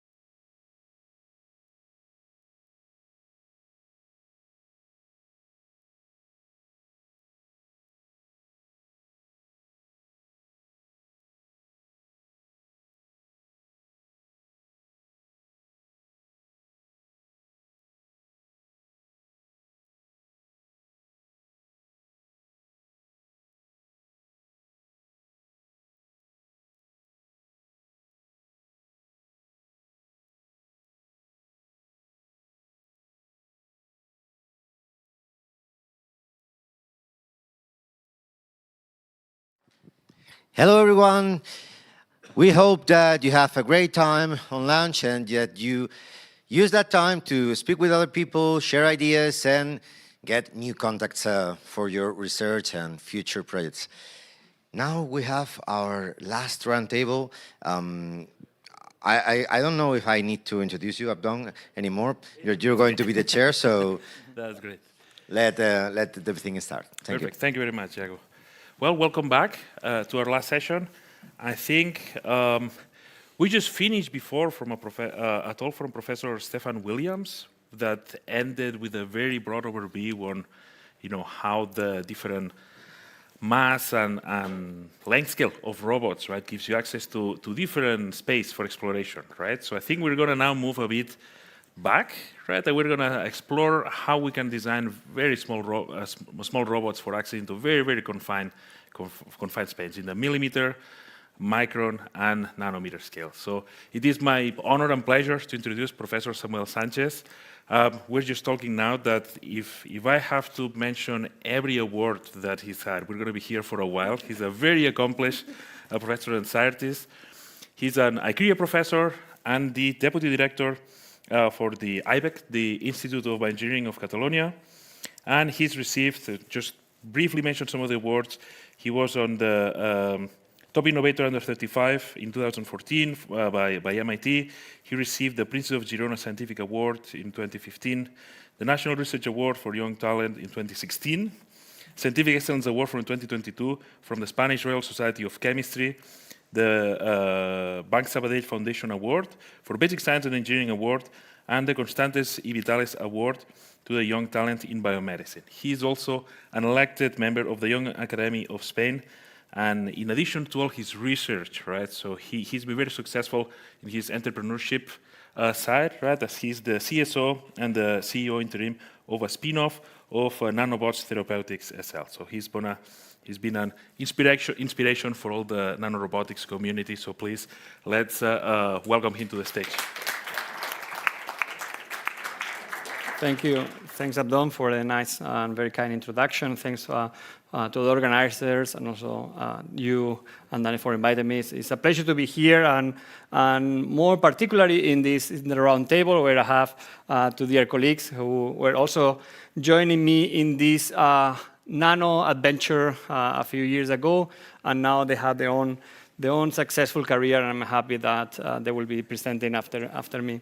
So again, welcome to the nano world, but based on the things that I've been hearing these days, I also added a little bit more. As you can see, I changed my title, not only nanobots, but also 3D biobots, and Maria will be talking about that a little bit in a while. So we hear this morning about 3D bioprinting and smart materials, so at the end of my talk, I will be going more, shifting from nano to the micro world. But I have a few keywords here and a few pictures, so again, you will hear a lot, and this is also put here like bio-inspired robots, right? Inspiration by nature, things that are swimming around, but at these very small scales, but we are mimicking the micro and artificial life. But hybrid robotics is something that we kind of made up this name, but just for you to have an idea of what you'll be hearing today is the combination of biological and artificial components. So I think most of the talks during the last 1.5 days were mainly about artificial materials, right?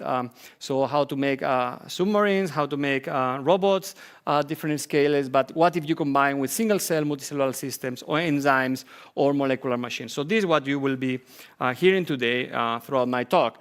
But going back in time, so this will be actually my outline. So I don't have bullet points, I just have pictures. So inspired mainly maybe by these books and these movies as well, like how to make a nano submarine, and the question here, or how to make compliant and soft robotics that are not as rigid as they used to be. But the question, and I hope we can answer this at the end of my talk, how far are our robots from science fiction? So first I will go again into the nano swimmers and things that are nature inspired at the nanoscale again. So we're getting motion at that scale is extremely difficult.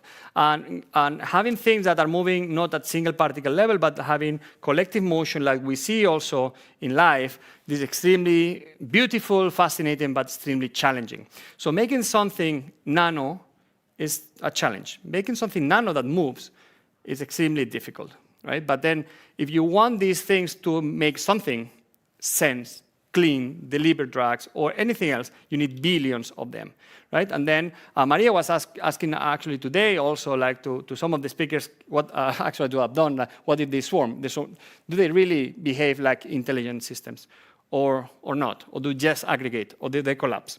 But today we're not talking about that. We're talking about things that go under the water, right? So this is mostly our inspiration, and that's what we want to mimic.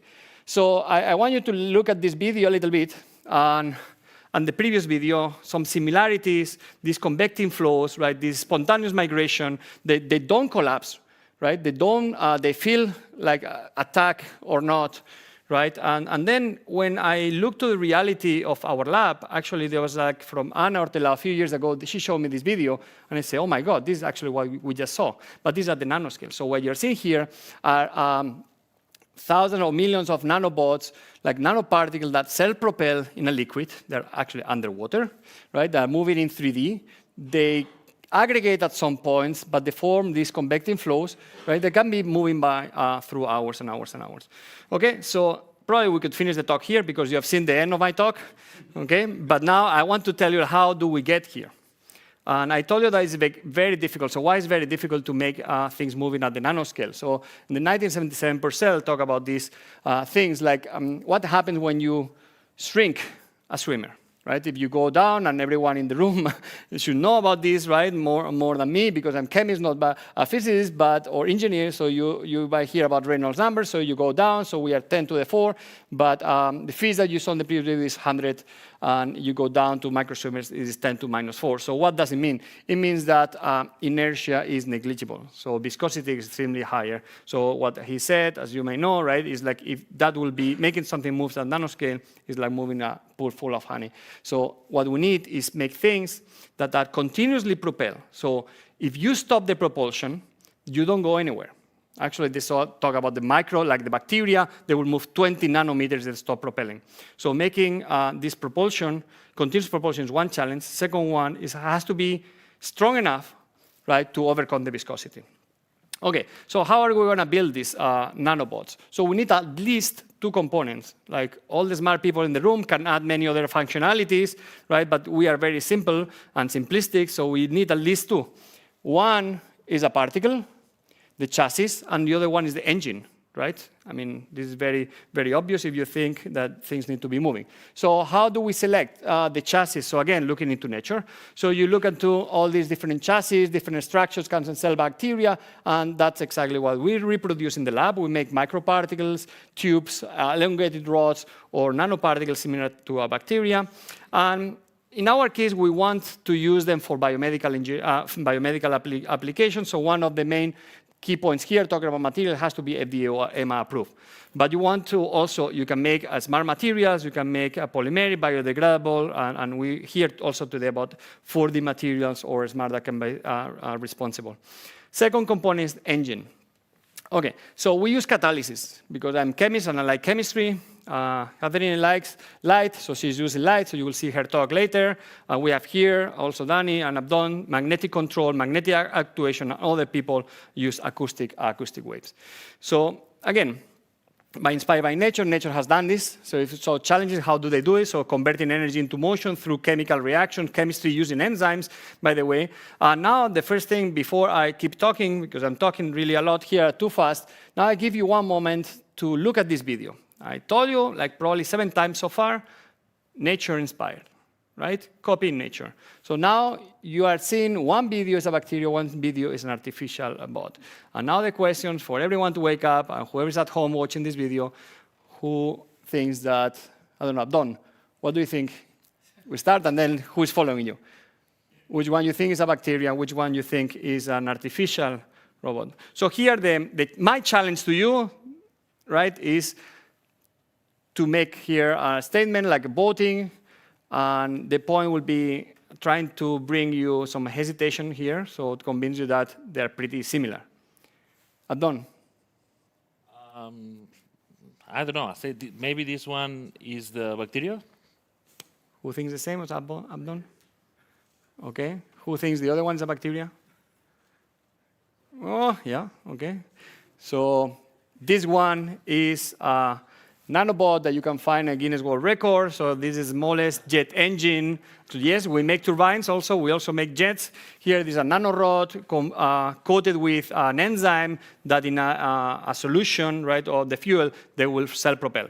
And yeah, this is not a joke. You can find this in the Guinness record. Okay, good. Okay.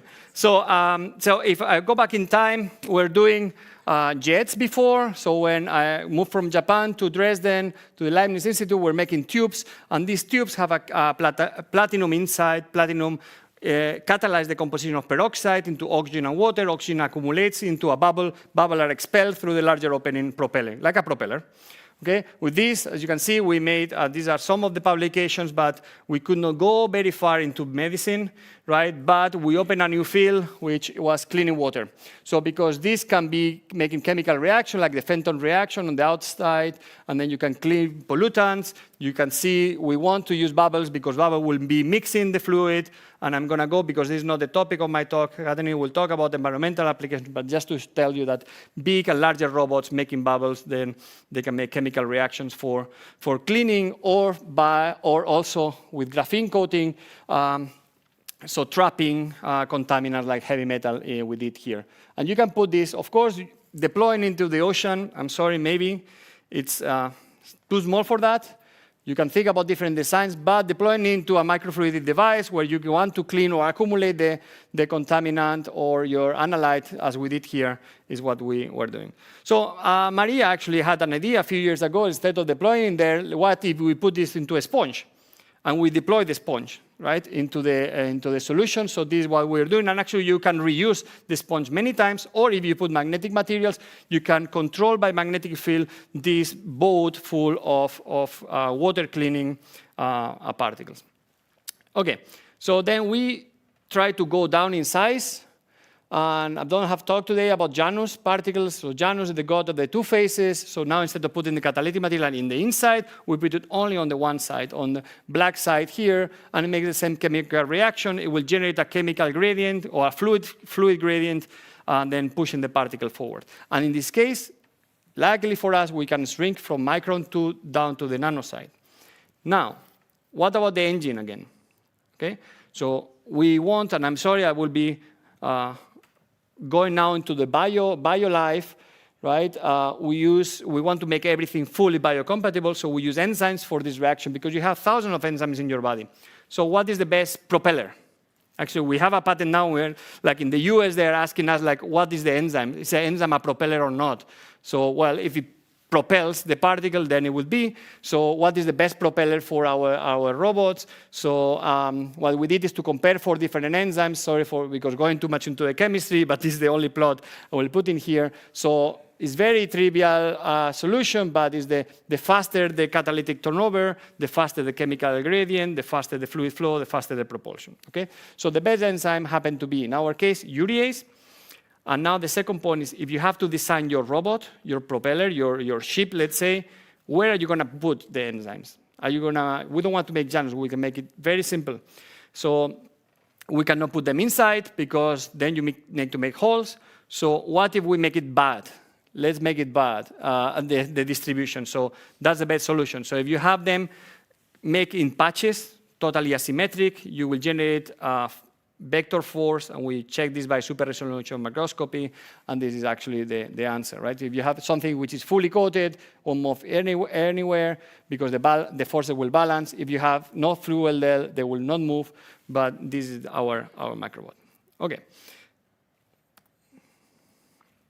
Hey, we can check it is by micro nanoscale. This is not big issue here. And you can do this for any type of particle, okay? The ones that I showed you before, from the nano all the size to the micro and so on. This, okay, what else?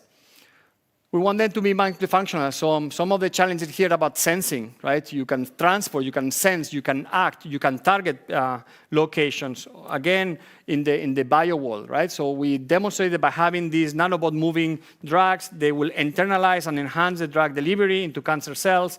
We also showed that by using DNA switches, they can open and close and detect the pH, which is around You can also have molecular gates, so only when it's inside a cancer cell with a low pH, a 4.55, then they will open the gate and release the cargo. And also we wanted to target spheroids of bladder cancer in particular, because remember I told you the best enzyme was urease. Urease takes the urea fuel, urea is in the urine, urine is in the bladder. So in this case, we use antibodies to target specifically, because what we want to do is precision medicine going inside the tumor. But again, we need millions of them, right? So we want to, again, use this intelligence that happens in nature. And going again into nature, we just, 2 weeks ago, we we published the beginning of the understanding. So why they move like this video in 3D. So what we did, again, is to look into nature. So on the left side, so what you are seeing is bacteria that needs to take the oxygen from the surface. So this is totally bio-inspired. On the left side, again, is a bath, like very dense bacteria. They are going up, they are scattering, taking the oxygen, and then going down, making these plumes, and then going up again by buoyancy, up and down. So this is actually what happens to our system. If you add a drop of the swarm of nanobots, the products will be lighter than the substrate, then we'll make the whole ensemble to go up, scatter. As you see, these are the simulations, right, that we run with Igor Aronson from Penn State. These are our experiments looking from the side. A drop goes up, scatters, and goes down.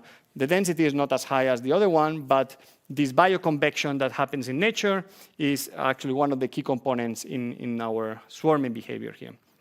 And again, that's what I said, we just published two weeks ago in Nature.com. Okay, yeah, again, bladder, urine, we have all the components there. So we wanted to put inside this underwater, under urine, actually we can say it, right, in the bladder. And we were the first ones to see this collective motion happening, but using medical imaging techniques. So that's what we report here. By the way, this also helps the fluid mixing. So you want them to be collectively moving. And the reason is because, again, I always use, the other day, I just, in Maria's conference, it dropped down the whole water. So anyway, yeah, this will drop down. So if you are a patient, right, they will ask you to lay down like this, and the liquid will sediment and touch only one side of the bladder, but they will ask you to rotate every half an hour. Okay, I can tell you because my aunt goes there like every few months to make this treatment, and it's a big pain. So if you could accelerate and have a fluid mix in there where all the drugs will mix together, it will be more efficient. So that's what we are doing. So just to see the comparison, so particles on the left side are passive, they just sediment. If you add the fuel, they will go in 3D. So here we radio label them in microfluidic chips to see that in the presence of urea, they will go much faster than if there's no urea. Again, we look into that bladder of the mice that we have emptied. We emptied the bladder before. You inject the nanobots. The nanobots is this red cloud that only when all the components are there, they are moving, touching the whole wall, as you see here in the CT. So what else can we do with this? So of course, we need to generate the tumor and treat them. So we have a consortium here and paid by La Caixa Foundation. And yeah, we have all the components with the clinician expert or on bladder cancer and imaging people. And we just published this in April in the cover of Nature Nanotech. And what you're seeing here is not AI generated. It is actually the ex vivo bladder that we took. And by light sheet microscopy, I will show you in a while. So we can make sections of it. We can see the tumor on the left side. And these red, yellow colors are the nanobots which have been accumulating. And that's what we want to demonstrate the treatment of bladder cancer. Okay, so this is, again, you see, it looks like a jellyfish motion. So it's like really collective moving in 3D. And that when we put into the mice, in the bladder of a mice, you can see here the control. You can see by MRI how the tumor is growing. Like we have injected into the bladder with the tumor different controls, and there are no significant differences if they don't move. But once we have self-propelled nanobots, they will accumulate high concentration, high signal by PET-CT quantification on the right side. But that was not enough. So we wanted to see whether we can go not only to the outer surface of the tumor, but inside. Because the drugs already stay on the outer surface. That is the problem, right? That many, like they said, less than 1% they get to the tumor. So that is the Lysi microscopy I was telling you. So we have the bladder. You can see the video going up and down, in and out. So you can see the healthy urotelium, like very smooth. On the left side, like in diagram, on the left side, you can see the tumor. And again, the exact correlation by the scatter signal from the nanobots that not only stay there, but they can go all the way to the lumen of the bladder. You can see here the correlation of the side. And you can run the AI now, but just to quantify that less than 5% stay in the healthy wall, but 95% stay on there. So we use iodine to treat the tumor, and just very shortly, I will show you, this is the summary of the whole paper, very quickly. Normally people go between 6 and 14 times to a hospital to be treated by the therapy, which is right now typically BCG or mitomycin drugs. So in our case, with only one administration, we stop the tumor progression, or if we increase it, we could reduce to 90%. And this high and low concentration, actually, very quickly, it's the same concentration that you use in clinical trials, okay? And this is just a summary. So we're about those numbers, and the free radio labeling does nothing. So they need a swimmer to bring the drug to the location. Okay. So we have a very versatile technology. It's not only the swimmers are not good only for that. They can cross mucus. They can go through the ocular vitreous. They can go into the joints, and they can also treat antibacterial biofilms. So again, we have a few publications in that direction, but I'm not going to go into that. Katherine and also Abdon have covered that, but we can play with this.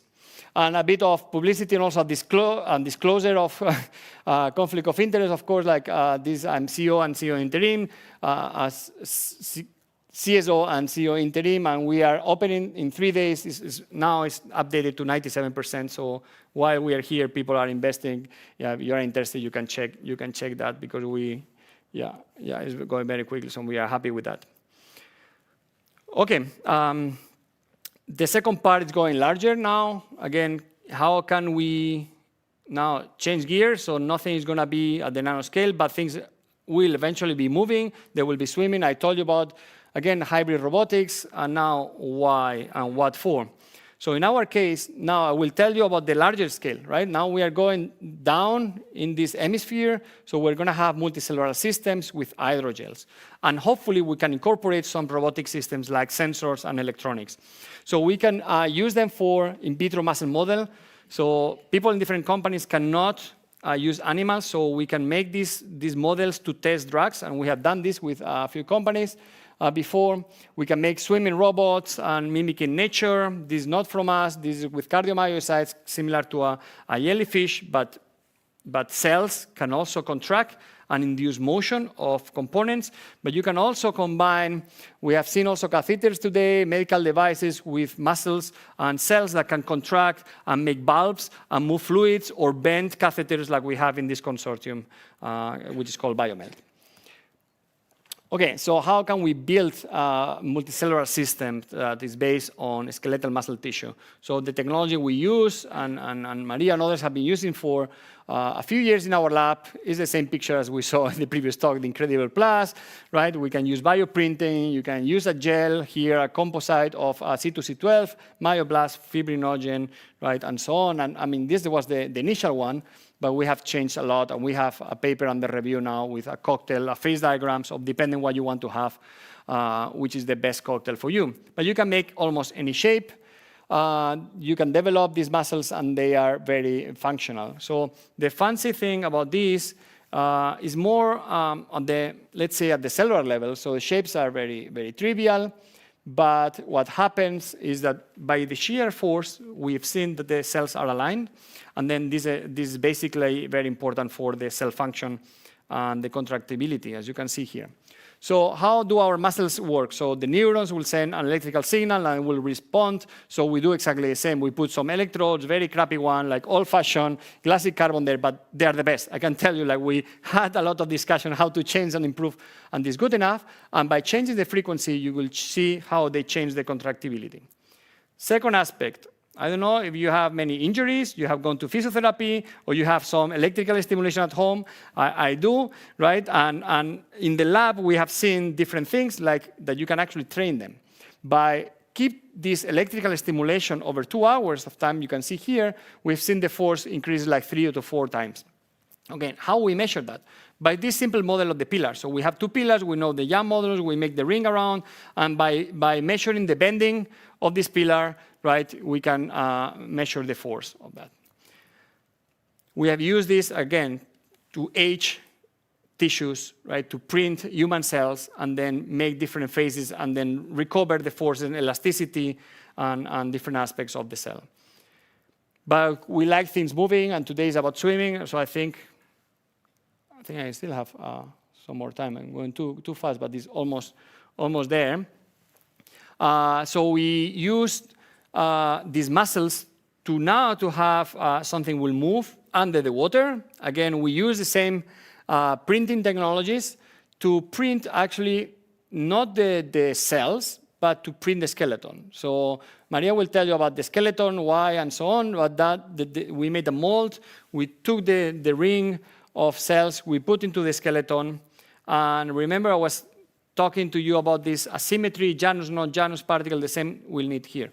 Okay, we need an asymmetry, so if you make a mold, a scaffold that with the muscle you will contract and expand, symmetrically it won't go anywhere. That's very obvious, but if you just make with just a very small tip there, will give you a small difference in stiffness, and this difference in stiffness will make that whenever this is contracting and expanding, it will go in one direction and swimming. And you will see right now. So this is a tracking trajectory of an asymmetric robot. This is a symmetric robot, which does not go too far, by the way. Okay, so now we have something very simple, full of multicellular systems and hydrogels that are functional. They can contract, and also actually they can be self-training and get stronger and stronger over time. Again, the same way as before, we could control the contraction. We can do it here with the swimming. So 1 earth, and then 2 earths, and 5 earths. And by the way, I don't know if you will guess what will be the highest speed. If you have higher stimulation, is a higher speed? The answer is no, because after 4 to 10 hertz, so we get contractions, we get these cramps, like la rampas in Spanish, right? So the muscle has contracted and then they don't go anywhere, and so you need to know the right parameters here. I told you about Purcell before, right, at the nanoscale, but now I'm going to tell you about Purcell at the milliscale or mesoscale. So we have seen actually that there is no correlation between the impulse, right, and the displacement. So actually there starts to be some inertia at this point. So when there was contraction, then after some hundreds of milliseconds, then is when the displacement starts to happen. So we are going into that larger regime still with a couple of zeros. Okay, so in the last 3 minutes, I will make Richard happy now, finally, right? This is just published again, like when a couple of, well, it's now 1 month ago, where this is a collaboration with Calgary and also with Maria here. So they have these sensors, and now I told you like we can use pillars to sense the force. So but what if we put this structure on a flexible sensor that by whenever it's contracting, it can be bending and then have a very nicely developed device that can be eventually portable as well. And portable to underwater, maybe. Oh, let me go, sorry, I went to the back quickly. I pressed the wrong button. Sorry, Richard, you see? It's bad luck, right? Here. Okay, so you can put it underwater. You cannot swim underwater, but this is the control, how it's bending. I don't know if the videos will be exactly now. And one nice idea that the guys had in the lab is to start stimulating or relaxing that, right? So we stimulate from the side with the electrodes still, but we sense, so how contraction, so you put a stimulant that we will stick it to caffeine, please. So just with caffeine, it's enough to sense these peaks of contraction, and actually it's not synchronous, so it's like kind of spontaneous contraction, so it like accelerates very much, like Today in the morning, I was also very excited. I had to go outside because of the caffeine, right? But here, you can also use relaxant. Again, relaxant, right? And you can see how over time the force is decreasing, and also these peaks of force are decreasing over time. Okay, so I think this has a lot of potential. We just stop it here. We're going to continue with the collaboration to include more flexible electronics into different shapes. Can we bioengineer more real muscle? Because what you've seen is probably not too realistic. So that's what Florencia in my lab is planning to do the next couple of years to mimic all these type of structures. For that, you can do some digitally defined paths.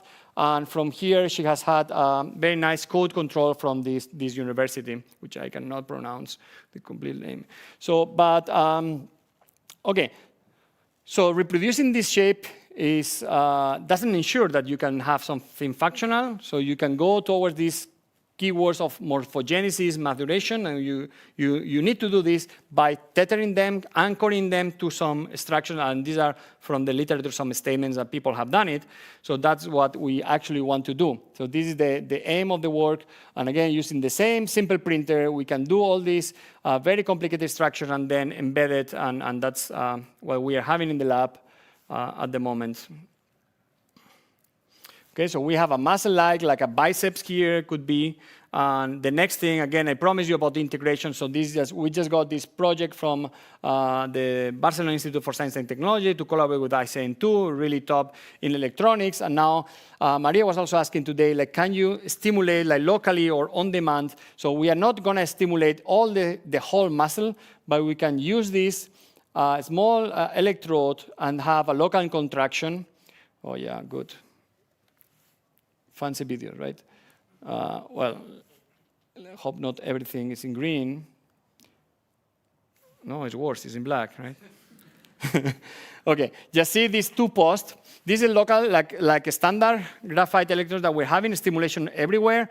And the titanic contraction means what I just told you before. Now, this is not working. This is not working, so let's go to the other one. Titanic contraction is creating these cramps, right? Like when you don't leave the muscle and it's contracting, and you see the rest of the muscle keeps beating at the normal frequency, but we can stimulate that. And we are doing this for repairing damage, bone healing, and reactivation of some damaged tissues. Okay, so just to wrap up, I hope I could convince you that you can make autonomous, because we don't need to do anything. You've seen, we don't use any external stimuli.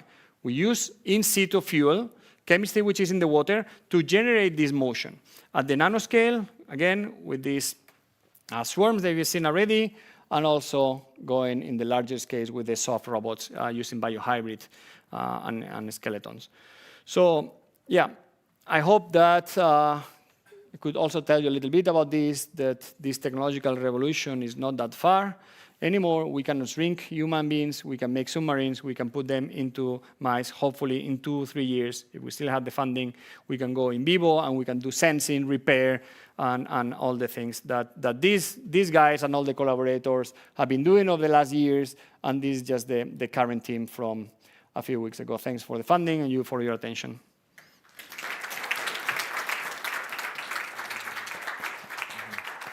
Thank you very much, Samuel, for a beautiful talk. Do you have questions from the audience?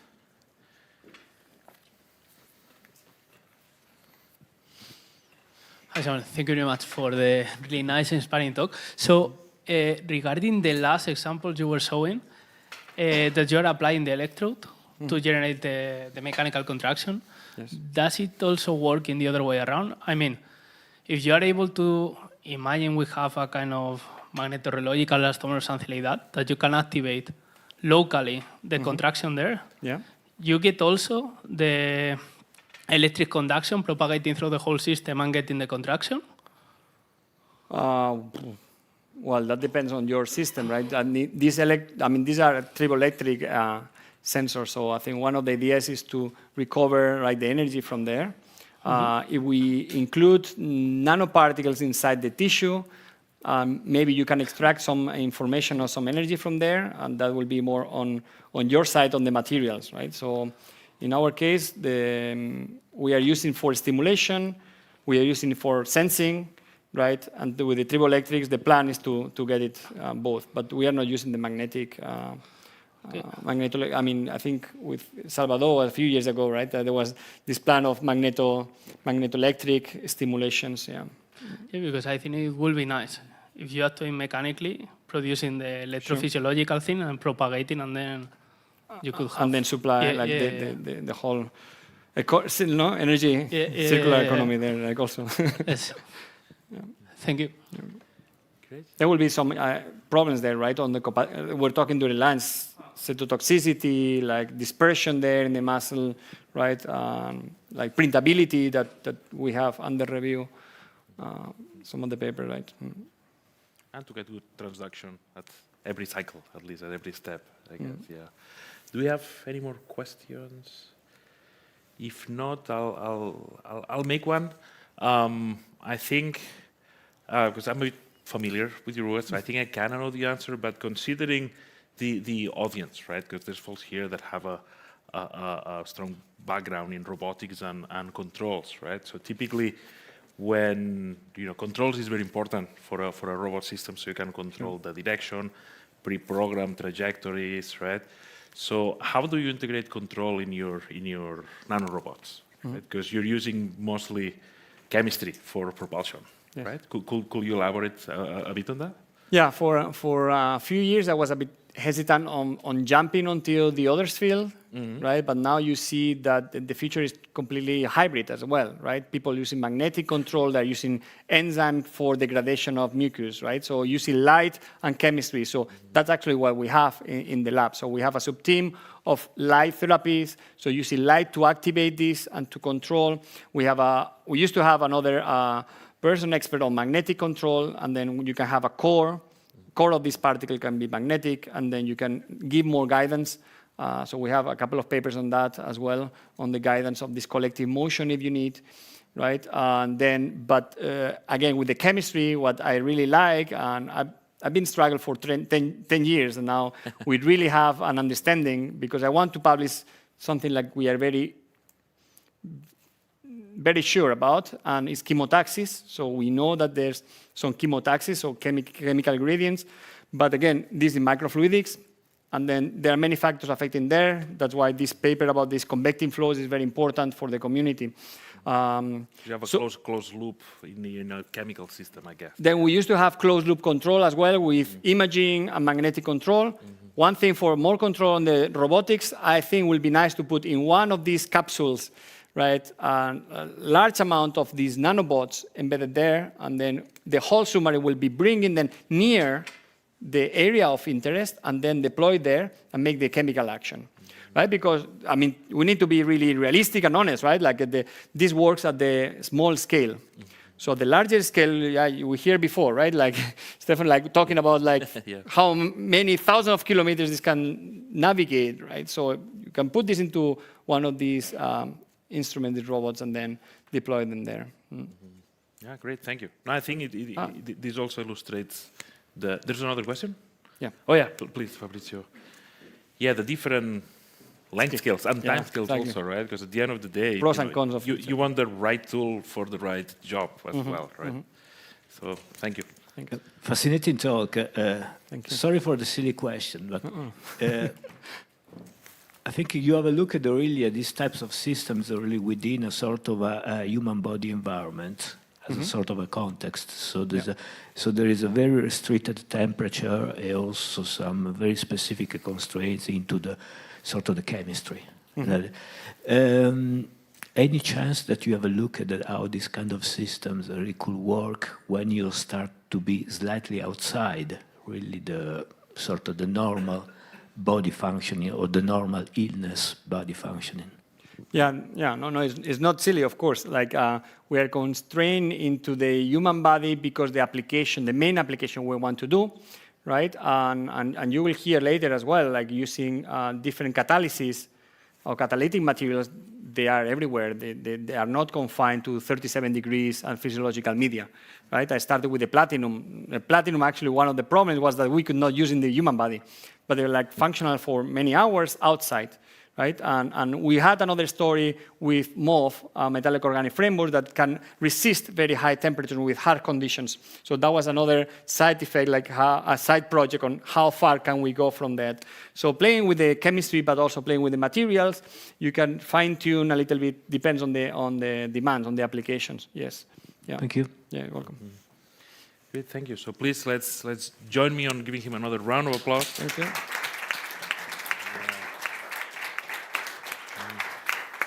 Next, we have Professor Katherine Villa from ISIC, the Institute of Chemical Research of Catalonia. So Katherine obtained her PhD in chemistry in the Autonomous University of Barcelona, and now she's a group leader at ISIC. And she has, also received many accolades and awards for her research work, including the Young Research Award by the Royal Spanish Society of Chemistry, the Leonardo BBVA Award, La Caixa Junior Leader, and she's also an elected member of the Young Academy of Spain, right? And more recently, I think it was last year or a couple of years ago, she got an ERC starting grant, which is like one of the most prestigious awards that you can get as an early researcher. So I think these are also a good switch of topics, right? Because she's gonna talk about using light instead of chemistry and biochemistry to power microrobots. So thank you very much, Katherine. Thank you. So good afternoon, everyone. Thank you for the kind introduction, and also I would like to thank the organizers for the invitation. So my talk is about the design of micromotors that can be activated and controlled by light. And our inspiration comes from nature, like for instance, if it works. No pasa. En la pantalla. No. Well, I tried before and it was working. So.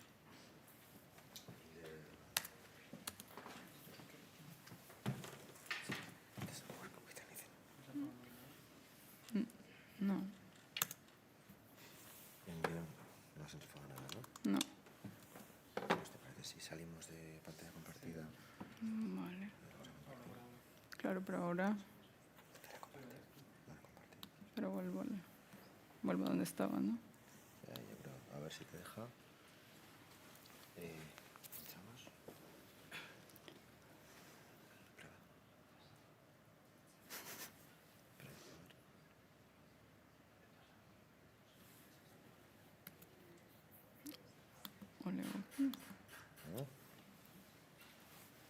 ¿Y por qué?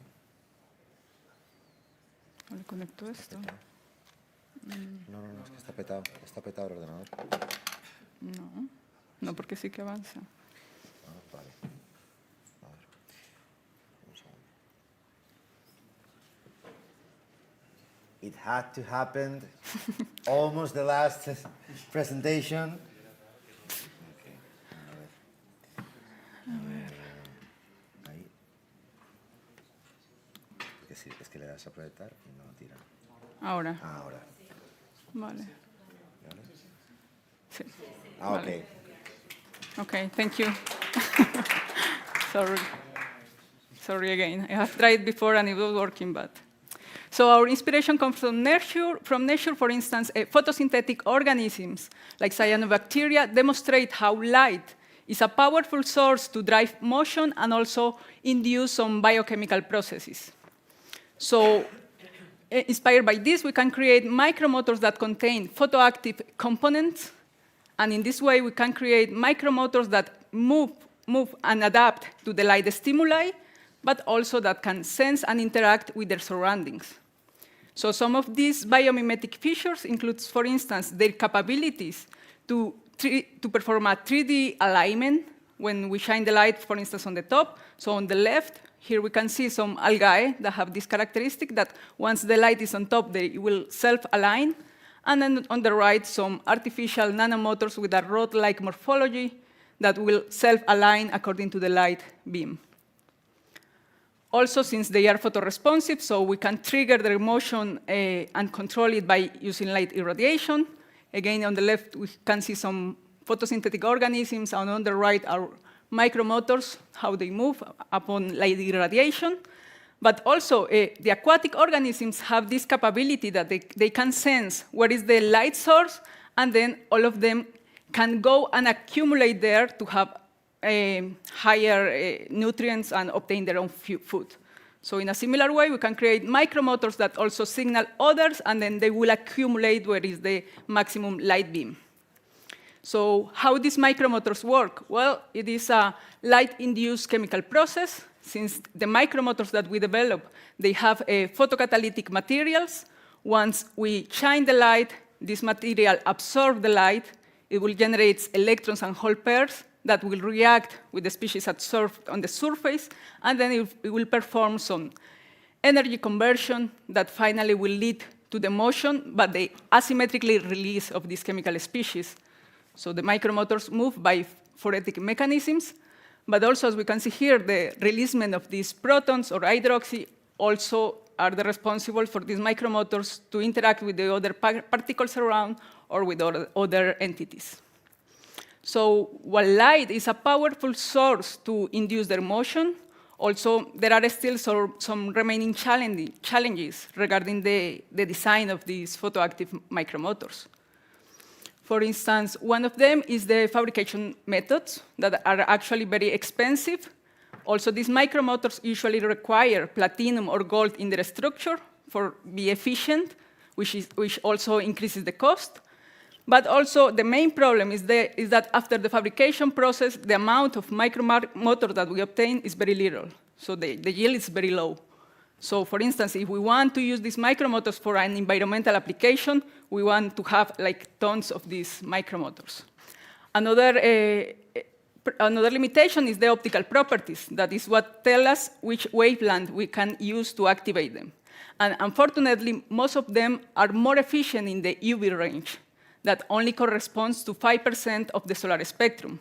So that's why we want to develop micromotors that are able to move under visible light. And also, due to their tiny sizes, there are also challenges regarding the material design, how we can fabricate or combine different types of materials on the same structure and then have different functionalities and properties. So to overcome some of these challenges, in our research group, we are working on the development of micromotors that have anisotropic morphologies. Also, they are based on only single component materials, like semiconductors and organic semiconductors. And also, we fabricate them by upscalable methods, like sol gel, hydrothermal, co-precipitation, and usually one-stop synthesis. And also, most of them are activated under visible light. So in our research group, we have been working on studying different aspects of these photoactive micromotors. For instance, how we can manipulate light to induce collective interactions among these micromotors. Also, how we can provide them with advanced functionalities that they cannot only move, but also sense the temperature of the media. And recently, as Abdon said, thanks to our ERC project, we are developing a novel class of photoactive micromotors that are photorechargeable. So the idea is that they can absorb the light, store it, and release it when needed in environments where the light cannot penetrate enough or the samples are highly scattering media. And also, the main application that we have been trying this type of micromotors is for environmental remediation, most specifically for water purification. So starting with the first one. So one unique feature that these micromotors have is that as soon as we shine the line, all of them will self-assemble. It is on the right field, and then on the right is in the luminescence field, since they are fluorescent. So here we are just irradiating the whole area. But if instead irradiating the whole area, we selectively irradiate only one single spot, we can see how they will self-assembly and accumulate there, but also will follow the light pattern. If we increase the size of this light beam, then they will self-assemble in larger clusters and will also follow the pattern.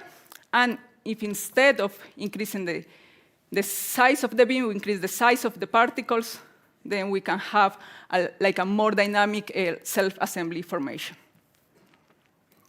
And since everything is induced by light, we can control this self-assembly, disassembly by turning the light off, on, as we can see here. But also it is reversible. We can achieve it as many times as we want by just switching the light on, off, as we can see here in the second video. So the next step was to see if we obtain this formation of this self-assembly like in 2D, or if they are really agglomerated in a three-dimensional way. So we perform some Z-scan imaging. And actually, we corroborate that indeed it's like a 3D self-assembly of these micromotors once we shine the light. And also, we can not only obtain these like circular shapes, but we can even achieve a more complex self-assembly by modulating the light pattern. So they can follow, like if we use a rectangular shape, they will adapt and will form this self-assembly. Here we have like multiple circles, and they will also form these different self-assemblies, or even more complex, like spirals, or even heart-shaped morphologies. So what's interesting here is that depending on the pattern that we use and the morphology of the light irradiation, we actually can get different heights of this self-assembly. So for instance, taking as example these multiple circles, we have performed some 3D mapping of this data scan, and the circles that are very tiny, as you can see, the height is not very large. However, the ones that are in the outer part, they can reach like larger pillars. And actually, as we corroborated here by doing this 3D set scan, most of them will agglomerate in the middle and then form the larger clustering on the top. And actually, when we just shine the light, they will form like this very ordered self-assembly, as we can see here. But after long-term irradiation, they will destroy this nice self-assembly because they are coming one on top of each other. So the takeaway message of this part is just that by light manipulation, we can actually induce very sophisticated and collective functionalities in these photoactive micromotors. But besides this self-assembly, we can develop photoactive micromotors that can perform temperature sensing. So in this case, what we did was to combine two different optical materials in the same structure of the micromotor. So we have the zinc oxide that is necessary for the motion and the light irradiation. And then we have the upconversion particle that is able to, under near-infrared light, to give us the optical signal for the temperature measurement. So this is just a two-photon process that I will not explain in so much detail, but it's just these codopants of the upconversion are thermally coupled. So depending on the temperature of the media, the ratio and the intensity will vary. So the micromotor that we develop can sense, for instance, in this case, from 297 to 330 Kelvin. And here we can see how they can self-propel under light irradiation, and on the right, how by switching the light wavelength to near-infrared, they have this green emission that is not only useful for this temperature sensing, but also for tracking purposes. So this dual functionality allows us to have micromotors that not only move, but can also monitor their environments. And in this last part, what I will explain is how we can apply these micromotors for water purification. So what we do is that we put these micromotors in water, and then we irradiate them with a solar simulator. So we use them, for instance, for capture heavy metals or remove organic pollutants, and also even for inactivation of pathogenic microorganisms. So here we developed the first example of a totally metal-free tubular micromotor that is able to move under visible light. This micromotor is made of carbon nitride, and also we didn't use any template or other complex methods during the fabrication. It's just a supramolecular self-assembly. And as we corroborated by SEM images, they are made of only carbon and nitrogen, so in principle they are biocompatible. And also they exhibit this intrinsic blue fluorescence. So once we shine the light, the micromotor will start moving. This type of micromotors require hydrogen peroxide as chemical fuel. Once we stop the light, the micromotor stops the motion, and it can be easily reactivated by shining the light again. And since they are fluorescent, we can also follow them by fluorescence microscopy. So the next step was to evaluate what happened to these micromotors when these different heavy metals are present in the water. And what we observed was that in the presence of these different heavy metals, the micromotors actually move much faster at the same time that they are absorbing and removing these heavy metals from the water. So for instance, if we take as an example the copper, the micromotor move much faster, but also in this case, then they require less concentration of this chemical fuel. So from an environmental point of view, this is very promising because then we can harvest the pollutants that are in the water for the micromotor to be more efficient, but at the same time to remove this type of contaminants. And the explanation for this is that once they are in contact with these heavy metals, they will bind to the surface of the micromotors by electrostatic attraction, but also by acid-base Lewis interactions.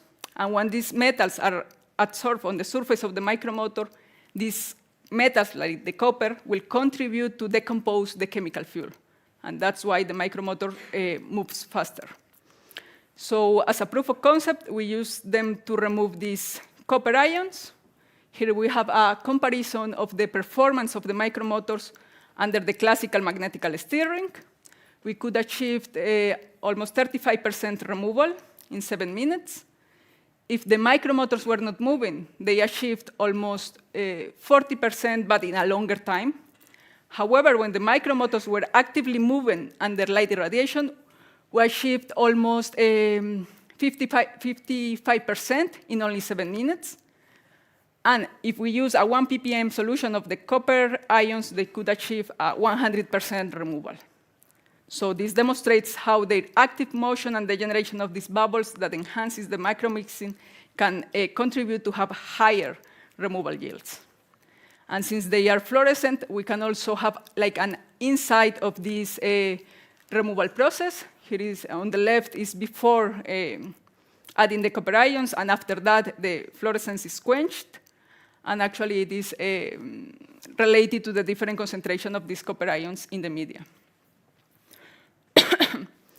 So these results demonstrate how we can create micromotors that are very low cost and are very efficient for addressing this type of contaminants in polluted water. But in this case, the micromotors are just absorbing the pollutant, so they are not really like degrading it. We need to remove the micromotors to take the pollutant from the water. So what we did next is also to develop micromotors that can not only absorb the pollutant, but also degrade them as, in situ while we are irradiating.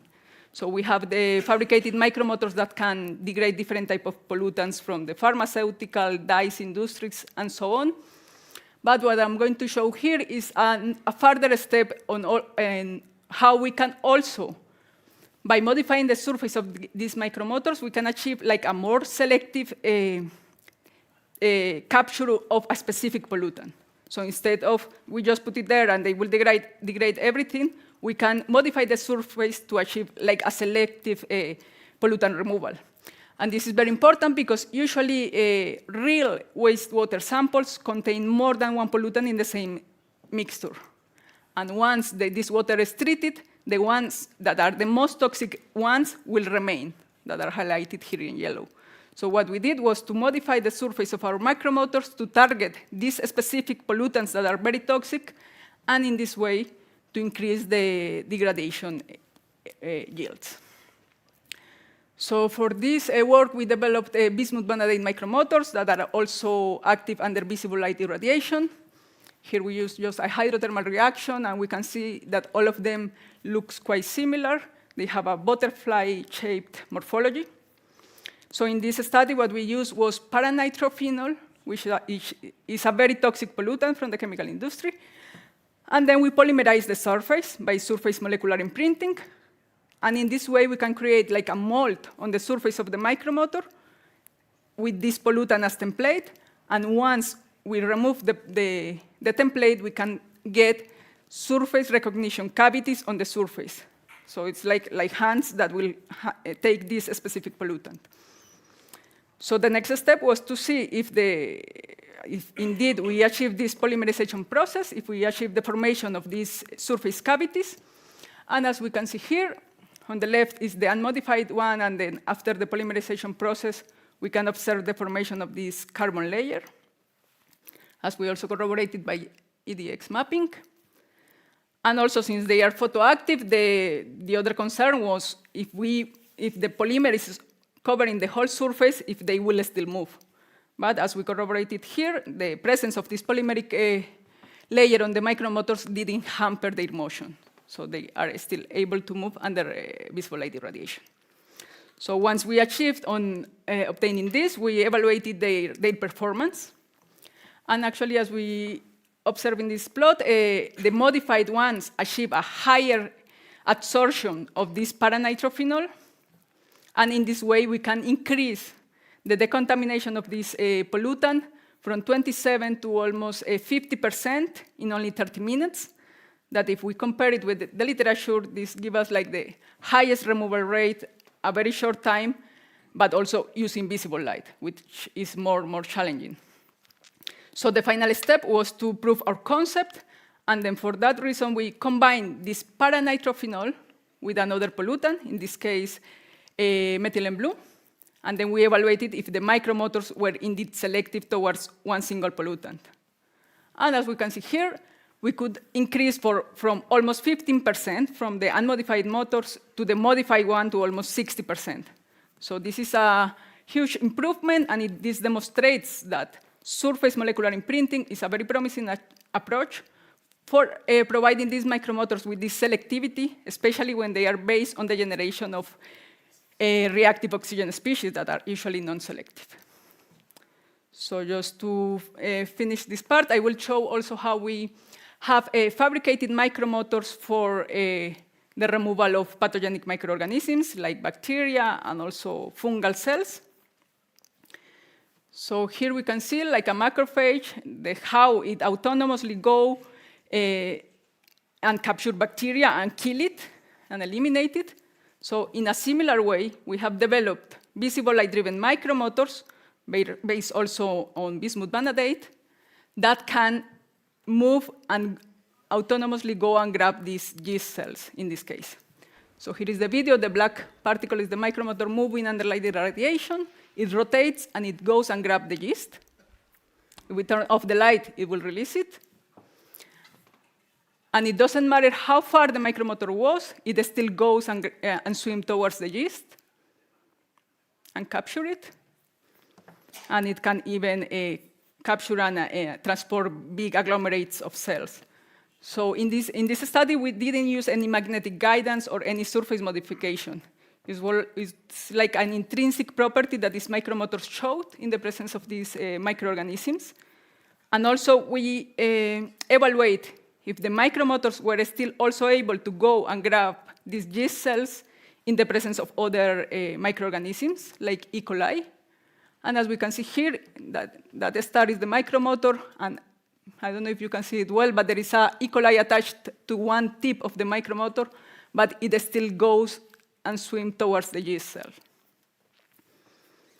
So taking advantage of that the micromotors release reactive oxygen species and this enhanced contact, we use them for the inactivation of this fungal contamination. Here we have some microscope optical images. The green images correspond to the live cells and the red ones to the dead ones. And we can corroborate that after the treatment with our micromotors, almost all the yeast cells are dead.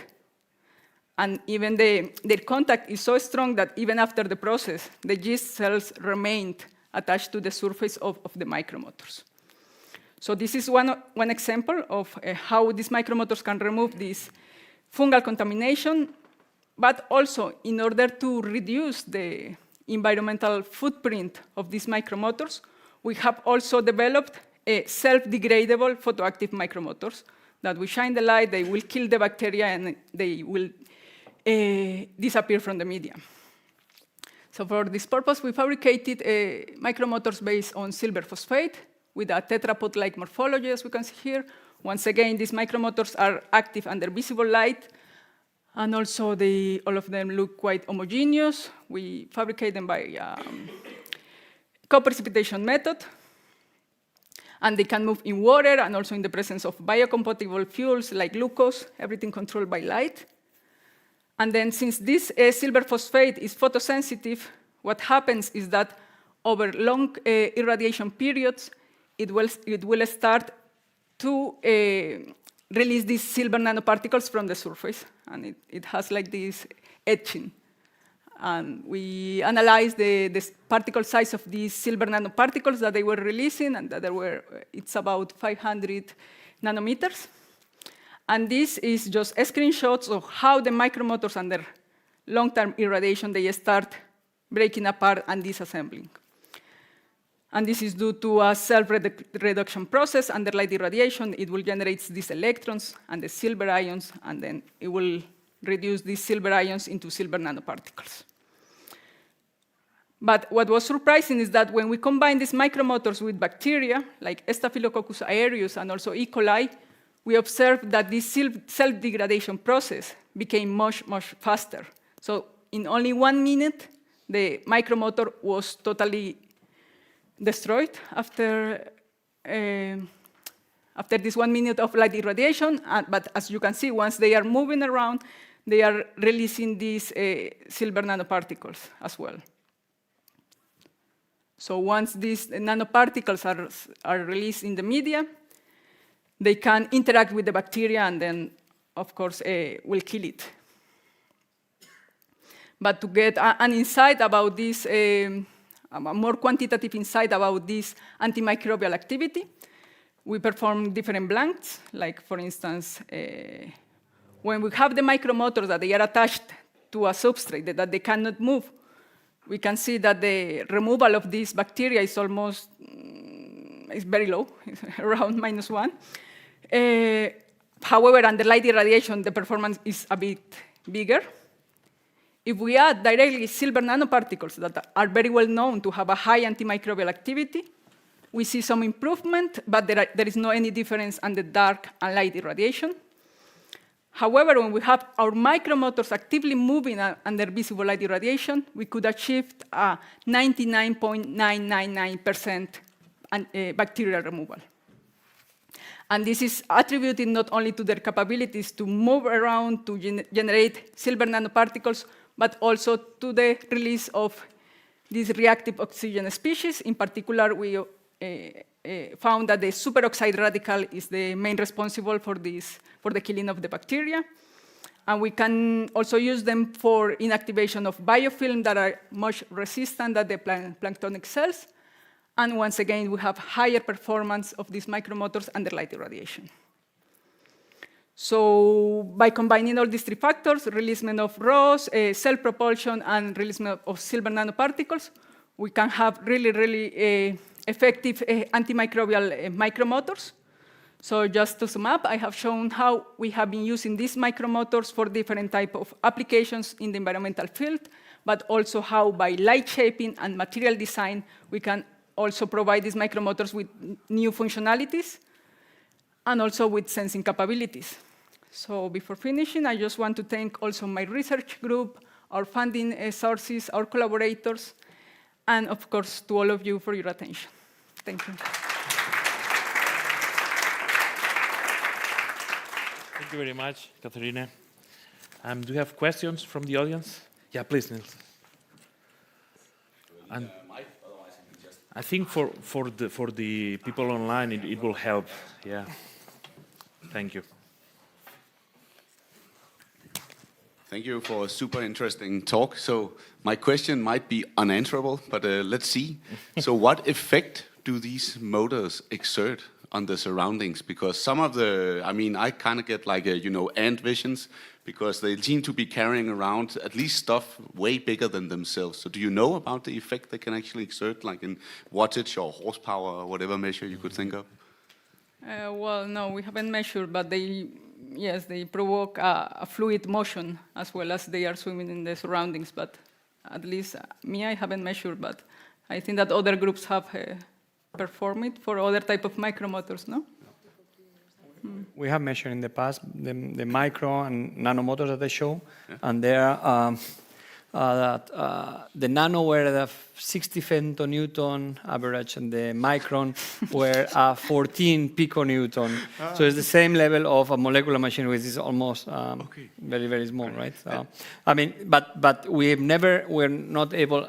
Probably that would be a challenge, right? With optical twisters, you cannot do like any metallic material because like absorbs the light, and we'll see how it's destroyed. But there might be other ways to measure. Maybe there will be not at the piconewton, maybe larger, but because hair particles were moving larger, so no, but micro. With an N effector, I think you can do that. Yeah. Yes, but micro cantilever. Yeah. So, yes. Yeah, thank you very much for a nice presentation. Thank you. Yeah, this may seem low, but it's like it's in the range of you can manipulate cells for this, right? And there's a lot of this technology being used for like in vitro fertilization, where you can manipulate the eggs and everything, right? So it's again the right tool for the right job, right? Yeah. Exactly. Yeah. Yes. Thank you. Thank you, Katherine, for the next talk. So I was thinking about, is there any way to recapture all the microbots? Like once you drop them to get the different things, right? Imagine that you want to capture something to analyze later. Yes, usually by modifying the surface with the magnetic nanoparticles, then we apply the magnetic field and then we can recover them. Yes. Okay. Thank you. Thanks. Thank you. I do have a question. If there's another question, it's hard to see, but what's the mechanism for the light-mediated self-assembly? Like, what's the actual particle-to-particle interactions that makes them classic? Well, this happens in the presence of a redox shuttle that is benzoquinone-hydroquinone. So once we radiate it, they are generating protons and hydroxy groups. This is causing this interactions. I missed that. Yeah, sorry. Yeah, yeah, thank you. Well, please, let's thank Katherine. And our last speaker for this session is Professor Maria Guix.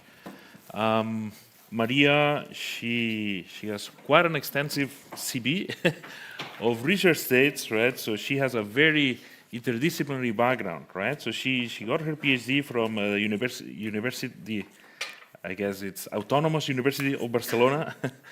She was working with Professor Albert Mercochis at the Catalan Institute of Nanoscience and Nanotechnology, but also she did research stays at the EMPA in Switzerland and the University of California, San Diego, with Professor Zhou Wang, who is one of the fathers of the field of microrobotics. Also in Dresden with Oliver Schmidt, at Purdue University, and then she was at IBEC working with Professor Samuel Sanchez as well. And now she's in a Ramón y Cajal tenure-track position at the University of Barcelona, working on miniaturizing these muscle-based hybrid robots, integrating biofabrication and microfluidics. So very exciting topic. So please let's welcome her. Well, thank you, Abdon, for this very nice introduction. And just to say, I already talked to Samuel. There will be no overlapping with the slides. I really want you to convey some clear messages because I have some more time. I have more time because I have excellent introductions to the topic, so we don't have to get stopped in unnecessary, not now because you know what is a robot, but hopefully this works. And now I have no computer, huh? I just have this. So that is the next button, no? I do back? I can do back. Mira, now. Very good. Okay. So this could seem like an unnecessary slide. It is not, I tell you. Like, so the thing is, like, we already talked a lot about, here I don't have to get a lot into the monitoring, let's say, aspect, because you already know what automation is and what simulations stand for to understand these systems. But I want to make it very clear that when you have to create these robots, especially in the nano and the micro scale, you need to go by these three main blocks. And Samuel and Katherine know that very well, that first of all, you need to design it and create it. One thing is imagining a micro robot. It's not the same as working with macro robots. We have sensors, we have the materials, the technology is extensively explored. So here the rules change. Everything is much smaller. As Samuel was saying, we are playing at low Reynolds number. That means we have to overcome by asymmetry and by using some catalytic reactions, some things. That's why I put these very simple but very clear images of how these robots can be. And then also this 3D printing, which can be crucial on the field of living robotics. Today I will focus on that. And Samuel explained you very well, like, why this is useful for application. I will tell you why we are killing ourselves to use cells instead of using synthetic materials that are supposed to be much easier. Then we have the actuation. So after we have imagined the robot and we have it under our microscopes, it's how I do make it move, how I decide when it's going to start moving. Right? This is the actuation, basically.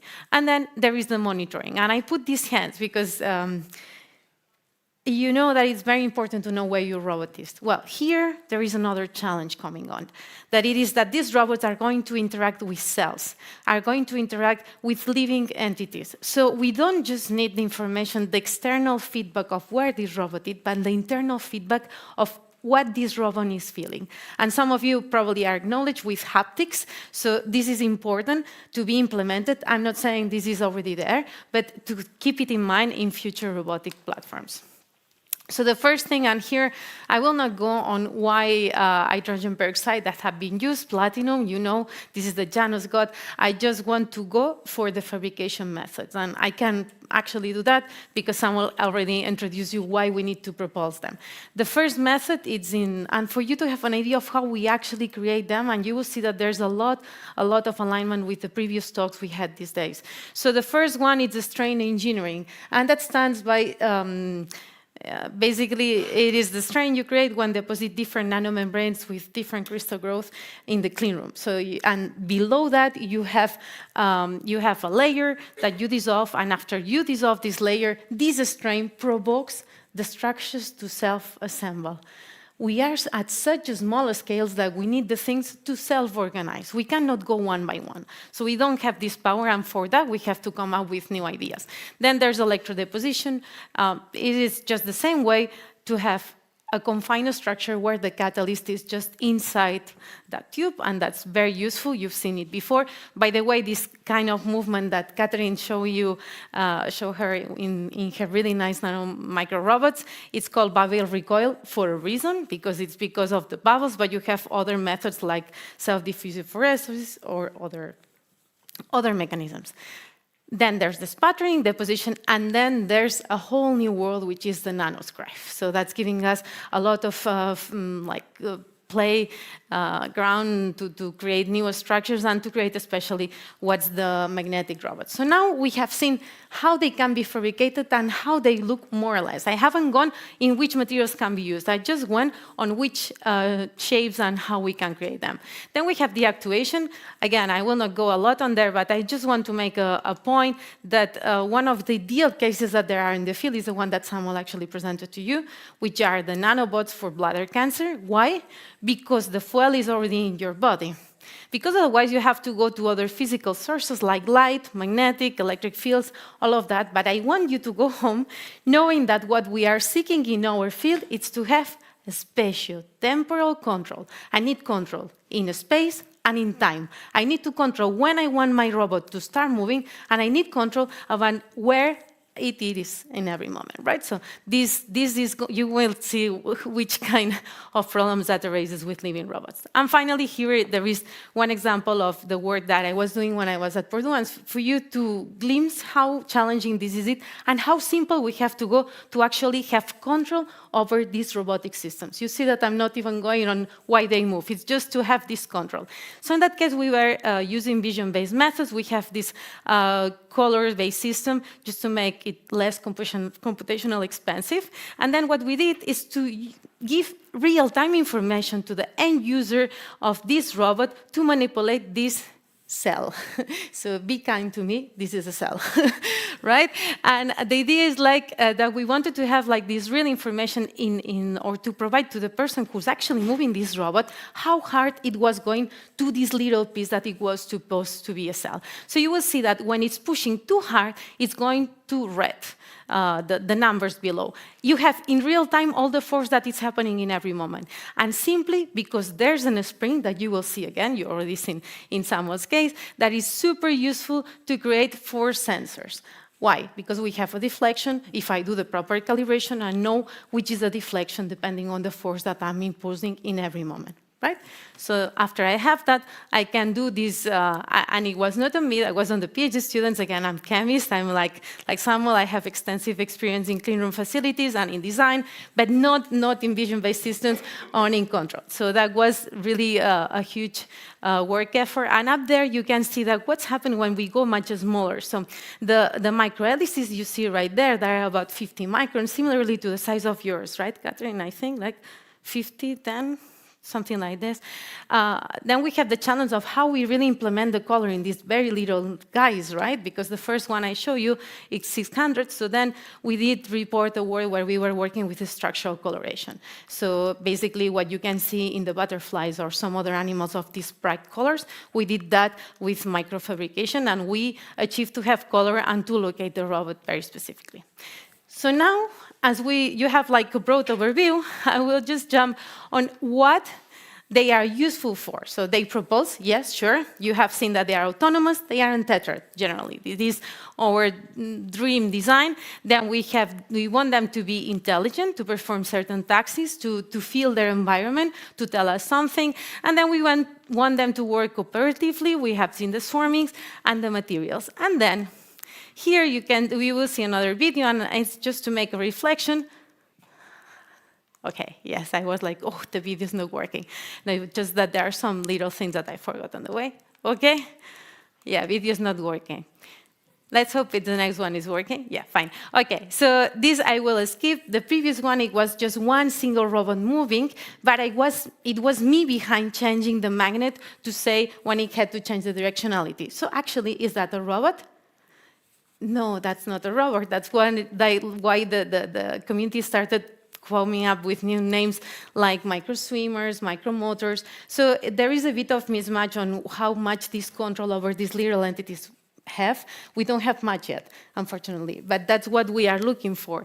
And this kind of biohybrid robots, especially the ones which are enzymatic, we can say that there's a certain degree of control because you have the taxes. That is what they are checking in Samuel's group, and they found out that there are some insights in there. So it's not only about always seeing and moving that single entity, but on imposing conditions that allow them to move somewhere. So after explaining which are the biohybrid robots, I will jump to the living robots. And what are the differences? Because biohybrid, it looks like biological and synthetic, why you call them living. Well, when we construct those, the minimal entity that we are using is the cell, right? So we have to come from that. And the cell, it could be a sperm or it could be bacteria, but you will not see here DNA or other macromolecules or proteins. So here we are working with units which they can evolve, they have certain communication, and they have to grow and differentiate up to a certain point. They are generally into a compliant structure, which has to be adaptive. And here I want to make a point. If you print your cells and you leave them standalone, in a couple of hours, or let's say in half a day, you will have a ball of cells.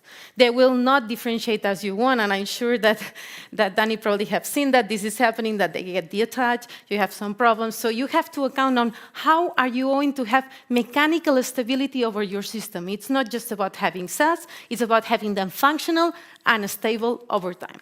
And finally, we have what the robot is doing, and just make you a reminder that a simple arm doing that, it's a robot, at least in our field. So this is the state of the advancements that we can do.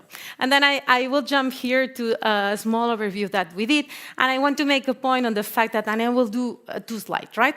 Top-down and bottom-up fabrications, and you will see that we will see the cyborgs or bionic systems, and we will see the tissue-based biohybrid robots. These are the ones I'm going to focus today, right? These are the ones I will give you some overview. And now I go to the why.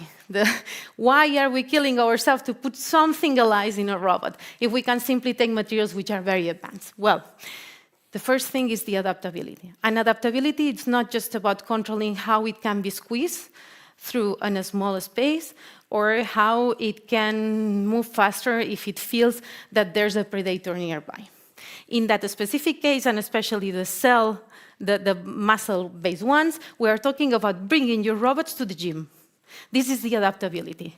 The more you train them, the stronger they get. And what does it mean in our field? It means that the properties of the robot that we are constructing just today are going to be different from the robot that we will have in 2 weeks. And this is crucial, but because we are talking about evolution systems which are evolving by themselves. But for that, we have to provide the conditions to do so. Then we have the self-healing and self-organization. And let me do another point on self-organization. Here it comes the point of emerging properties. And that means that sometimes we have surprises with the cells. Depending on the conditions you provide, they can have behaviors that you don't expect, and you will see some of them today. So properties which are quite amazing. So one of them, and I will go very fast here, are the top-down fabrication. So basically, I take an animal which is performing pretty well. In that case, I thought that it was really interesting for the underwater Bioinspired systems. It is from Nicole Shu, and basically they put this device which has sensors and some stimulators inside a real jellyfish, and that makes the jellyfish not only going to where you want, but swimming better that it would do alone, or at least in a more directional manner. And then we have other kind of these bionic systems, which are the cockroach. They are amazing for exploration. Honestly, I don't like them much because of the ethical issues, and I'm honest, and that's why I'm working with the muscle-based ones. But they are really good for this kind of task, and especially because they are able to work cooperatively, and you can get this information because they are big enough to put chips that we have control over the chips. So this is like the sweet spots in terms of size, right? And then, as I told you that we work with the smallest unit of cells, how more small we can make these robots? Well, about 10 microns, because we can just work with cells. So the cells has a minimum size, so it's not that I can go to the clean room and do a robot based with cells, that it has 50 nanometers, right? So that we agree. And I jump to some examples, and I will just give some brief explanations about the fabrication. This first was done with so it is like a spattering of a gold pattern onto a PDMS layer, and they copied the organization of the cells as the jellyfish. And by that, I want to jump really to the topic of this conference, which is Bioinspired. They really took the design in a Bioinspired manner, and what happened? That it didn't work the first time they do it. So they took it, they did it, and then they refine it through simulations, right? So we have to understand the organization, and then we have to adapt to it to really work well. And in the next video, I want you to see, by the way, here we are, what they are doing in Park Group is like applying electrical pulses. This is how the cells contract and relax, and they move. And then here you see some shine, light, right? This is excellent for this kind of robots because it provides a spatiotemporal control. You can see or you can know which part you stimulate of this robot, right? And this is very nice. But the problem we have here is that to do so, the cells, they don't naturally respond to light. So we have to modify them optogenetically. This restricts a bit their performance, but still is a very nice combination. And I want you to see this paper. This is like quite recent. It's also from Parker's group. And they were functionalizing one with optogenetical cells that are responding to one wavelength and one which are responding to another wavelength. But do you see any light right there? Not really, right? And because it's true that they did that, but that was the first optimization. In the second optimization that they did, it's the first actual, let's say, autonomous living robot, which is working really, really nice because they copied how the cells were organizing in a pacemaker. So in our heart, we have these stretch-activated mechanosensitive proteins that they respond when your heart stops. So then they have the task of autonomously moving when this happens, right? And this is what they did here just by imposing a shape. And by doing that, I'm bringing you to the topic that is important, at least to me, when we are designing this kind of robots. It's not just about cells, it's about the design of how I'm going to put them and how I cultivate them during that time. Because remember, growing cells doesn't mean that they're going to be functional. And functional means that they are able to be contractile. If they are not contractile, they are not useful for me, right? At least for robotics. So we have the skeletal muscle. I go super quick, but asymmetry, differential friction, this is key, and this is one of the main robots. These are insect cells. Beautiful, amazing. They work in water, they work in dry conditions. It is a MEMS system, it's from 2005. And finally, we have here the first example, or one of the ones that they achieve like some efficient motion of neuromuscular junction. That's another holy grail of the field. So they got it to work. In that case, where they functionalize or what they do optogenetically, it was the neuron. They activate the neuron with light, and this neuron activated the muscle. So it's just another method to activate it. And what did we do different when Samuel accepted me in his group? I came back from the States, and I was Juan de la Cierva, and then he told me, well, Maria, you know you will be working with cells. It was my first time, and I was very glad that they already had optimized all the part of printing the cells, and they were working really fine. So it was a hard way, and I have to say he had the patience, which was about 3-4 years to get that work done. It's not easy to develop the living robots, but then it can be very rewarding. And some of the works that come along, it was like, for example, this TNF that he was mentioning, that we were taking this muscle, which is a very good model, and we were testing for wrinkles. He didn't tell you what was the company that was paying us. It was like to take out your wrinkles, because basically a wrinkle is nothing more than the muscle contracts. It doesn't have the capacity to relax again. So we were testing these active systems. And then you can use also composites to make the cells to grow better. But what I would really like to focus is on, if we want our muscles to work well, we have to copy or the arrangement that they have in nature. One of them is this hierarchical organization or fascicle-like organization, which we got with this coaxial printing, right? And what we observe here is that generally, and we've seen these days, when you are doing 3D printing, you do one layer, another layer, and one after another, they fuse, right? Well, in that case, we don't want to fuse. We want them to be individual, but still one entity.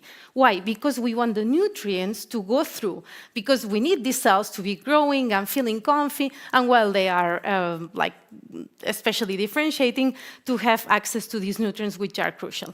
And at the same time, another thing which is very important, well, here, by the way, is how they contract. The one of coaxial is the one that the fibers are kind of, I wouldn't say independent because they are still together, but they are not fused. We don't have this big chunk, and we see that they are much stronger.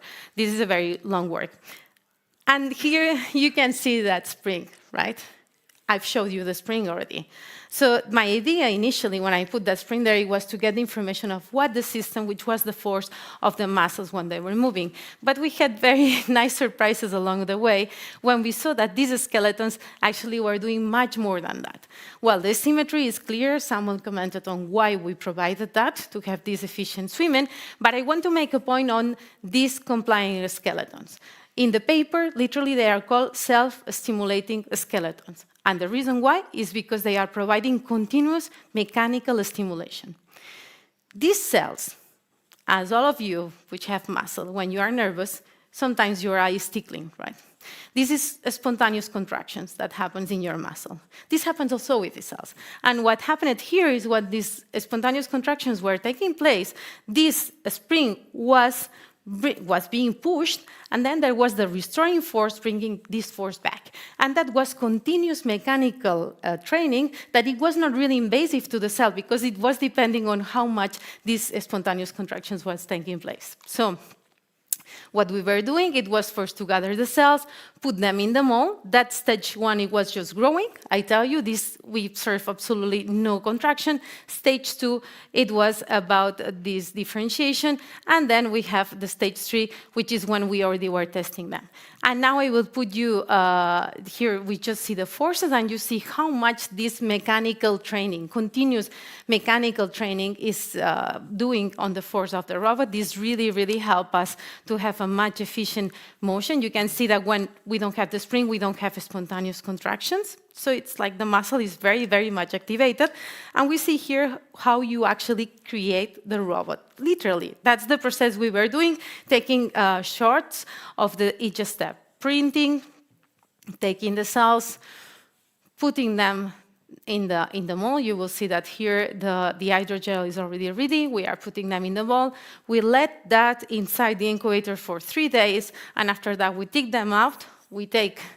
You will see that there is another advantage to the spring. I'm pretty sure that sometimes you had that with your pen and you were playing, that you can squeeze the spring pretty easily. So to attach the spring to the cells, it was really easy. There was a little trick that I did there with the design, which was on the edge of these skeletons, there was a notch. So the muscle was not falling down, right? You cannot see that. And then here there are the spontaneous contractions that they had, and which actually make the system to be so disruptive in that sense. And then finally, we will see the motion that it was showing. This is actually how it was, which was in the interface. So another thing about these systems, all the ones I will show you today, is that they are moving in water, period. They need the nutrients, and only the insect cells can be alive outside, but they are very, very complicated. Here there are 2 different motions. You see here that I'm applying electrical pulses of 1 Hertz and then of 2 Hertz. So that means that I have control over the speed. Do I have control over the directionality of the system? Yes, I do. But I just can tell you up front if it's going right or left. After it's starting moving, I cannot really have much more control over that, at least with this configuration, right? So you can see here that they were moving by inertia, and there were also the corresponding hydrodynamic studies where you can observe there the velocity fields and the different speeds that we see on the solution. So, but what I wanted to remark is that this system is not just nice because at the time we developed in our team like one of the fastest muscle-based robot, but because this can be used for muscles, right? Because we can provide this self-training to the system, and that can be really, really useful to have good platforms. And then one day, that was Christmas time, by the way, I remember it well, I went to change the media, and it happened that it fell down. And suddenly, yeah, lots of spontaneous contractions, but also this 8-loop shape. And then I was killing myself to make it move, and suddenly this little guy was moving really, really well. This is a paper that, by the way, it's already 2 years I left the group, and we still have to write, but we have the data there. And it is very nice because one of the consequences of having them in the skeleton is that there are some stresses along the tissue that make them to always self-assemble the same way when they fall down. And that's extremely interesting because that means that we have a control at least over the stress of the cells during the maturation time. And this is very consistent. And depending on the time that it's maturating, we can have different numbers of cells. If we check from the side, this is not anymore a swimmer. This is more like, I would say, a walker, right? You have a differential friction on the surface, and it is moving really efficiently. And another thing is that you don't see any electrode there. The robot is moving alone. It's autonomous. It's the same as the fish I was showing you before. It's by by these spontaneous contractions. And then, having shown that to you, which is as like a brief view of the actuation and the control. I just wanted to put these two for you to see a bit what else had been done in the field, a part of what Samuel was showing you of our recently published paper, which was this one. Because I wanted to, at least it's not just about showing you what is in the field. I want you to go home knowing which are the challenges that we are facing daily with these systems. So mostly one of them is like we are kind of on the sweet spot, the mesoscale. The centimeter scale, it works pretty fine. But as soon as you want to go bigger, to scale them up, you have to have the vascularization.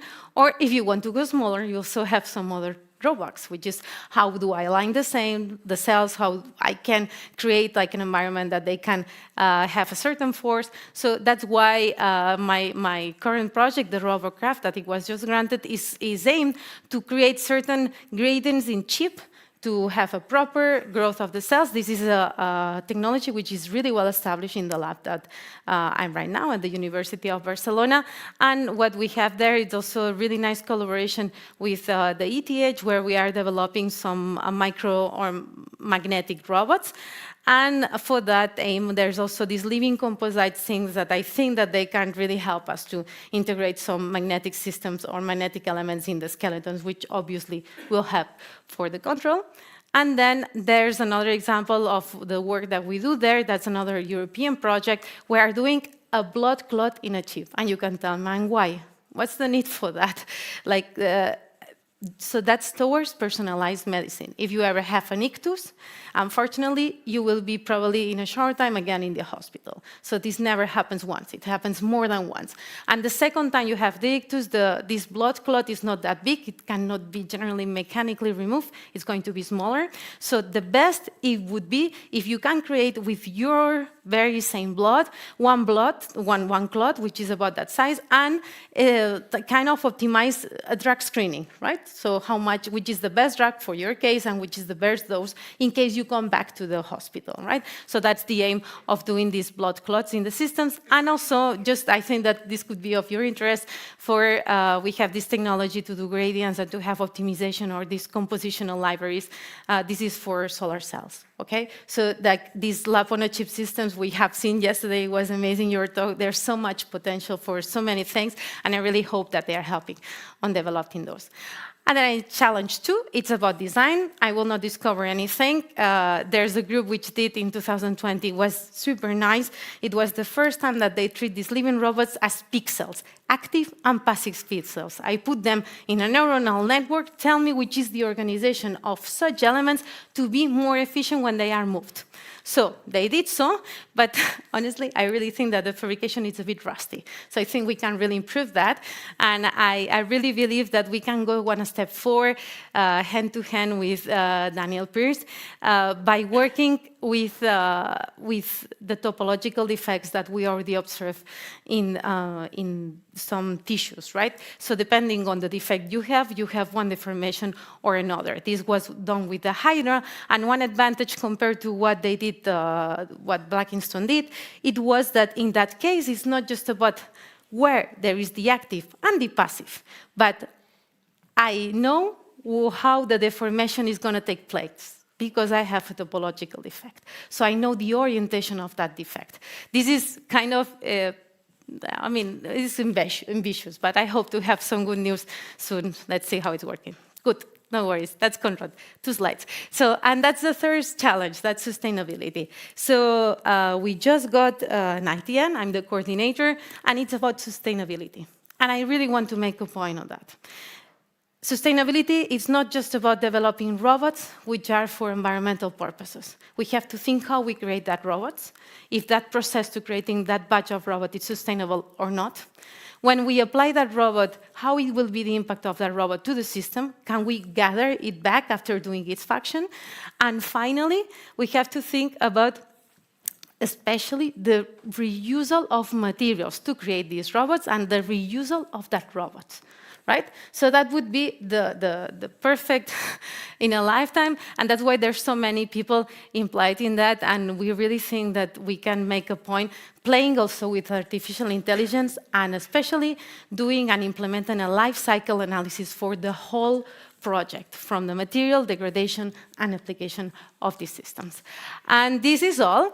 And I want you to get back home thinking about Pandora and Avatar. And my robots are the little navies, which are taking the energy from the cells. So think about the cells the next time you see them as something which can be useful to develop your robots, because I really think that this can make a difference on this evolving robotics in any kind of systems that you have, right? I know it's a bit crazy, but I really think that it's a very visual image that can help out. And I wouldn't finish with thanking all the effort of all the team which is behind. You have noticed that most of this work is with what I did with Samuel, and there is still ongoing collaborations, lots of papers to be written still, but this is nice, and that we are 2 streets away, so we can still do that. And I really hope that in the UV I'm also able to do something smaller, so I can show it to you not in a long time. And thank you very much for holding here and for your patience.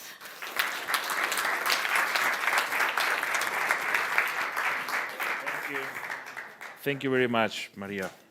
Do we have questions from the room? Yeah, we have Danny and Fabrizio.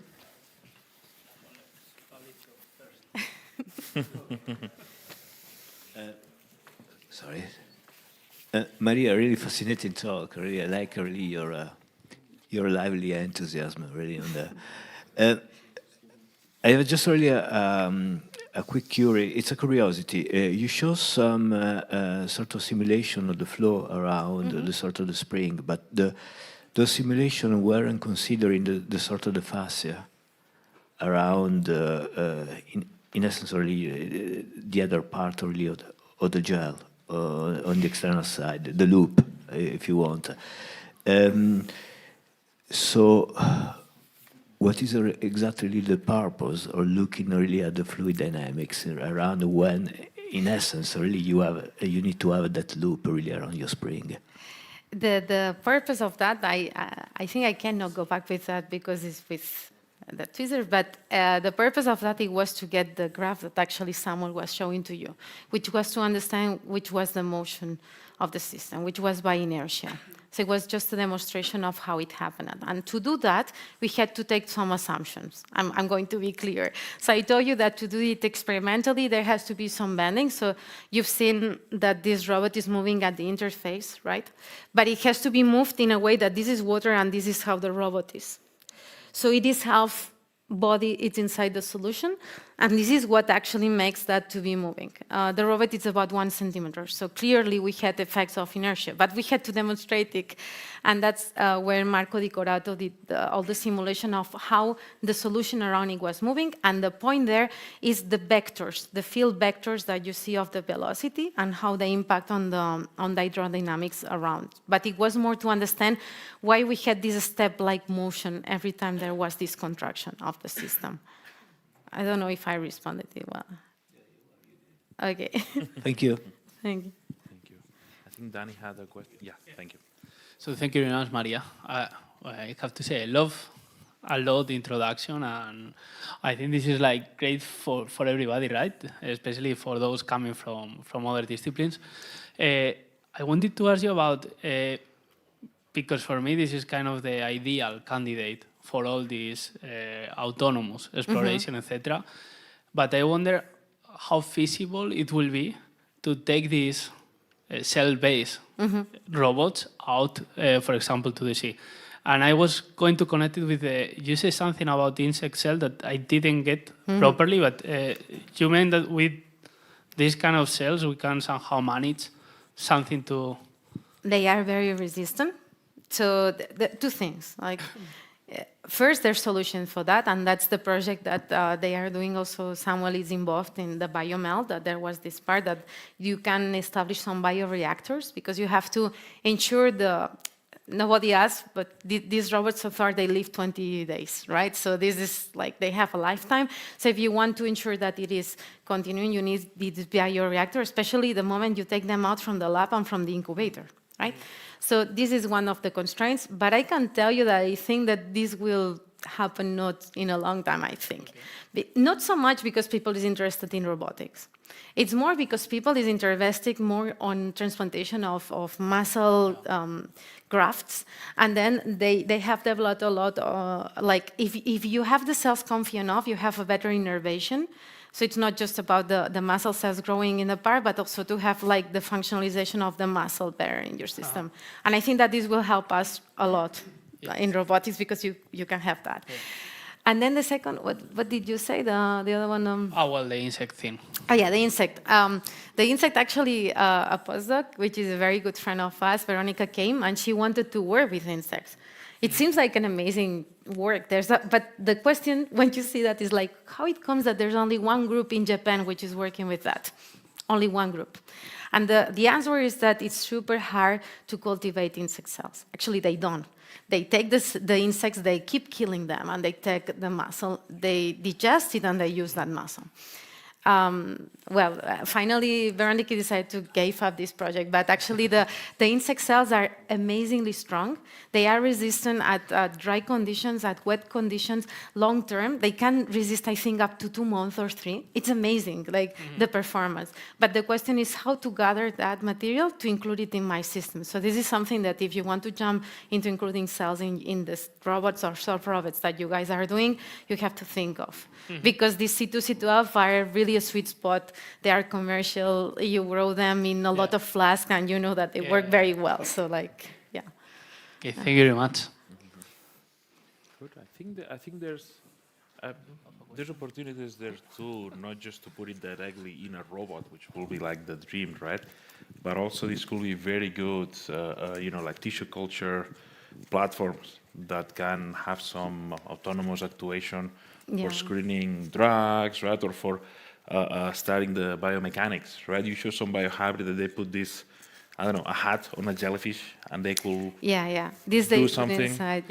So that this could be a good platform, I imagine, to understand how it works, and then try to design some synthetic robots based on what you see. There's a lot of reverse engineering in that light, and I finish, which is if I'm able to design a living robot which is moving and it's functional, this will give me information of how actually our native muscle is working. So this is what's reverse engineering. So we are doing the other way around, is what you're saying, and it helps to understand the undergoing biological effects. Great, awesome. So if there's not any more question, please let's thank Maria again. And I think, with this, we conclude this session on small scales of robots. But we're going to have, Iago's going to make an announcement right now. Thank you very much, Abdon. No, I don't need to say anything more. The conference, the presentations were awesome. So only thank you all for your words, for your work. Another applause, please. Thank you. And I want to call our last speaker, Richard Murray, to the stage. One of the ideas that we have with this Twilight conference was to bring the editorial perspective here on stage to give us the vision that they have on how we can do better science, what are the risks that we are facing with this model that we currently have. So Richard was so kind to come and join us, and he bring with him an interesting topic and an interesting presentations about this. So let me give you some information about Richard, because I think it's quite amazing. Richard is a PhD himself. He was doctorated by the University of Galway in Ireland. He lives now in Spain, so he did a huge personal travel. And he worked as an associate editor for the Wiley Material Science for a while. Then he left and he prepared his own book. And now he is back in the Wiley, and he is the editor-in-chief of Advanced Intelligent Materials, Advanced Intelligent Systems, Advanced Robotic Research, and Advanced Intelligent Discovery. So I think he's an expert in his field. So Richard, we're so happy to have you here, and even more happy to hear your words. Are you prepared? Thank you. I hope this works. I'm quite sure of that. Is it showing up there? No? No, they're going to send it? Oh, okay. Okay. Satellite All is yours. right. All yours. Okay, so thank you for the very kind introduction. And also, before getting started, I just want to say thanks to Danielle, Abdon, Maria, everybody for the invitation to come and present. And also to, I think we'll have a little announcement at the very end of everything that might be of interest to everyone. So, disclaimer, I'm not an expert on generative AI, and I'm not an expert on robotics either, but I am going to talk about the use, or rather abuse and use, or proper use, ethical use of generative AI in scientific publishing, because it's, I mean, everyone knows this is really, really popular, especially since the onset of ChatGPT. So Iago gave a very brief introduction to myself earlier, or to me. So this is, what's going on here? That's my connection here. Okay, so I'm from a small city on the west coast of Ireland called Galway. I did my degree in physics and a PhD in physical chemistry in 2010. Then in 2011, I moved to San Sebastian to biomedical, where I just applied lots of fluorescent techniques in different scenarios, from drug delivery to whispering gallery mode development, sensing systems and that. Then in 2015, I moved to a small company in Germany called Surflay in Berlin, and that was as a Marie Curie postdoc fellow. Then in 2017, I started in Wiley as an associate editor, where I worked on advanced materials, advanced functional materials, advanced science, advanced optical materials, laser and photonics reviews, several of the physics journals that Wiley have as well. Then in 2019, love called again, and we moved back to San Sebastian, to Bilbao, and there I started as with a book publisher, an open access book publisher. That lasted not too long. Then I got back into project management in a research center in Bilbao called Biofísica. Then Wiley called again because the pandemic allowed people to work remotely, so I joined again in 2022. And since then, I've gone from being just an associate editor to now I'm editor-in-chief of Advanced Intelligence Systems, which Samuel is a board member of. Advanced Robotics Research, which Abdon is now a board member of. That's a very new journal. Advanced Intelligent Discovery is also a very new journal that we have.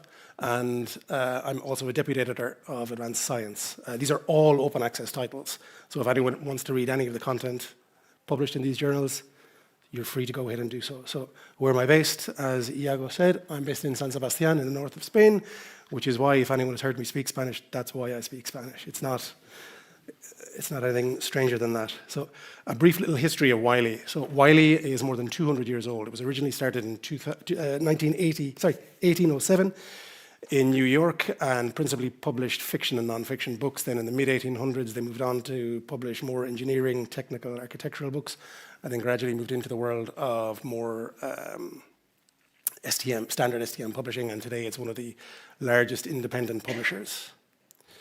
We have journals across every field of research, from life sciences, physical, social, health, and we have a huge range of open access titles.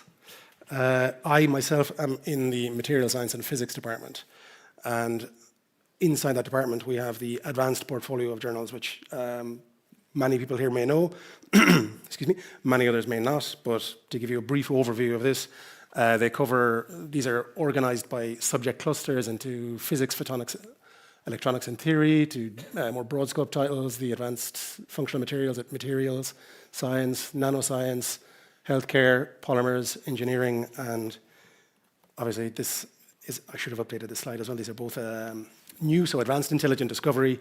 The way I like to describe it is the use of digital tools for the integration and transformation of science, so to accelerate research, the discovery and design processes across all fields, whether that's robotics, chemistry, biology, physics, materials. It caters for all of that. Then advanced robotics research, exactly as it says on the tin, robotics across all scales, all domains, and both of these journals were launched just last month, so they're actually going quite well. We have submissions already under review in both, which is quite good for brand new journals. Now I'm going to go straight into generative AI for publishing. So everyone knows and everyone sees more and more that machine learning or generative AI is being applied in research. So here are just some examples from two journals, Advanced Intelligent Systems and Advanced Electronic materials across different domains. So obviously, the advent of generative AI has unleashed a huge amount of potential to more quickly prepare manuscripts, more quickly hypothesize or develop your hypotheses, data analysis, everything like that. But it also comes with its own complications and dangers in terms of maintaining research integrity, because there are a lot of bad actors out there that will come in, just use it, not analyze or look in detail at what they've done or what results they've been given by a Gen AI tool, and try to get that published. So this, I think, given the audience, I think I can skip over most of this. So everyone really knows what Gen AI is, I think. Takes a text input and generates either a graphic or a textual output, learns from patterns and structures. It's either transformer-based or transformer-based and deep neural networks. These are some examples of common GPTs, and these are some image generation tools and text generation tools that are used. Many of these were already mentioned: DALL-E, Stable Diffusion, ChatGPT, probably the most common one. And then what does it do, or how do you generate your image? You give it a prompt, which will be in the form of a text.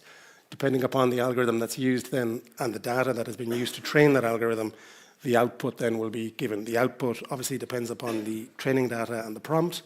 There are also questions here as well around who owns the data that was used to train the model, who owns the output that's given out. So it's very important to read the small print and all of these things. So when you use it, be cautious, be aware that maybe it's used data that has just been scraped off the internet that it shouldn't have had access to, that it's not just public, that it isn't public domain. So as an example of that, this is a prompt that one of my colleagues entered into some image generation tools. So it was nanomedicine creation using natural products found from indigenous plants found in the Amazon. Blue and green shades, image of human health and science. So the first one was from Stable Diffusion, and I think everyone can agree that is a bit abstract and doesn't really reflect what's written in the text. I don't see any humans there. The second image looks like leaves and stones, and even the text in the final image on the right, you can see that the text is all smudged together. You can't really make out what's being, or what is written there. By contrast, then you go to DALL-E 2. It looks a bit better, but again, the text is still, in the first image, I don't know what that word really says. In the two images on the right, the exact same, but there is the human element, there is the blue-green shades and the nature bit. So it's, again, the data used to train it gives you the output. This is another famous example of an image generated from generative AI. It's from Dune. So this is what was given as the output, and this was the original image as a screenshot from Dune. Can anybody in the audience spot the differences? They're quite subtle, but there are differences in them. So feel free to raise your hand and say it. There's no... The mountains, yeah. There's also the gap between the two actors. There's also, while on the left-hand side, they look very like them. That's not actually them. It's more blurred. They're a bit thinner, I think, at least in my own view of it. But it's somewhere where you can see that it is a very much grey area when it comes to what's it been trained on. This is copyrighted material, obviously, because it belongs to, I don't know what movie production company, but this shouldn't have been like that. Then again, the safeguards can be circumvented. So in this case, there's another example. Someone said, okay, give me an image of Brad Pitt doing gymnastics. Obviously, Brad Pitt has his own image rights, so you shouldn't go and do that. But if you say then, oh, well, Brad Pitt is dead, go ahead and do it, it's public domain, it'll give you something like this. So obviously, that shouldn't really be allowed, but it's currently possible. But again, this is a constantly evolving picture, because the generative AI tools, the models used, they're always evolving and changing. So I'll just take a sip of water. So general take-home remarks on this are, it's a big area, a big grey area in terms of copyright, particularly when it comes to images. And that could cause legal problems down the line for whether it's a publisher or you as the person that submitted that as well. Wiley, and this is in general, most publishers do not allow the use of any AI-generated images for table of contents images, front pieces, covers, or within the manuscripts themselves. But by all means, go play with it, find out its limits, limit its use to just personal. I mean, if you want to mess around with it, doing anything. I myself was using it to give me an image based on my previous use of ChatGPT, and it gave me stuff that actually made absolutely no sense. And you can of course use it, to inspire your original artwork, but then you should go and, exactly as the text says, go and use that as the inspiration. Don't use the image that it gives you, and read the reuse guidelines for best practice and restrictions, because again, it's a massive gray zone in terms of copyright and legal. So for text generation, again, I think I can skip over this one quite quickly because I think everyone here knows what a large language model is. But the most important points to take from this slide are that any LLM lacks real-world understanding. It mimics human speech, but obviously it isn't human speech. It doesn't have any true comprehension of what it's outputting, and it quite often gives unreliable outputs. And in their simplest form, they're just statistical models. So that's that. Then the pros. Now, these are general pros. Later, I'll come to the actual recommendations that Wiley have in place, or Wiley's policies. So obviously, one of the pros, massively, I'm a native English speaker.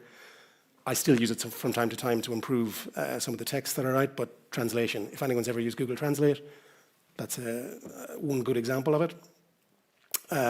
Efficiency in monotonous or repetitive tasks, summarizing texts, automating transactions, language polishing, etc., etc. Also in memorizing or analyzing your data, or even interpreting your data, organizing large amounts of data, or in idea generation.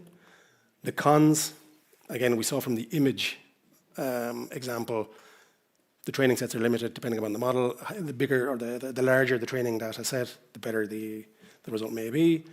Misinformation, because it doesn't always give reliable output, and as well disinformation, because it could be giving you something that's completely invented. And biased information as well, because everything that it's giving as an output is based upon an input that inherently will have bias in it at some point. I mean, if you go back far enough, well, everywhere there's bias, whether that's in terms of gender, race, religion, ideological, political, whatever. And then again, the copyright and privacy concerns that we have around that. So this, I think everyone has seen examples like this where someone has actually gone and just said, give me an introduction to my review article or my research article using ChatGPT or whatever. I mean, if you're going to use it, at least take out the prompt or the response that it gives you and the prompt, because I've seen it myself where they've still left their prompt in. So be smart about it. Revise what it gives you as an output. What's Wiley's current position on text generative AI tools?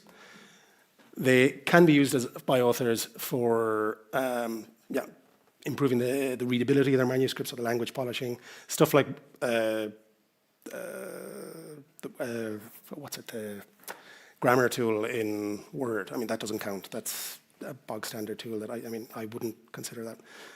I don't think anyone would, but however, it should be cited in the manuscript in the methodology or acknowledgement section, stating which tool was used, how it was used, where the output appears, and in the which tool, you should also give the version number as well, because it could be GPT 3.0 or 4.1 or whatever it is. GPTs cannot be listed as authors because they cannot be held legally responsible for the output. After all, it's a human that gives it a prompt, and the human is responsible for what they submit to a journal or anywhere. They can't be trusted to deliver accurate or reliable content, and they can never replace a human in terms of input or labor. And that goes for the creation, the alteration, or the manipulation of the research data or results. So this is just a restate. Do not list ChatGPT or any other LLM or AI as an author. It's not allowed, and that's pretty much industry-wide. How is it being used in peer review? So this is an example taken from March of this year by this group who did a study on an AI conference and found that 17% of the reviews were all written by AI. This breaks a couple of ethical considerations, because you shouldn't upload confidential information, which is the manuscript, to one of these GPTs, because that then could be used in the training data used to train that model. So you're breaking the confidentiality between the reviewer, editor, author. And again, the same as the author, the reviewer is responsible for what they submit, not the GPT. And that feeds in as well to maintaining the research integrity. So they can be used, yes, for improving the readability, the quality, the language, and that, but do not, under any circumstances, and this includes me and every editor as well, you should not upload any manuscripts to any GPTs or Gen AI tools, because it breaches that confidentiality agreement between the author, editor, and reviewer as well. The next bullet point just says the same. And then, will it still be necessary? Yes. Every AI tool, from everyone that I've talked to, regardless of its application, needs human oversight. So peer review will, in the context of scholarly publishing, peer review is still necessary, because the human oversight, even if you automate out things, a human still needs to go and oversee everything. These are probably the 3 letters that will help you as well when it comes to using Gen AI. Copyright, confidentiality, and accuracy. So copyright, I've already said a couple of times, it's a big gray zone. Confidentiality, I've just stated it, that goes for reviewers, editors, authors. And accuracy, you can't trust current AIs or GPTs to give you accurate outputs or reliable data, whatever. They have been known to make up fake references and everything as well. I'm sure people have heard about that too. So the conclusions then, yeah, they're part of the research landscape. Be familiar with them, where they can be used and where they can be misused. Also, what different reuse conditions the different GPTs or LLMs have. Ask, what's it trained to do? What data was it trained on? Was it all public domain, or have they bought the data? Have they scraped it off the web and just said nothing? Who owns the training data and the prompts? Who owns the product? And play with it as well to understand the limitations of it, both the technical and the legal limitations, because the legal limitations are probably more important on from an ethical point of view, yeah, because that brings in copyright, confidentiality, accuracy, or misinformation. And Wiley have designed a load of AI products to help combat. Has anyone heard of paper mills? So Wiley have brought in a lot of AI tools as well to help combat paper mills. So the idea with AI should be that it complements the human reviewer or author or editor, but it does not replace. And use it lawfully. Don't do what you shouldn't do. These are some industry resources if anyone wants to read more about what's happening in AI in publishing. So there's COPE, which is the Committee on Publication Ethics, that will give you not just guidelines on AI tools, but also on ethical guidelines for reviewers, ethical guidelines for editors, ethical guidelines for authors. In case one of your co-authors dies, you'll even have advice about that on it. The STM is an industry body. Scholarly Kitchen is another place. It's a blog that regularly posts information about publishing in general. And with that, thank you very much. If anyone has any questions, please feel free to ask them. My contact info is there. If anyone wants to contact me later with a question or a query about a manuscript, suitability for a journal or whatever. And that's me done.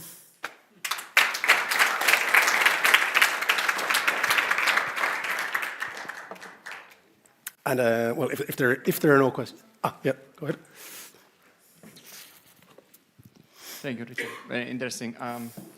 So I think you selected a good paper because it was not from Wiley, right? The one that had this introductory sentence. But what about the editors? What did they do? So, in that particular case, I'm not sure. Yeah, but you guys should check every single word of the paper, right? So not to blame the referees, editors. Sorry. Yeah. I mean, that's the thing. There's a whole chain of people who have looked at something like that.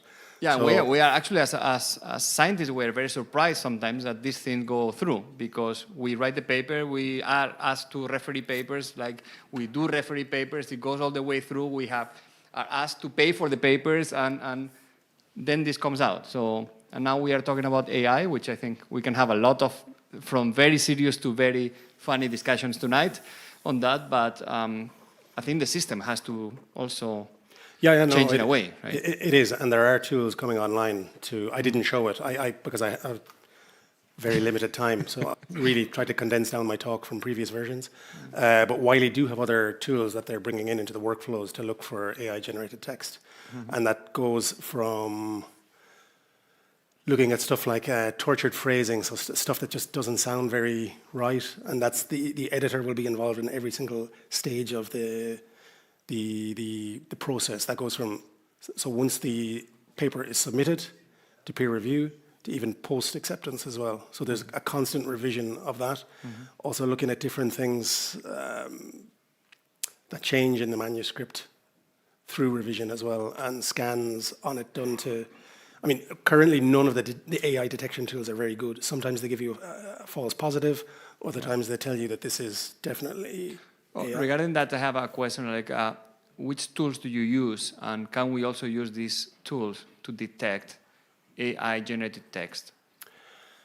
Currently, it's not implemented yet, so we don't use any AI tools for detection. Okay, because I asked another editor in one of this conference that once I got one of the papers I showed today from the last month, actually, one whole paragraph from a referee was really making no sense whatsoever. So I copy-paste in 0 GPT or something like that, right? So I put it there. It was like 99.9% AI generated. And that sentence was the only negative sentence of the 3 referees. So I am allowed to say something, right? To the editor, say, this is AI generated. Yeah, you could say that you suspect that it's AI generated. Yes. Because and then? Then can I refuse to reply to that question or what? You as an author? Yeah, of course. I mean, let's say you were the author I was the author. I was like, AI, ChatGPT asked me something, not the referee. You could, of course, refuse to answer if this has no legal responsibilities, right?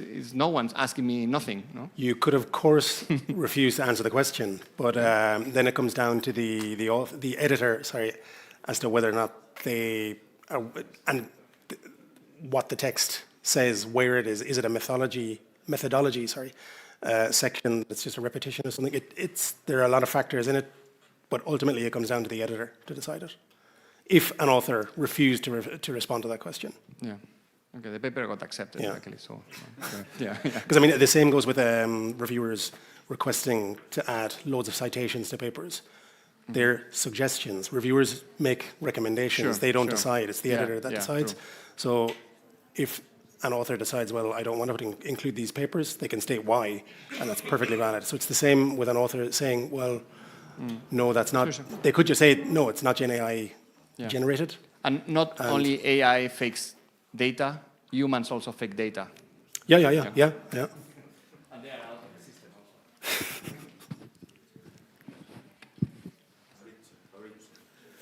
also. Sorry. Thanks for the talk. I have a bombshell question for you, but I won't ask it because otherwise this evening the party will go really sour. Okay, but can you please confirm that if we receive a paper to review from Wiley, the paper would have been checked for plagiarism using Turnitin or these types of systems? Okay, thank you. 100%, yeah. Every single paper that comes to any advanced or portfolio journal, or the small family of journals, or the chemistry journals, virtually, I can't speak for all of the external journals that Wiley have, because I mean there are too many of them, but every paper has a plagiarism check run on it. Yeah. No more questions? Okay, thank you, Richard.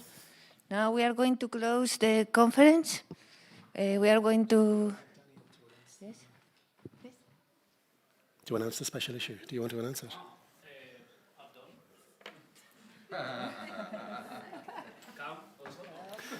So, Abdon, Daniel, Patricia, and we had a couple of calls in the last few weeks because I like the idea of the conference and I think it's a good area of research. So we came up with the idea of running a special issue in Advanced Intelligent Systems on this. So the guys are going to act as guest editors. They're going to bother you to send in your work, and I'm going to handle it. So do you guys want to say any more? So no AI, please, right? Yeah, please. Yeah, I think this is a great. When we were planning this conference, I think one of the really attractive things is that we're covering a broad range of topics also, right? From controls, from swarm robotics, for new materials, for mapping, everything, right? So we're thinking that it's a pity that although there's a lot of collaborations that are starting to discuss it here among the people, right? That it's a pity to not take this further, right? So we saw this opportunity to work with the Advanced Intelligence System as a great chance to solidify the spirit of the conference into something more tangible, right? So we're finalizing the details, but definitely I will be getting in touch with you. I hope that you're interested and you consider Advanced Intelligence Systems for your research work, especially related to this issue. And I think ¿Quieres decir más? Because I'm not sure how much I can say. Yeah. Yes. Now? Yeah. Yes, I was checking. It was okay, good. important part of the deal with the money. So, yes, so as Abdon said, the idea actually Nuno from Rafa, can I call you Rafa? Really? Okay. Is also joining to have all this overview, right? From all these, all the topics, different topics that we have seen during the conference. And well, I wanted to say 2 remarks. So the first one is that taxes of the open access are going to be covered by Monodon for all the speakers attending the conference. And the other thing, I forgot now. It will be open to everybody, right? So we hope to get external submissions too. I remember now. That's the most important thing. That also although we're going to say now in the challenge, but just to take advantage of that, is that we have planned also a Best Paper Award. And I think it's quite interesting, especially for the PhD students and postdocs, because it's going to be an economic prize also associated to that, and some opportunities that probably I don't say anything and we can discuss now more in the challenge announcement. Thank you, Richard. No, thank you guys. Thank you. Thank you. And thanks for staying awake on a Friday afternoon.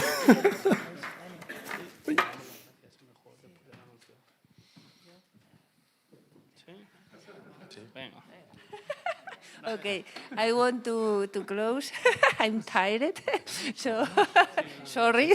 No, we only want to thank you to all to have a some presentation. I think it was a very high level for me, so really nice. We are going to use this presentation for some Abdon things that we are doing in our lab, and all that's why we are doing a challenge, a 1-year challenge. That's what we are going to announce right now in a video. And also I want to thank you, Saez, our partner, that it's going to collaborate with us in this challenge, and nothing else. Danny, Abdon, thank you so much for helping me this year, and thank you. And for next year, of course, I hope. So thank you so much. Please video, and you can go when the video stop. Patricia.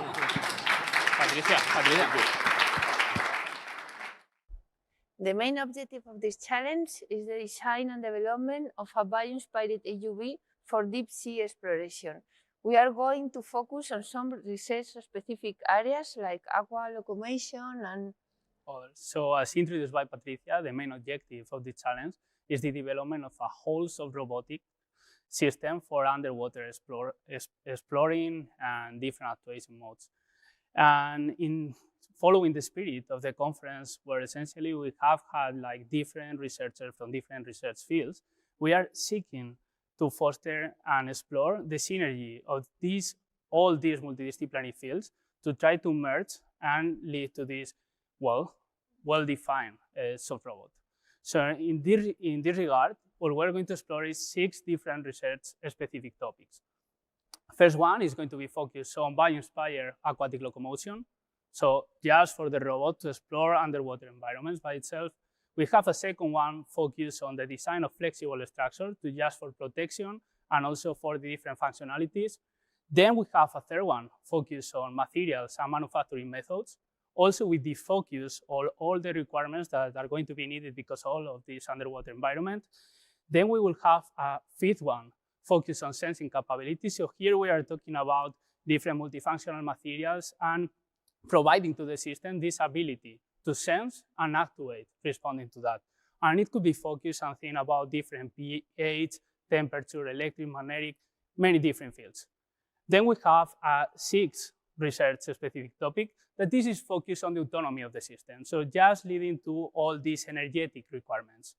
And to conclude, we're going to focus also on a final research-specific topic that this is intended to foster underwater communications. So this is the main idea, just try to bring cutting-edge research from all these different topics and at some point being able to integrate in a unique and robust system. Yes, thank you, Danny. Yes, we have also 3 categories award for these specific research challenges. You can join the Best Paper Award, you can join the Research Project Lab Award, or you can join the Prototype Award. So please feel free to join us on this challenge, and thank you so much for the conference and for being with us these days. Thank you so much.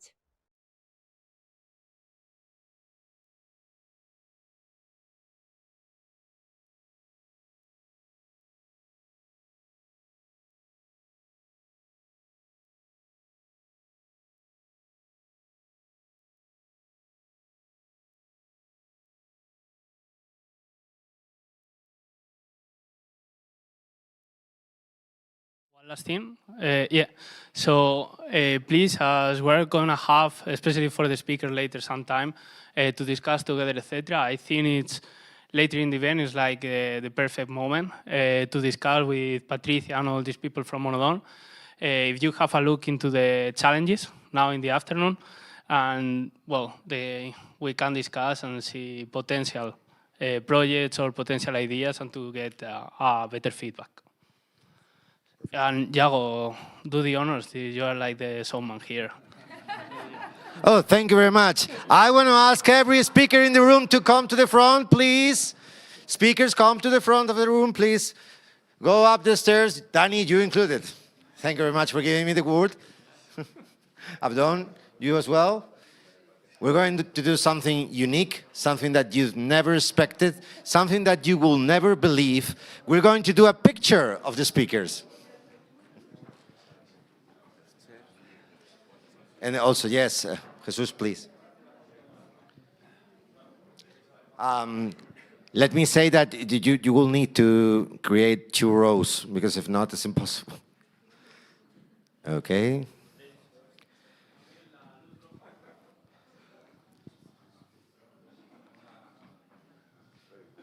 Yes. Good problem solving, Jun.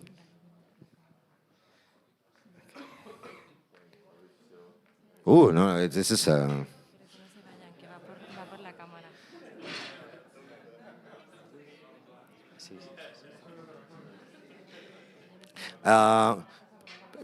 please, Mr. Hirai, come to the front. No one will see you there, okay? I think you need to be a little bit more compressed. Okay. Okay. Say, sup, robot.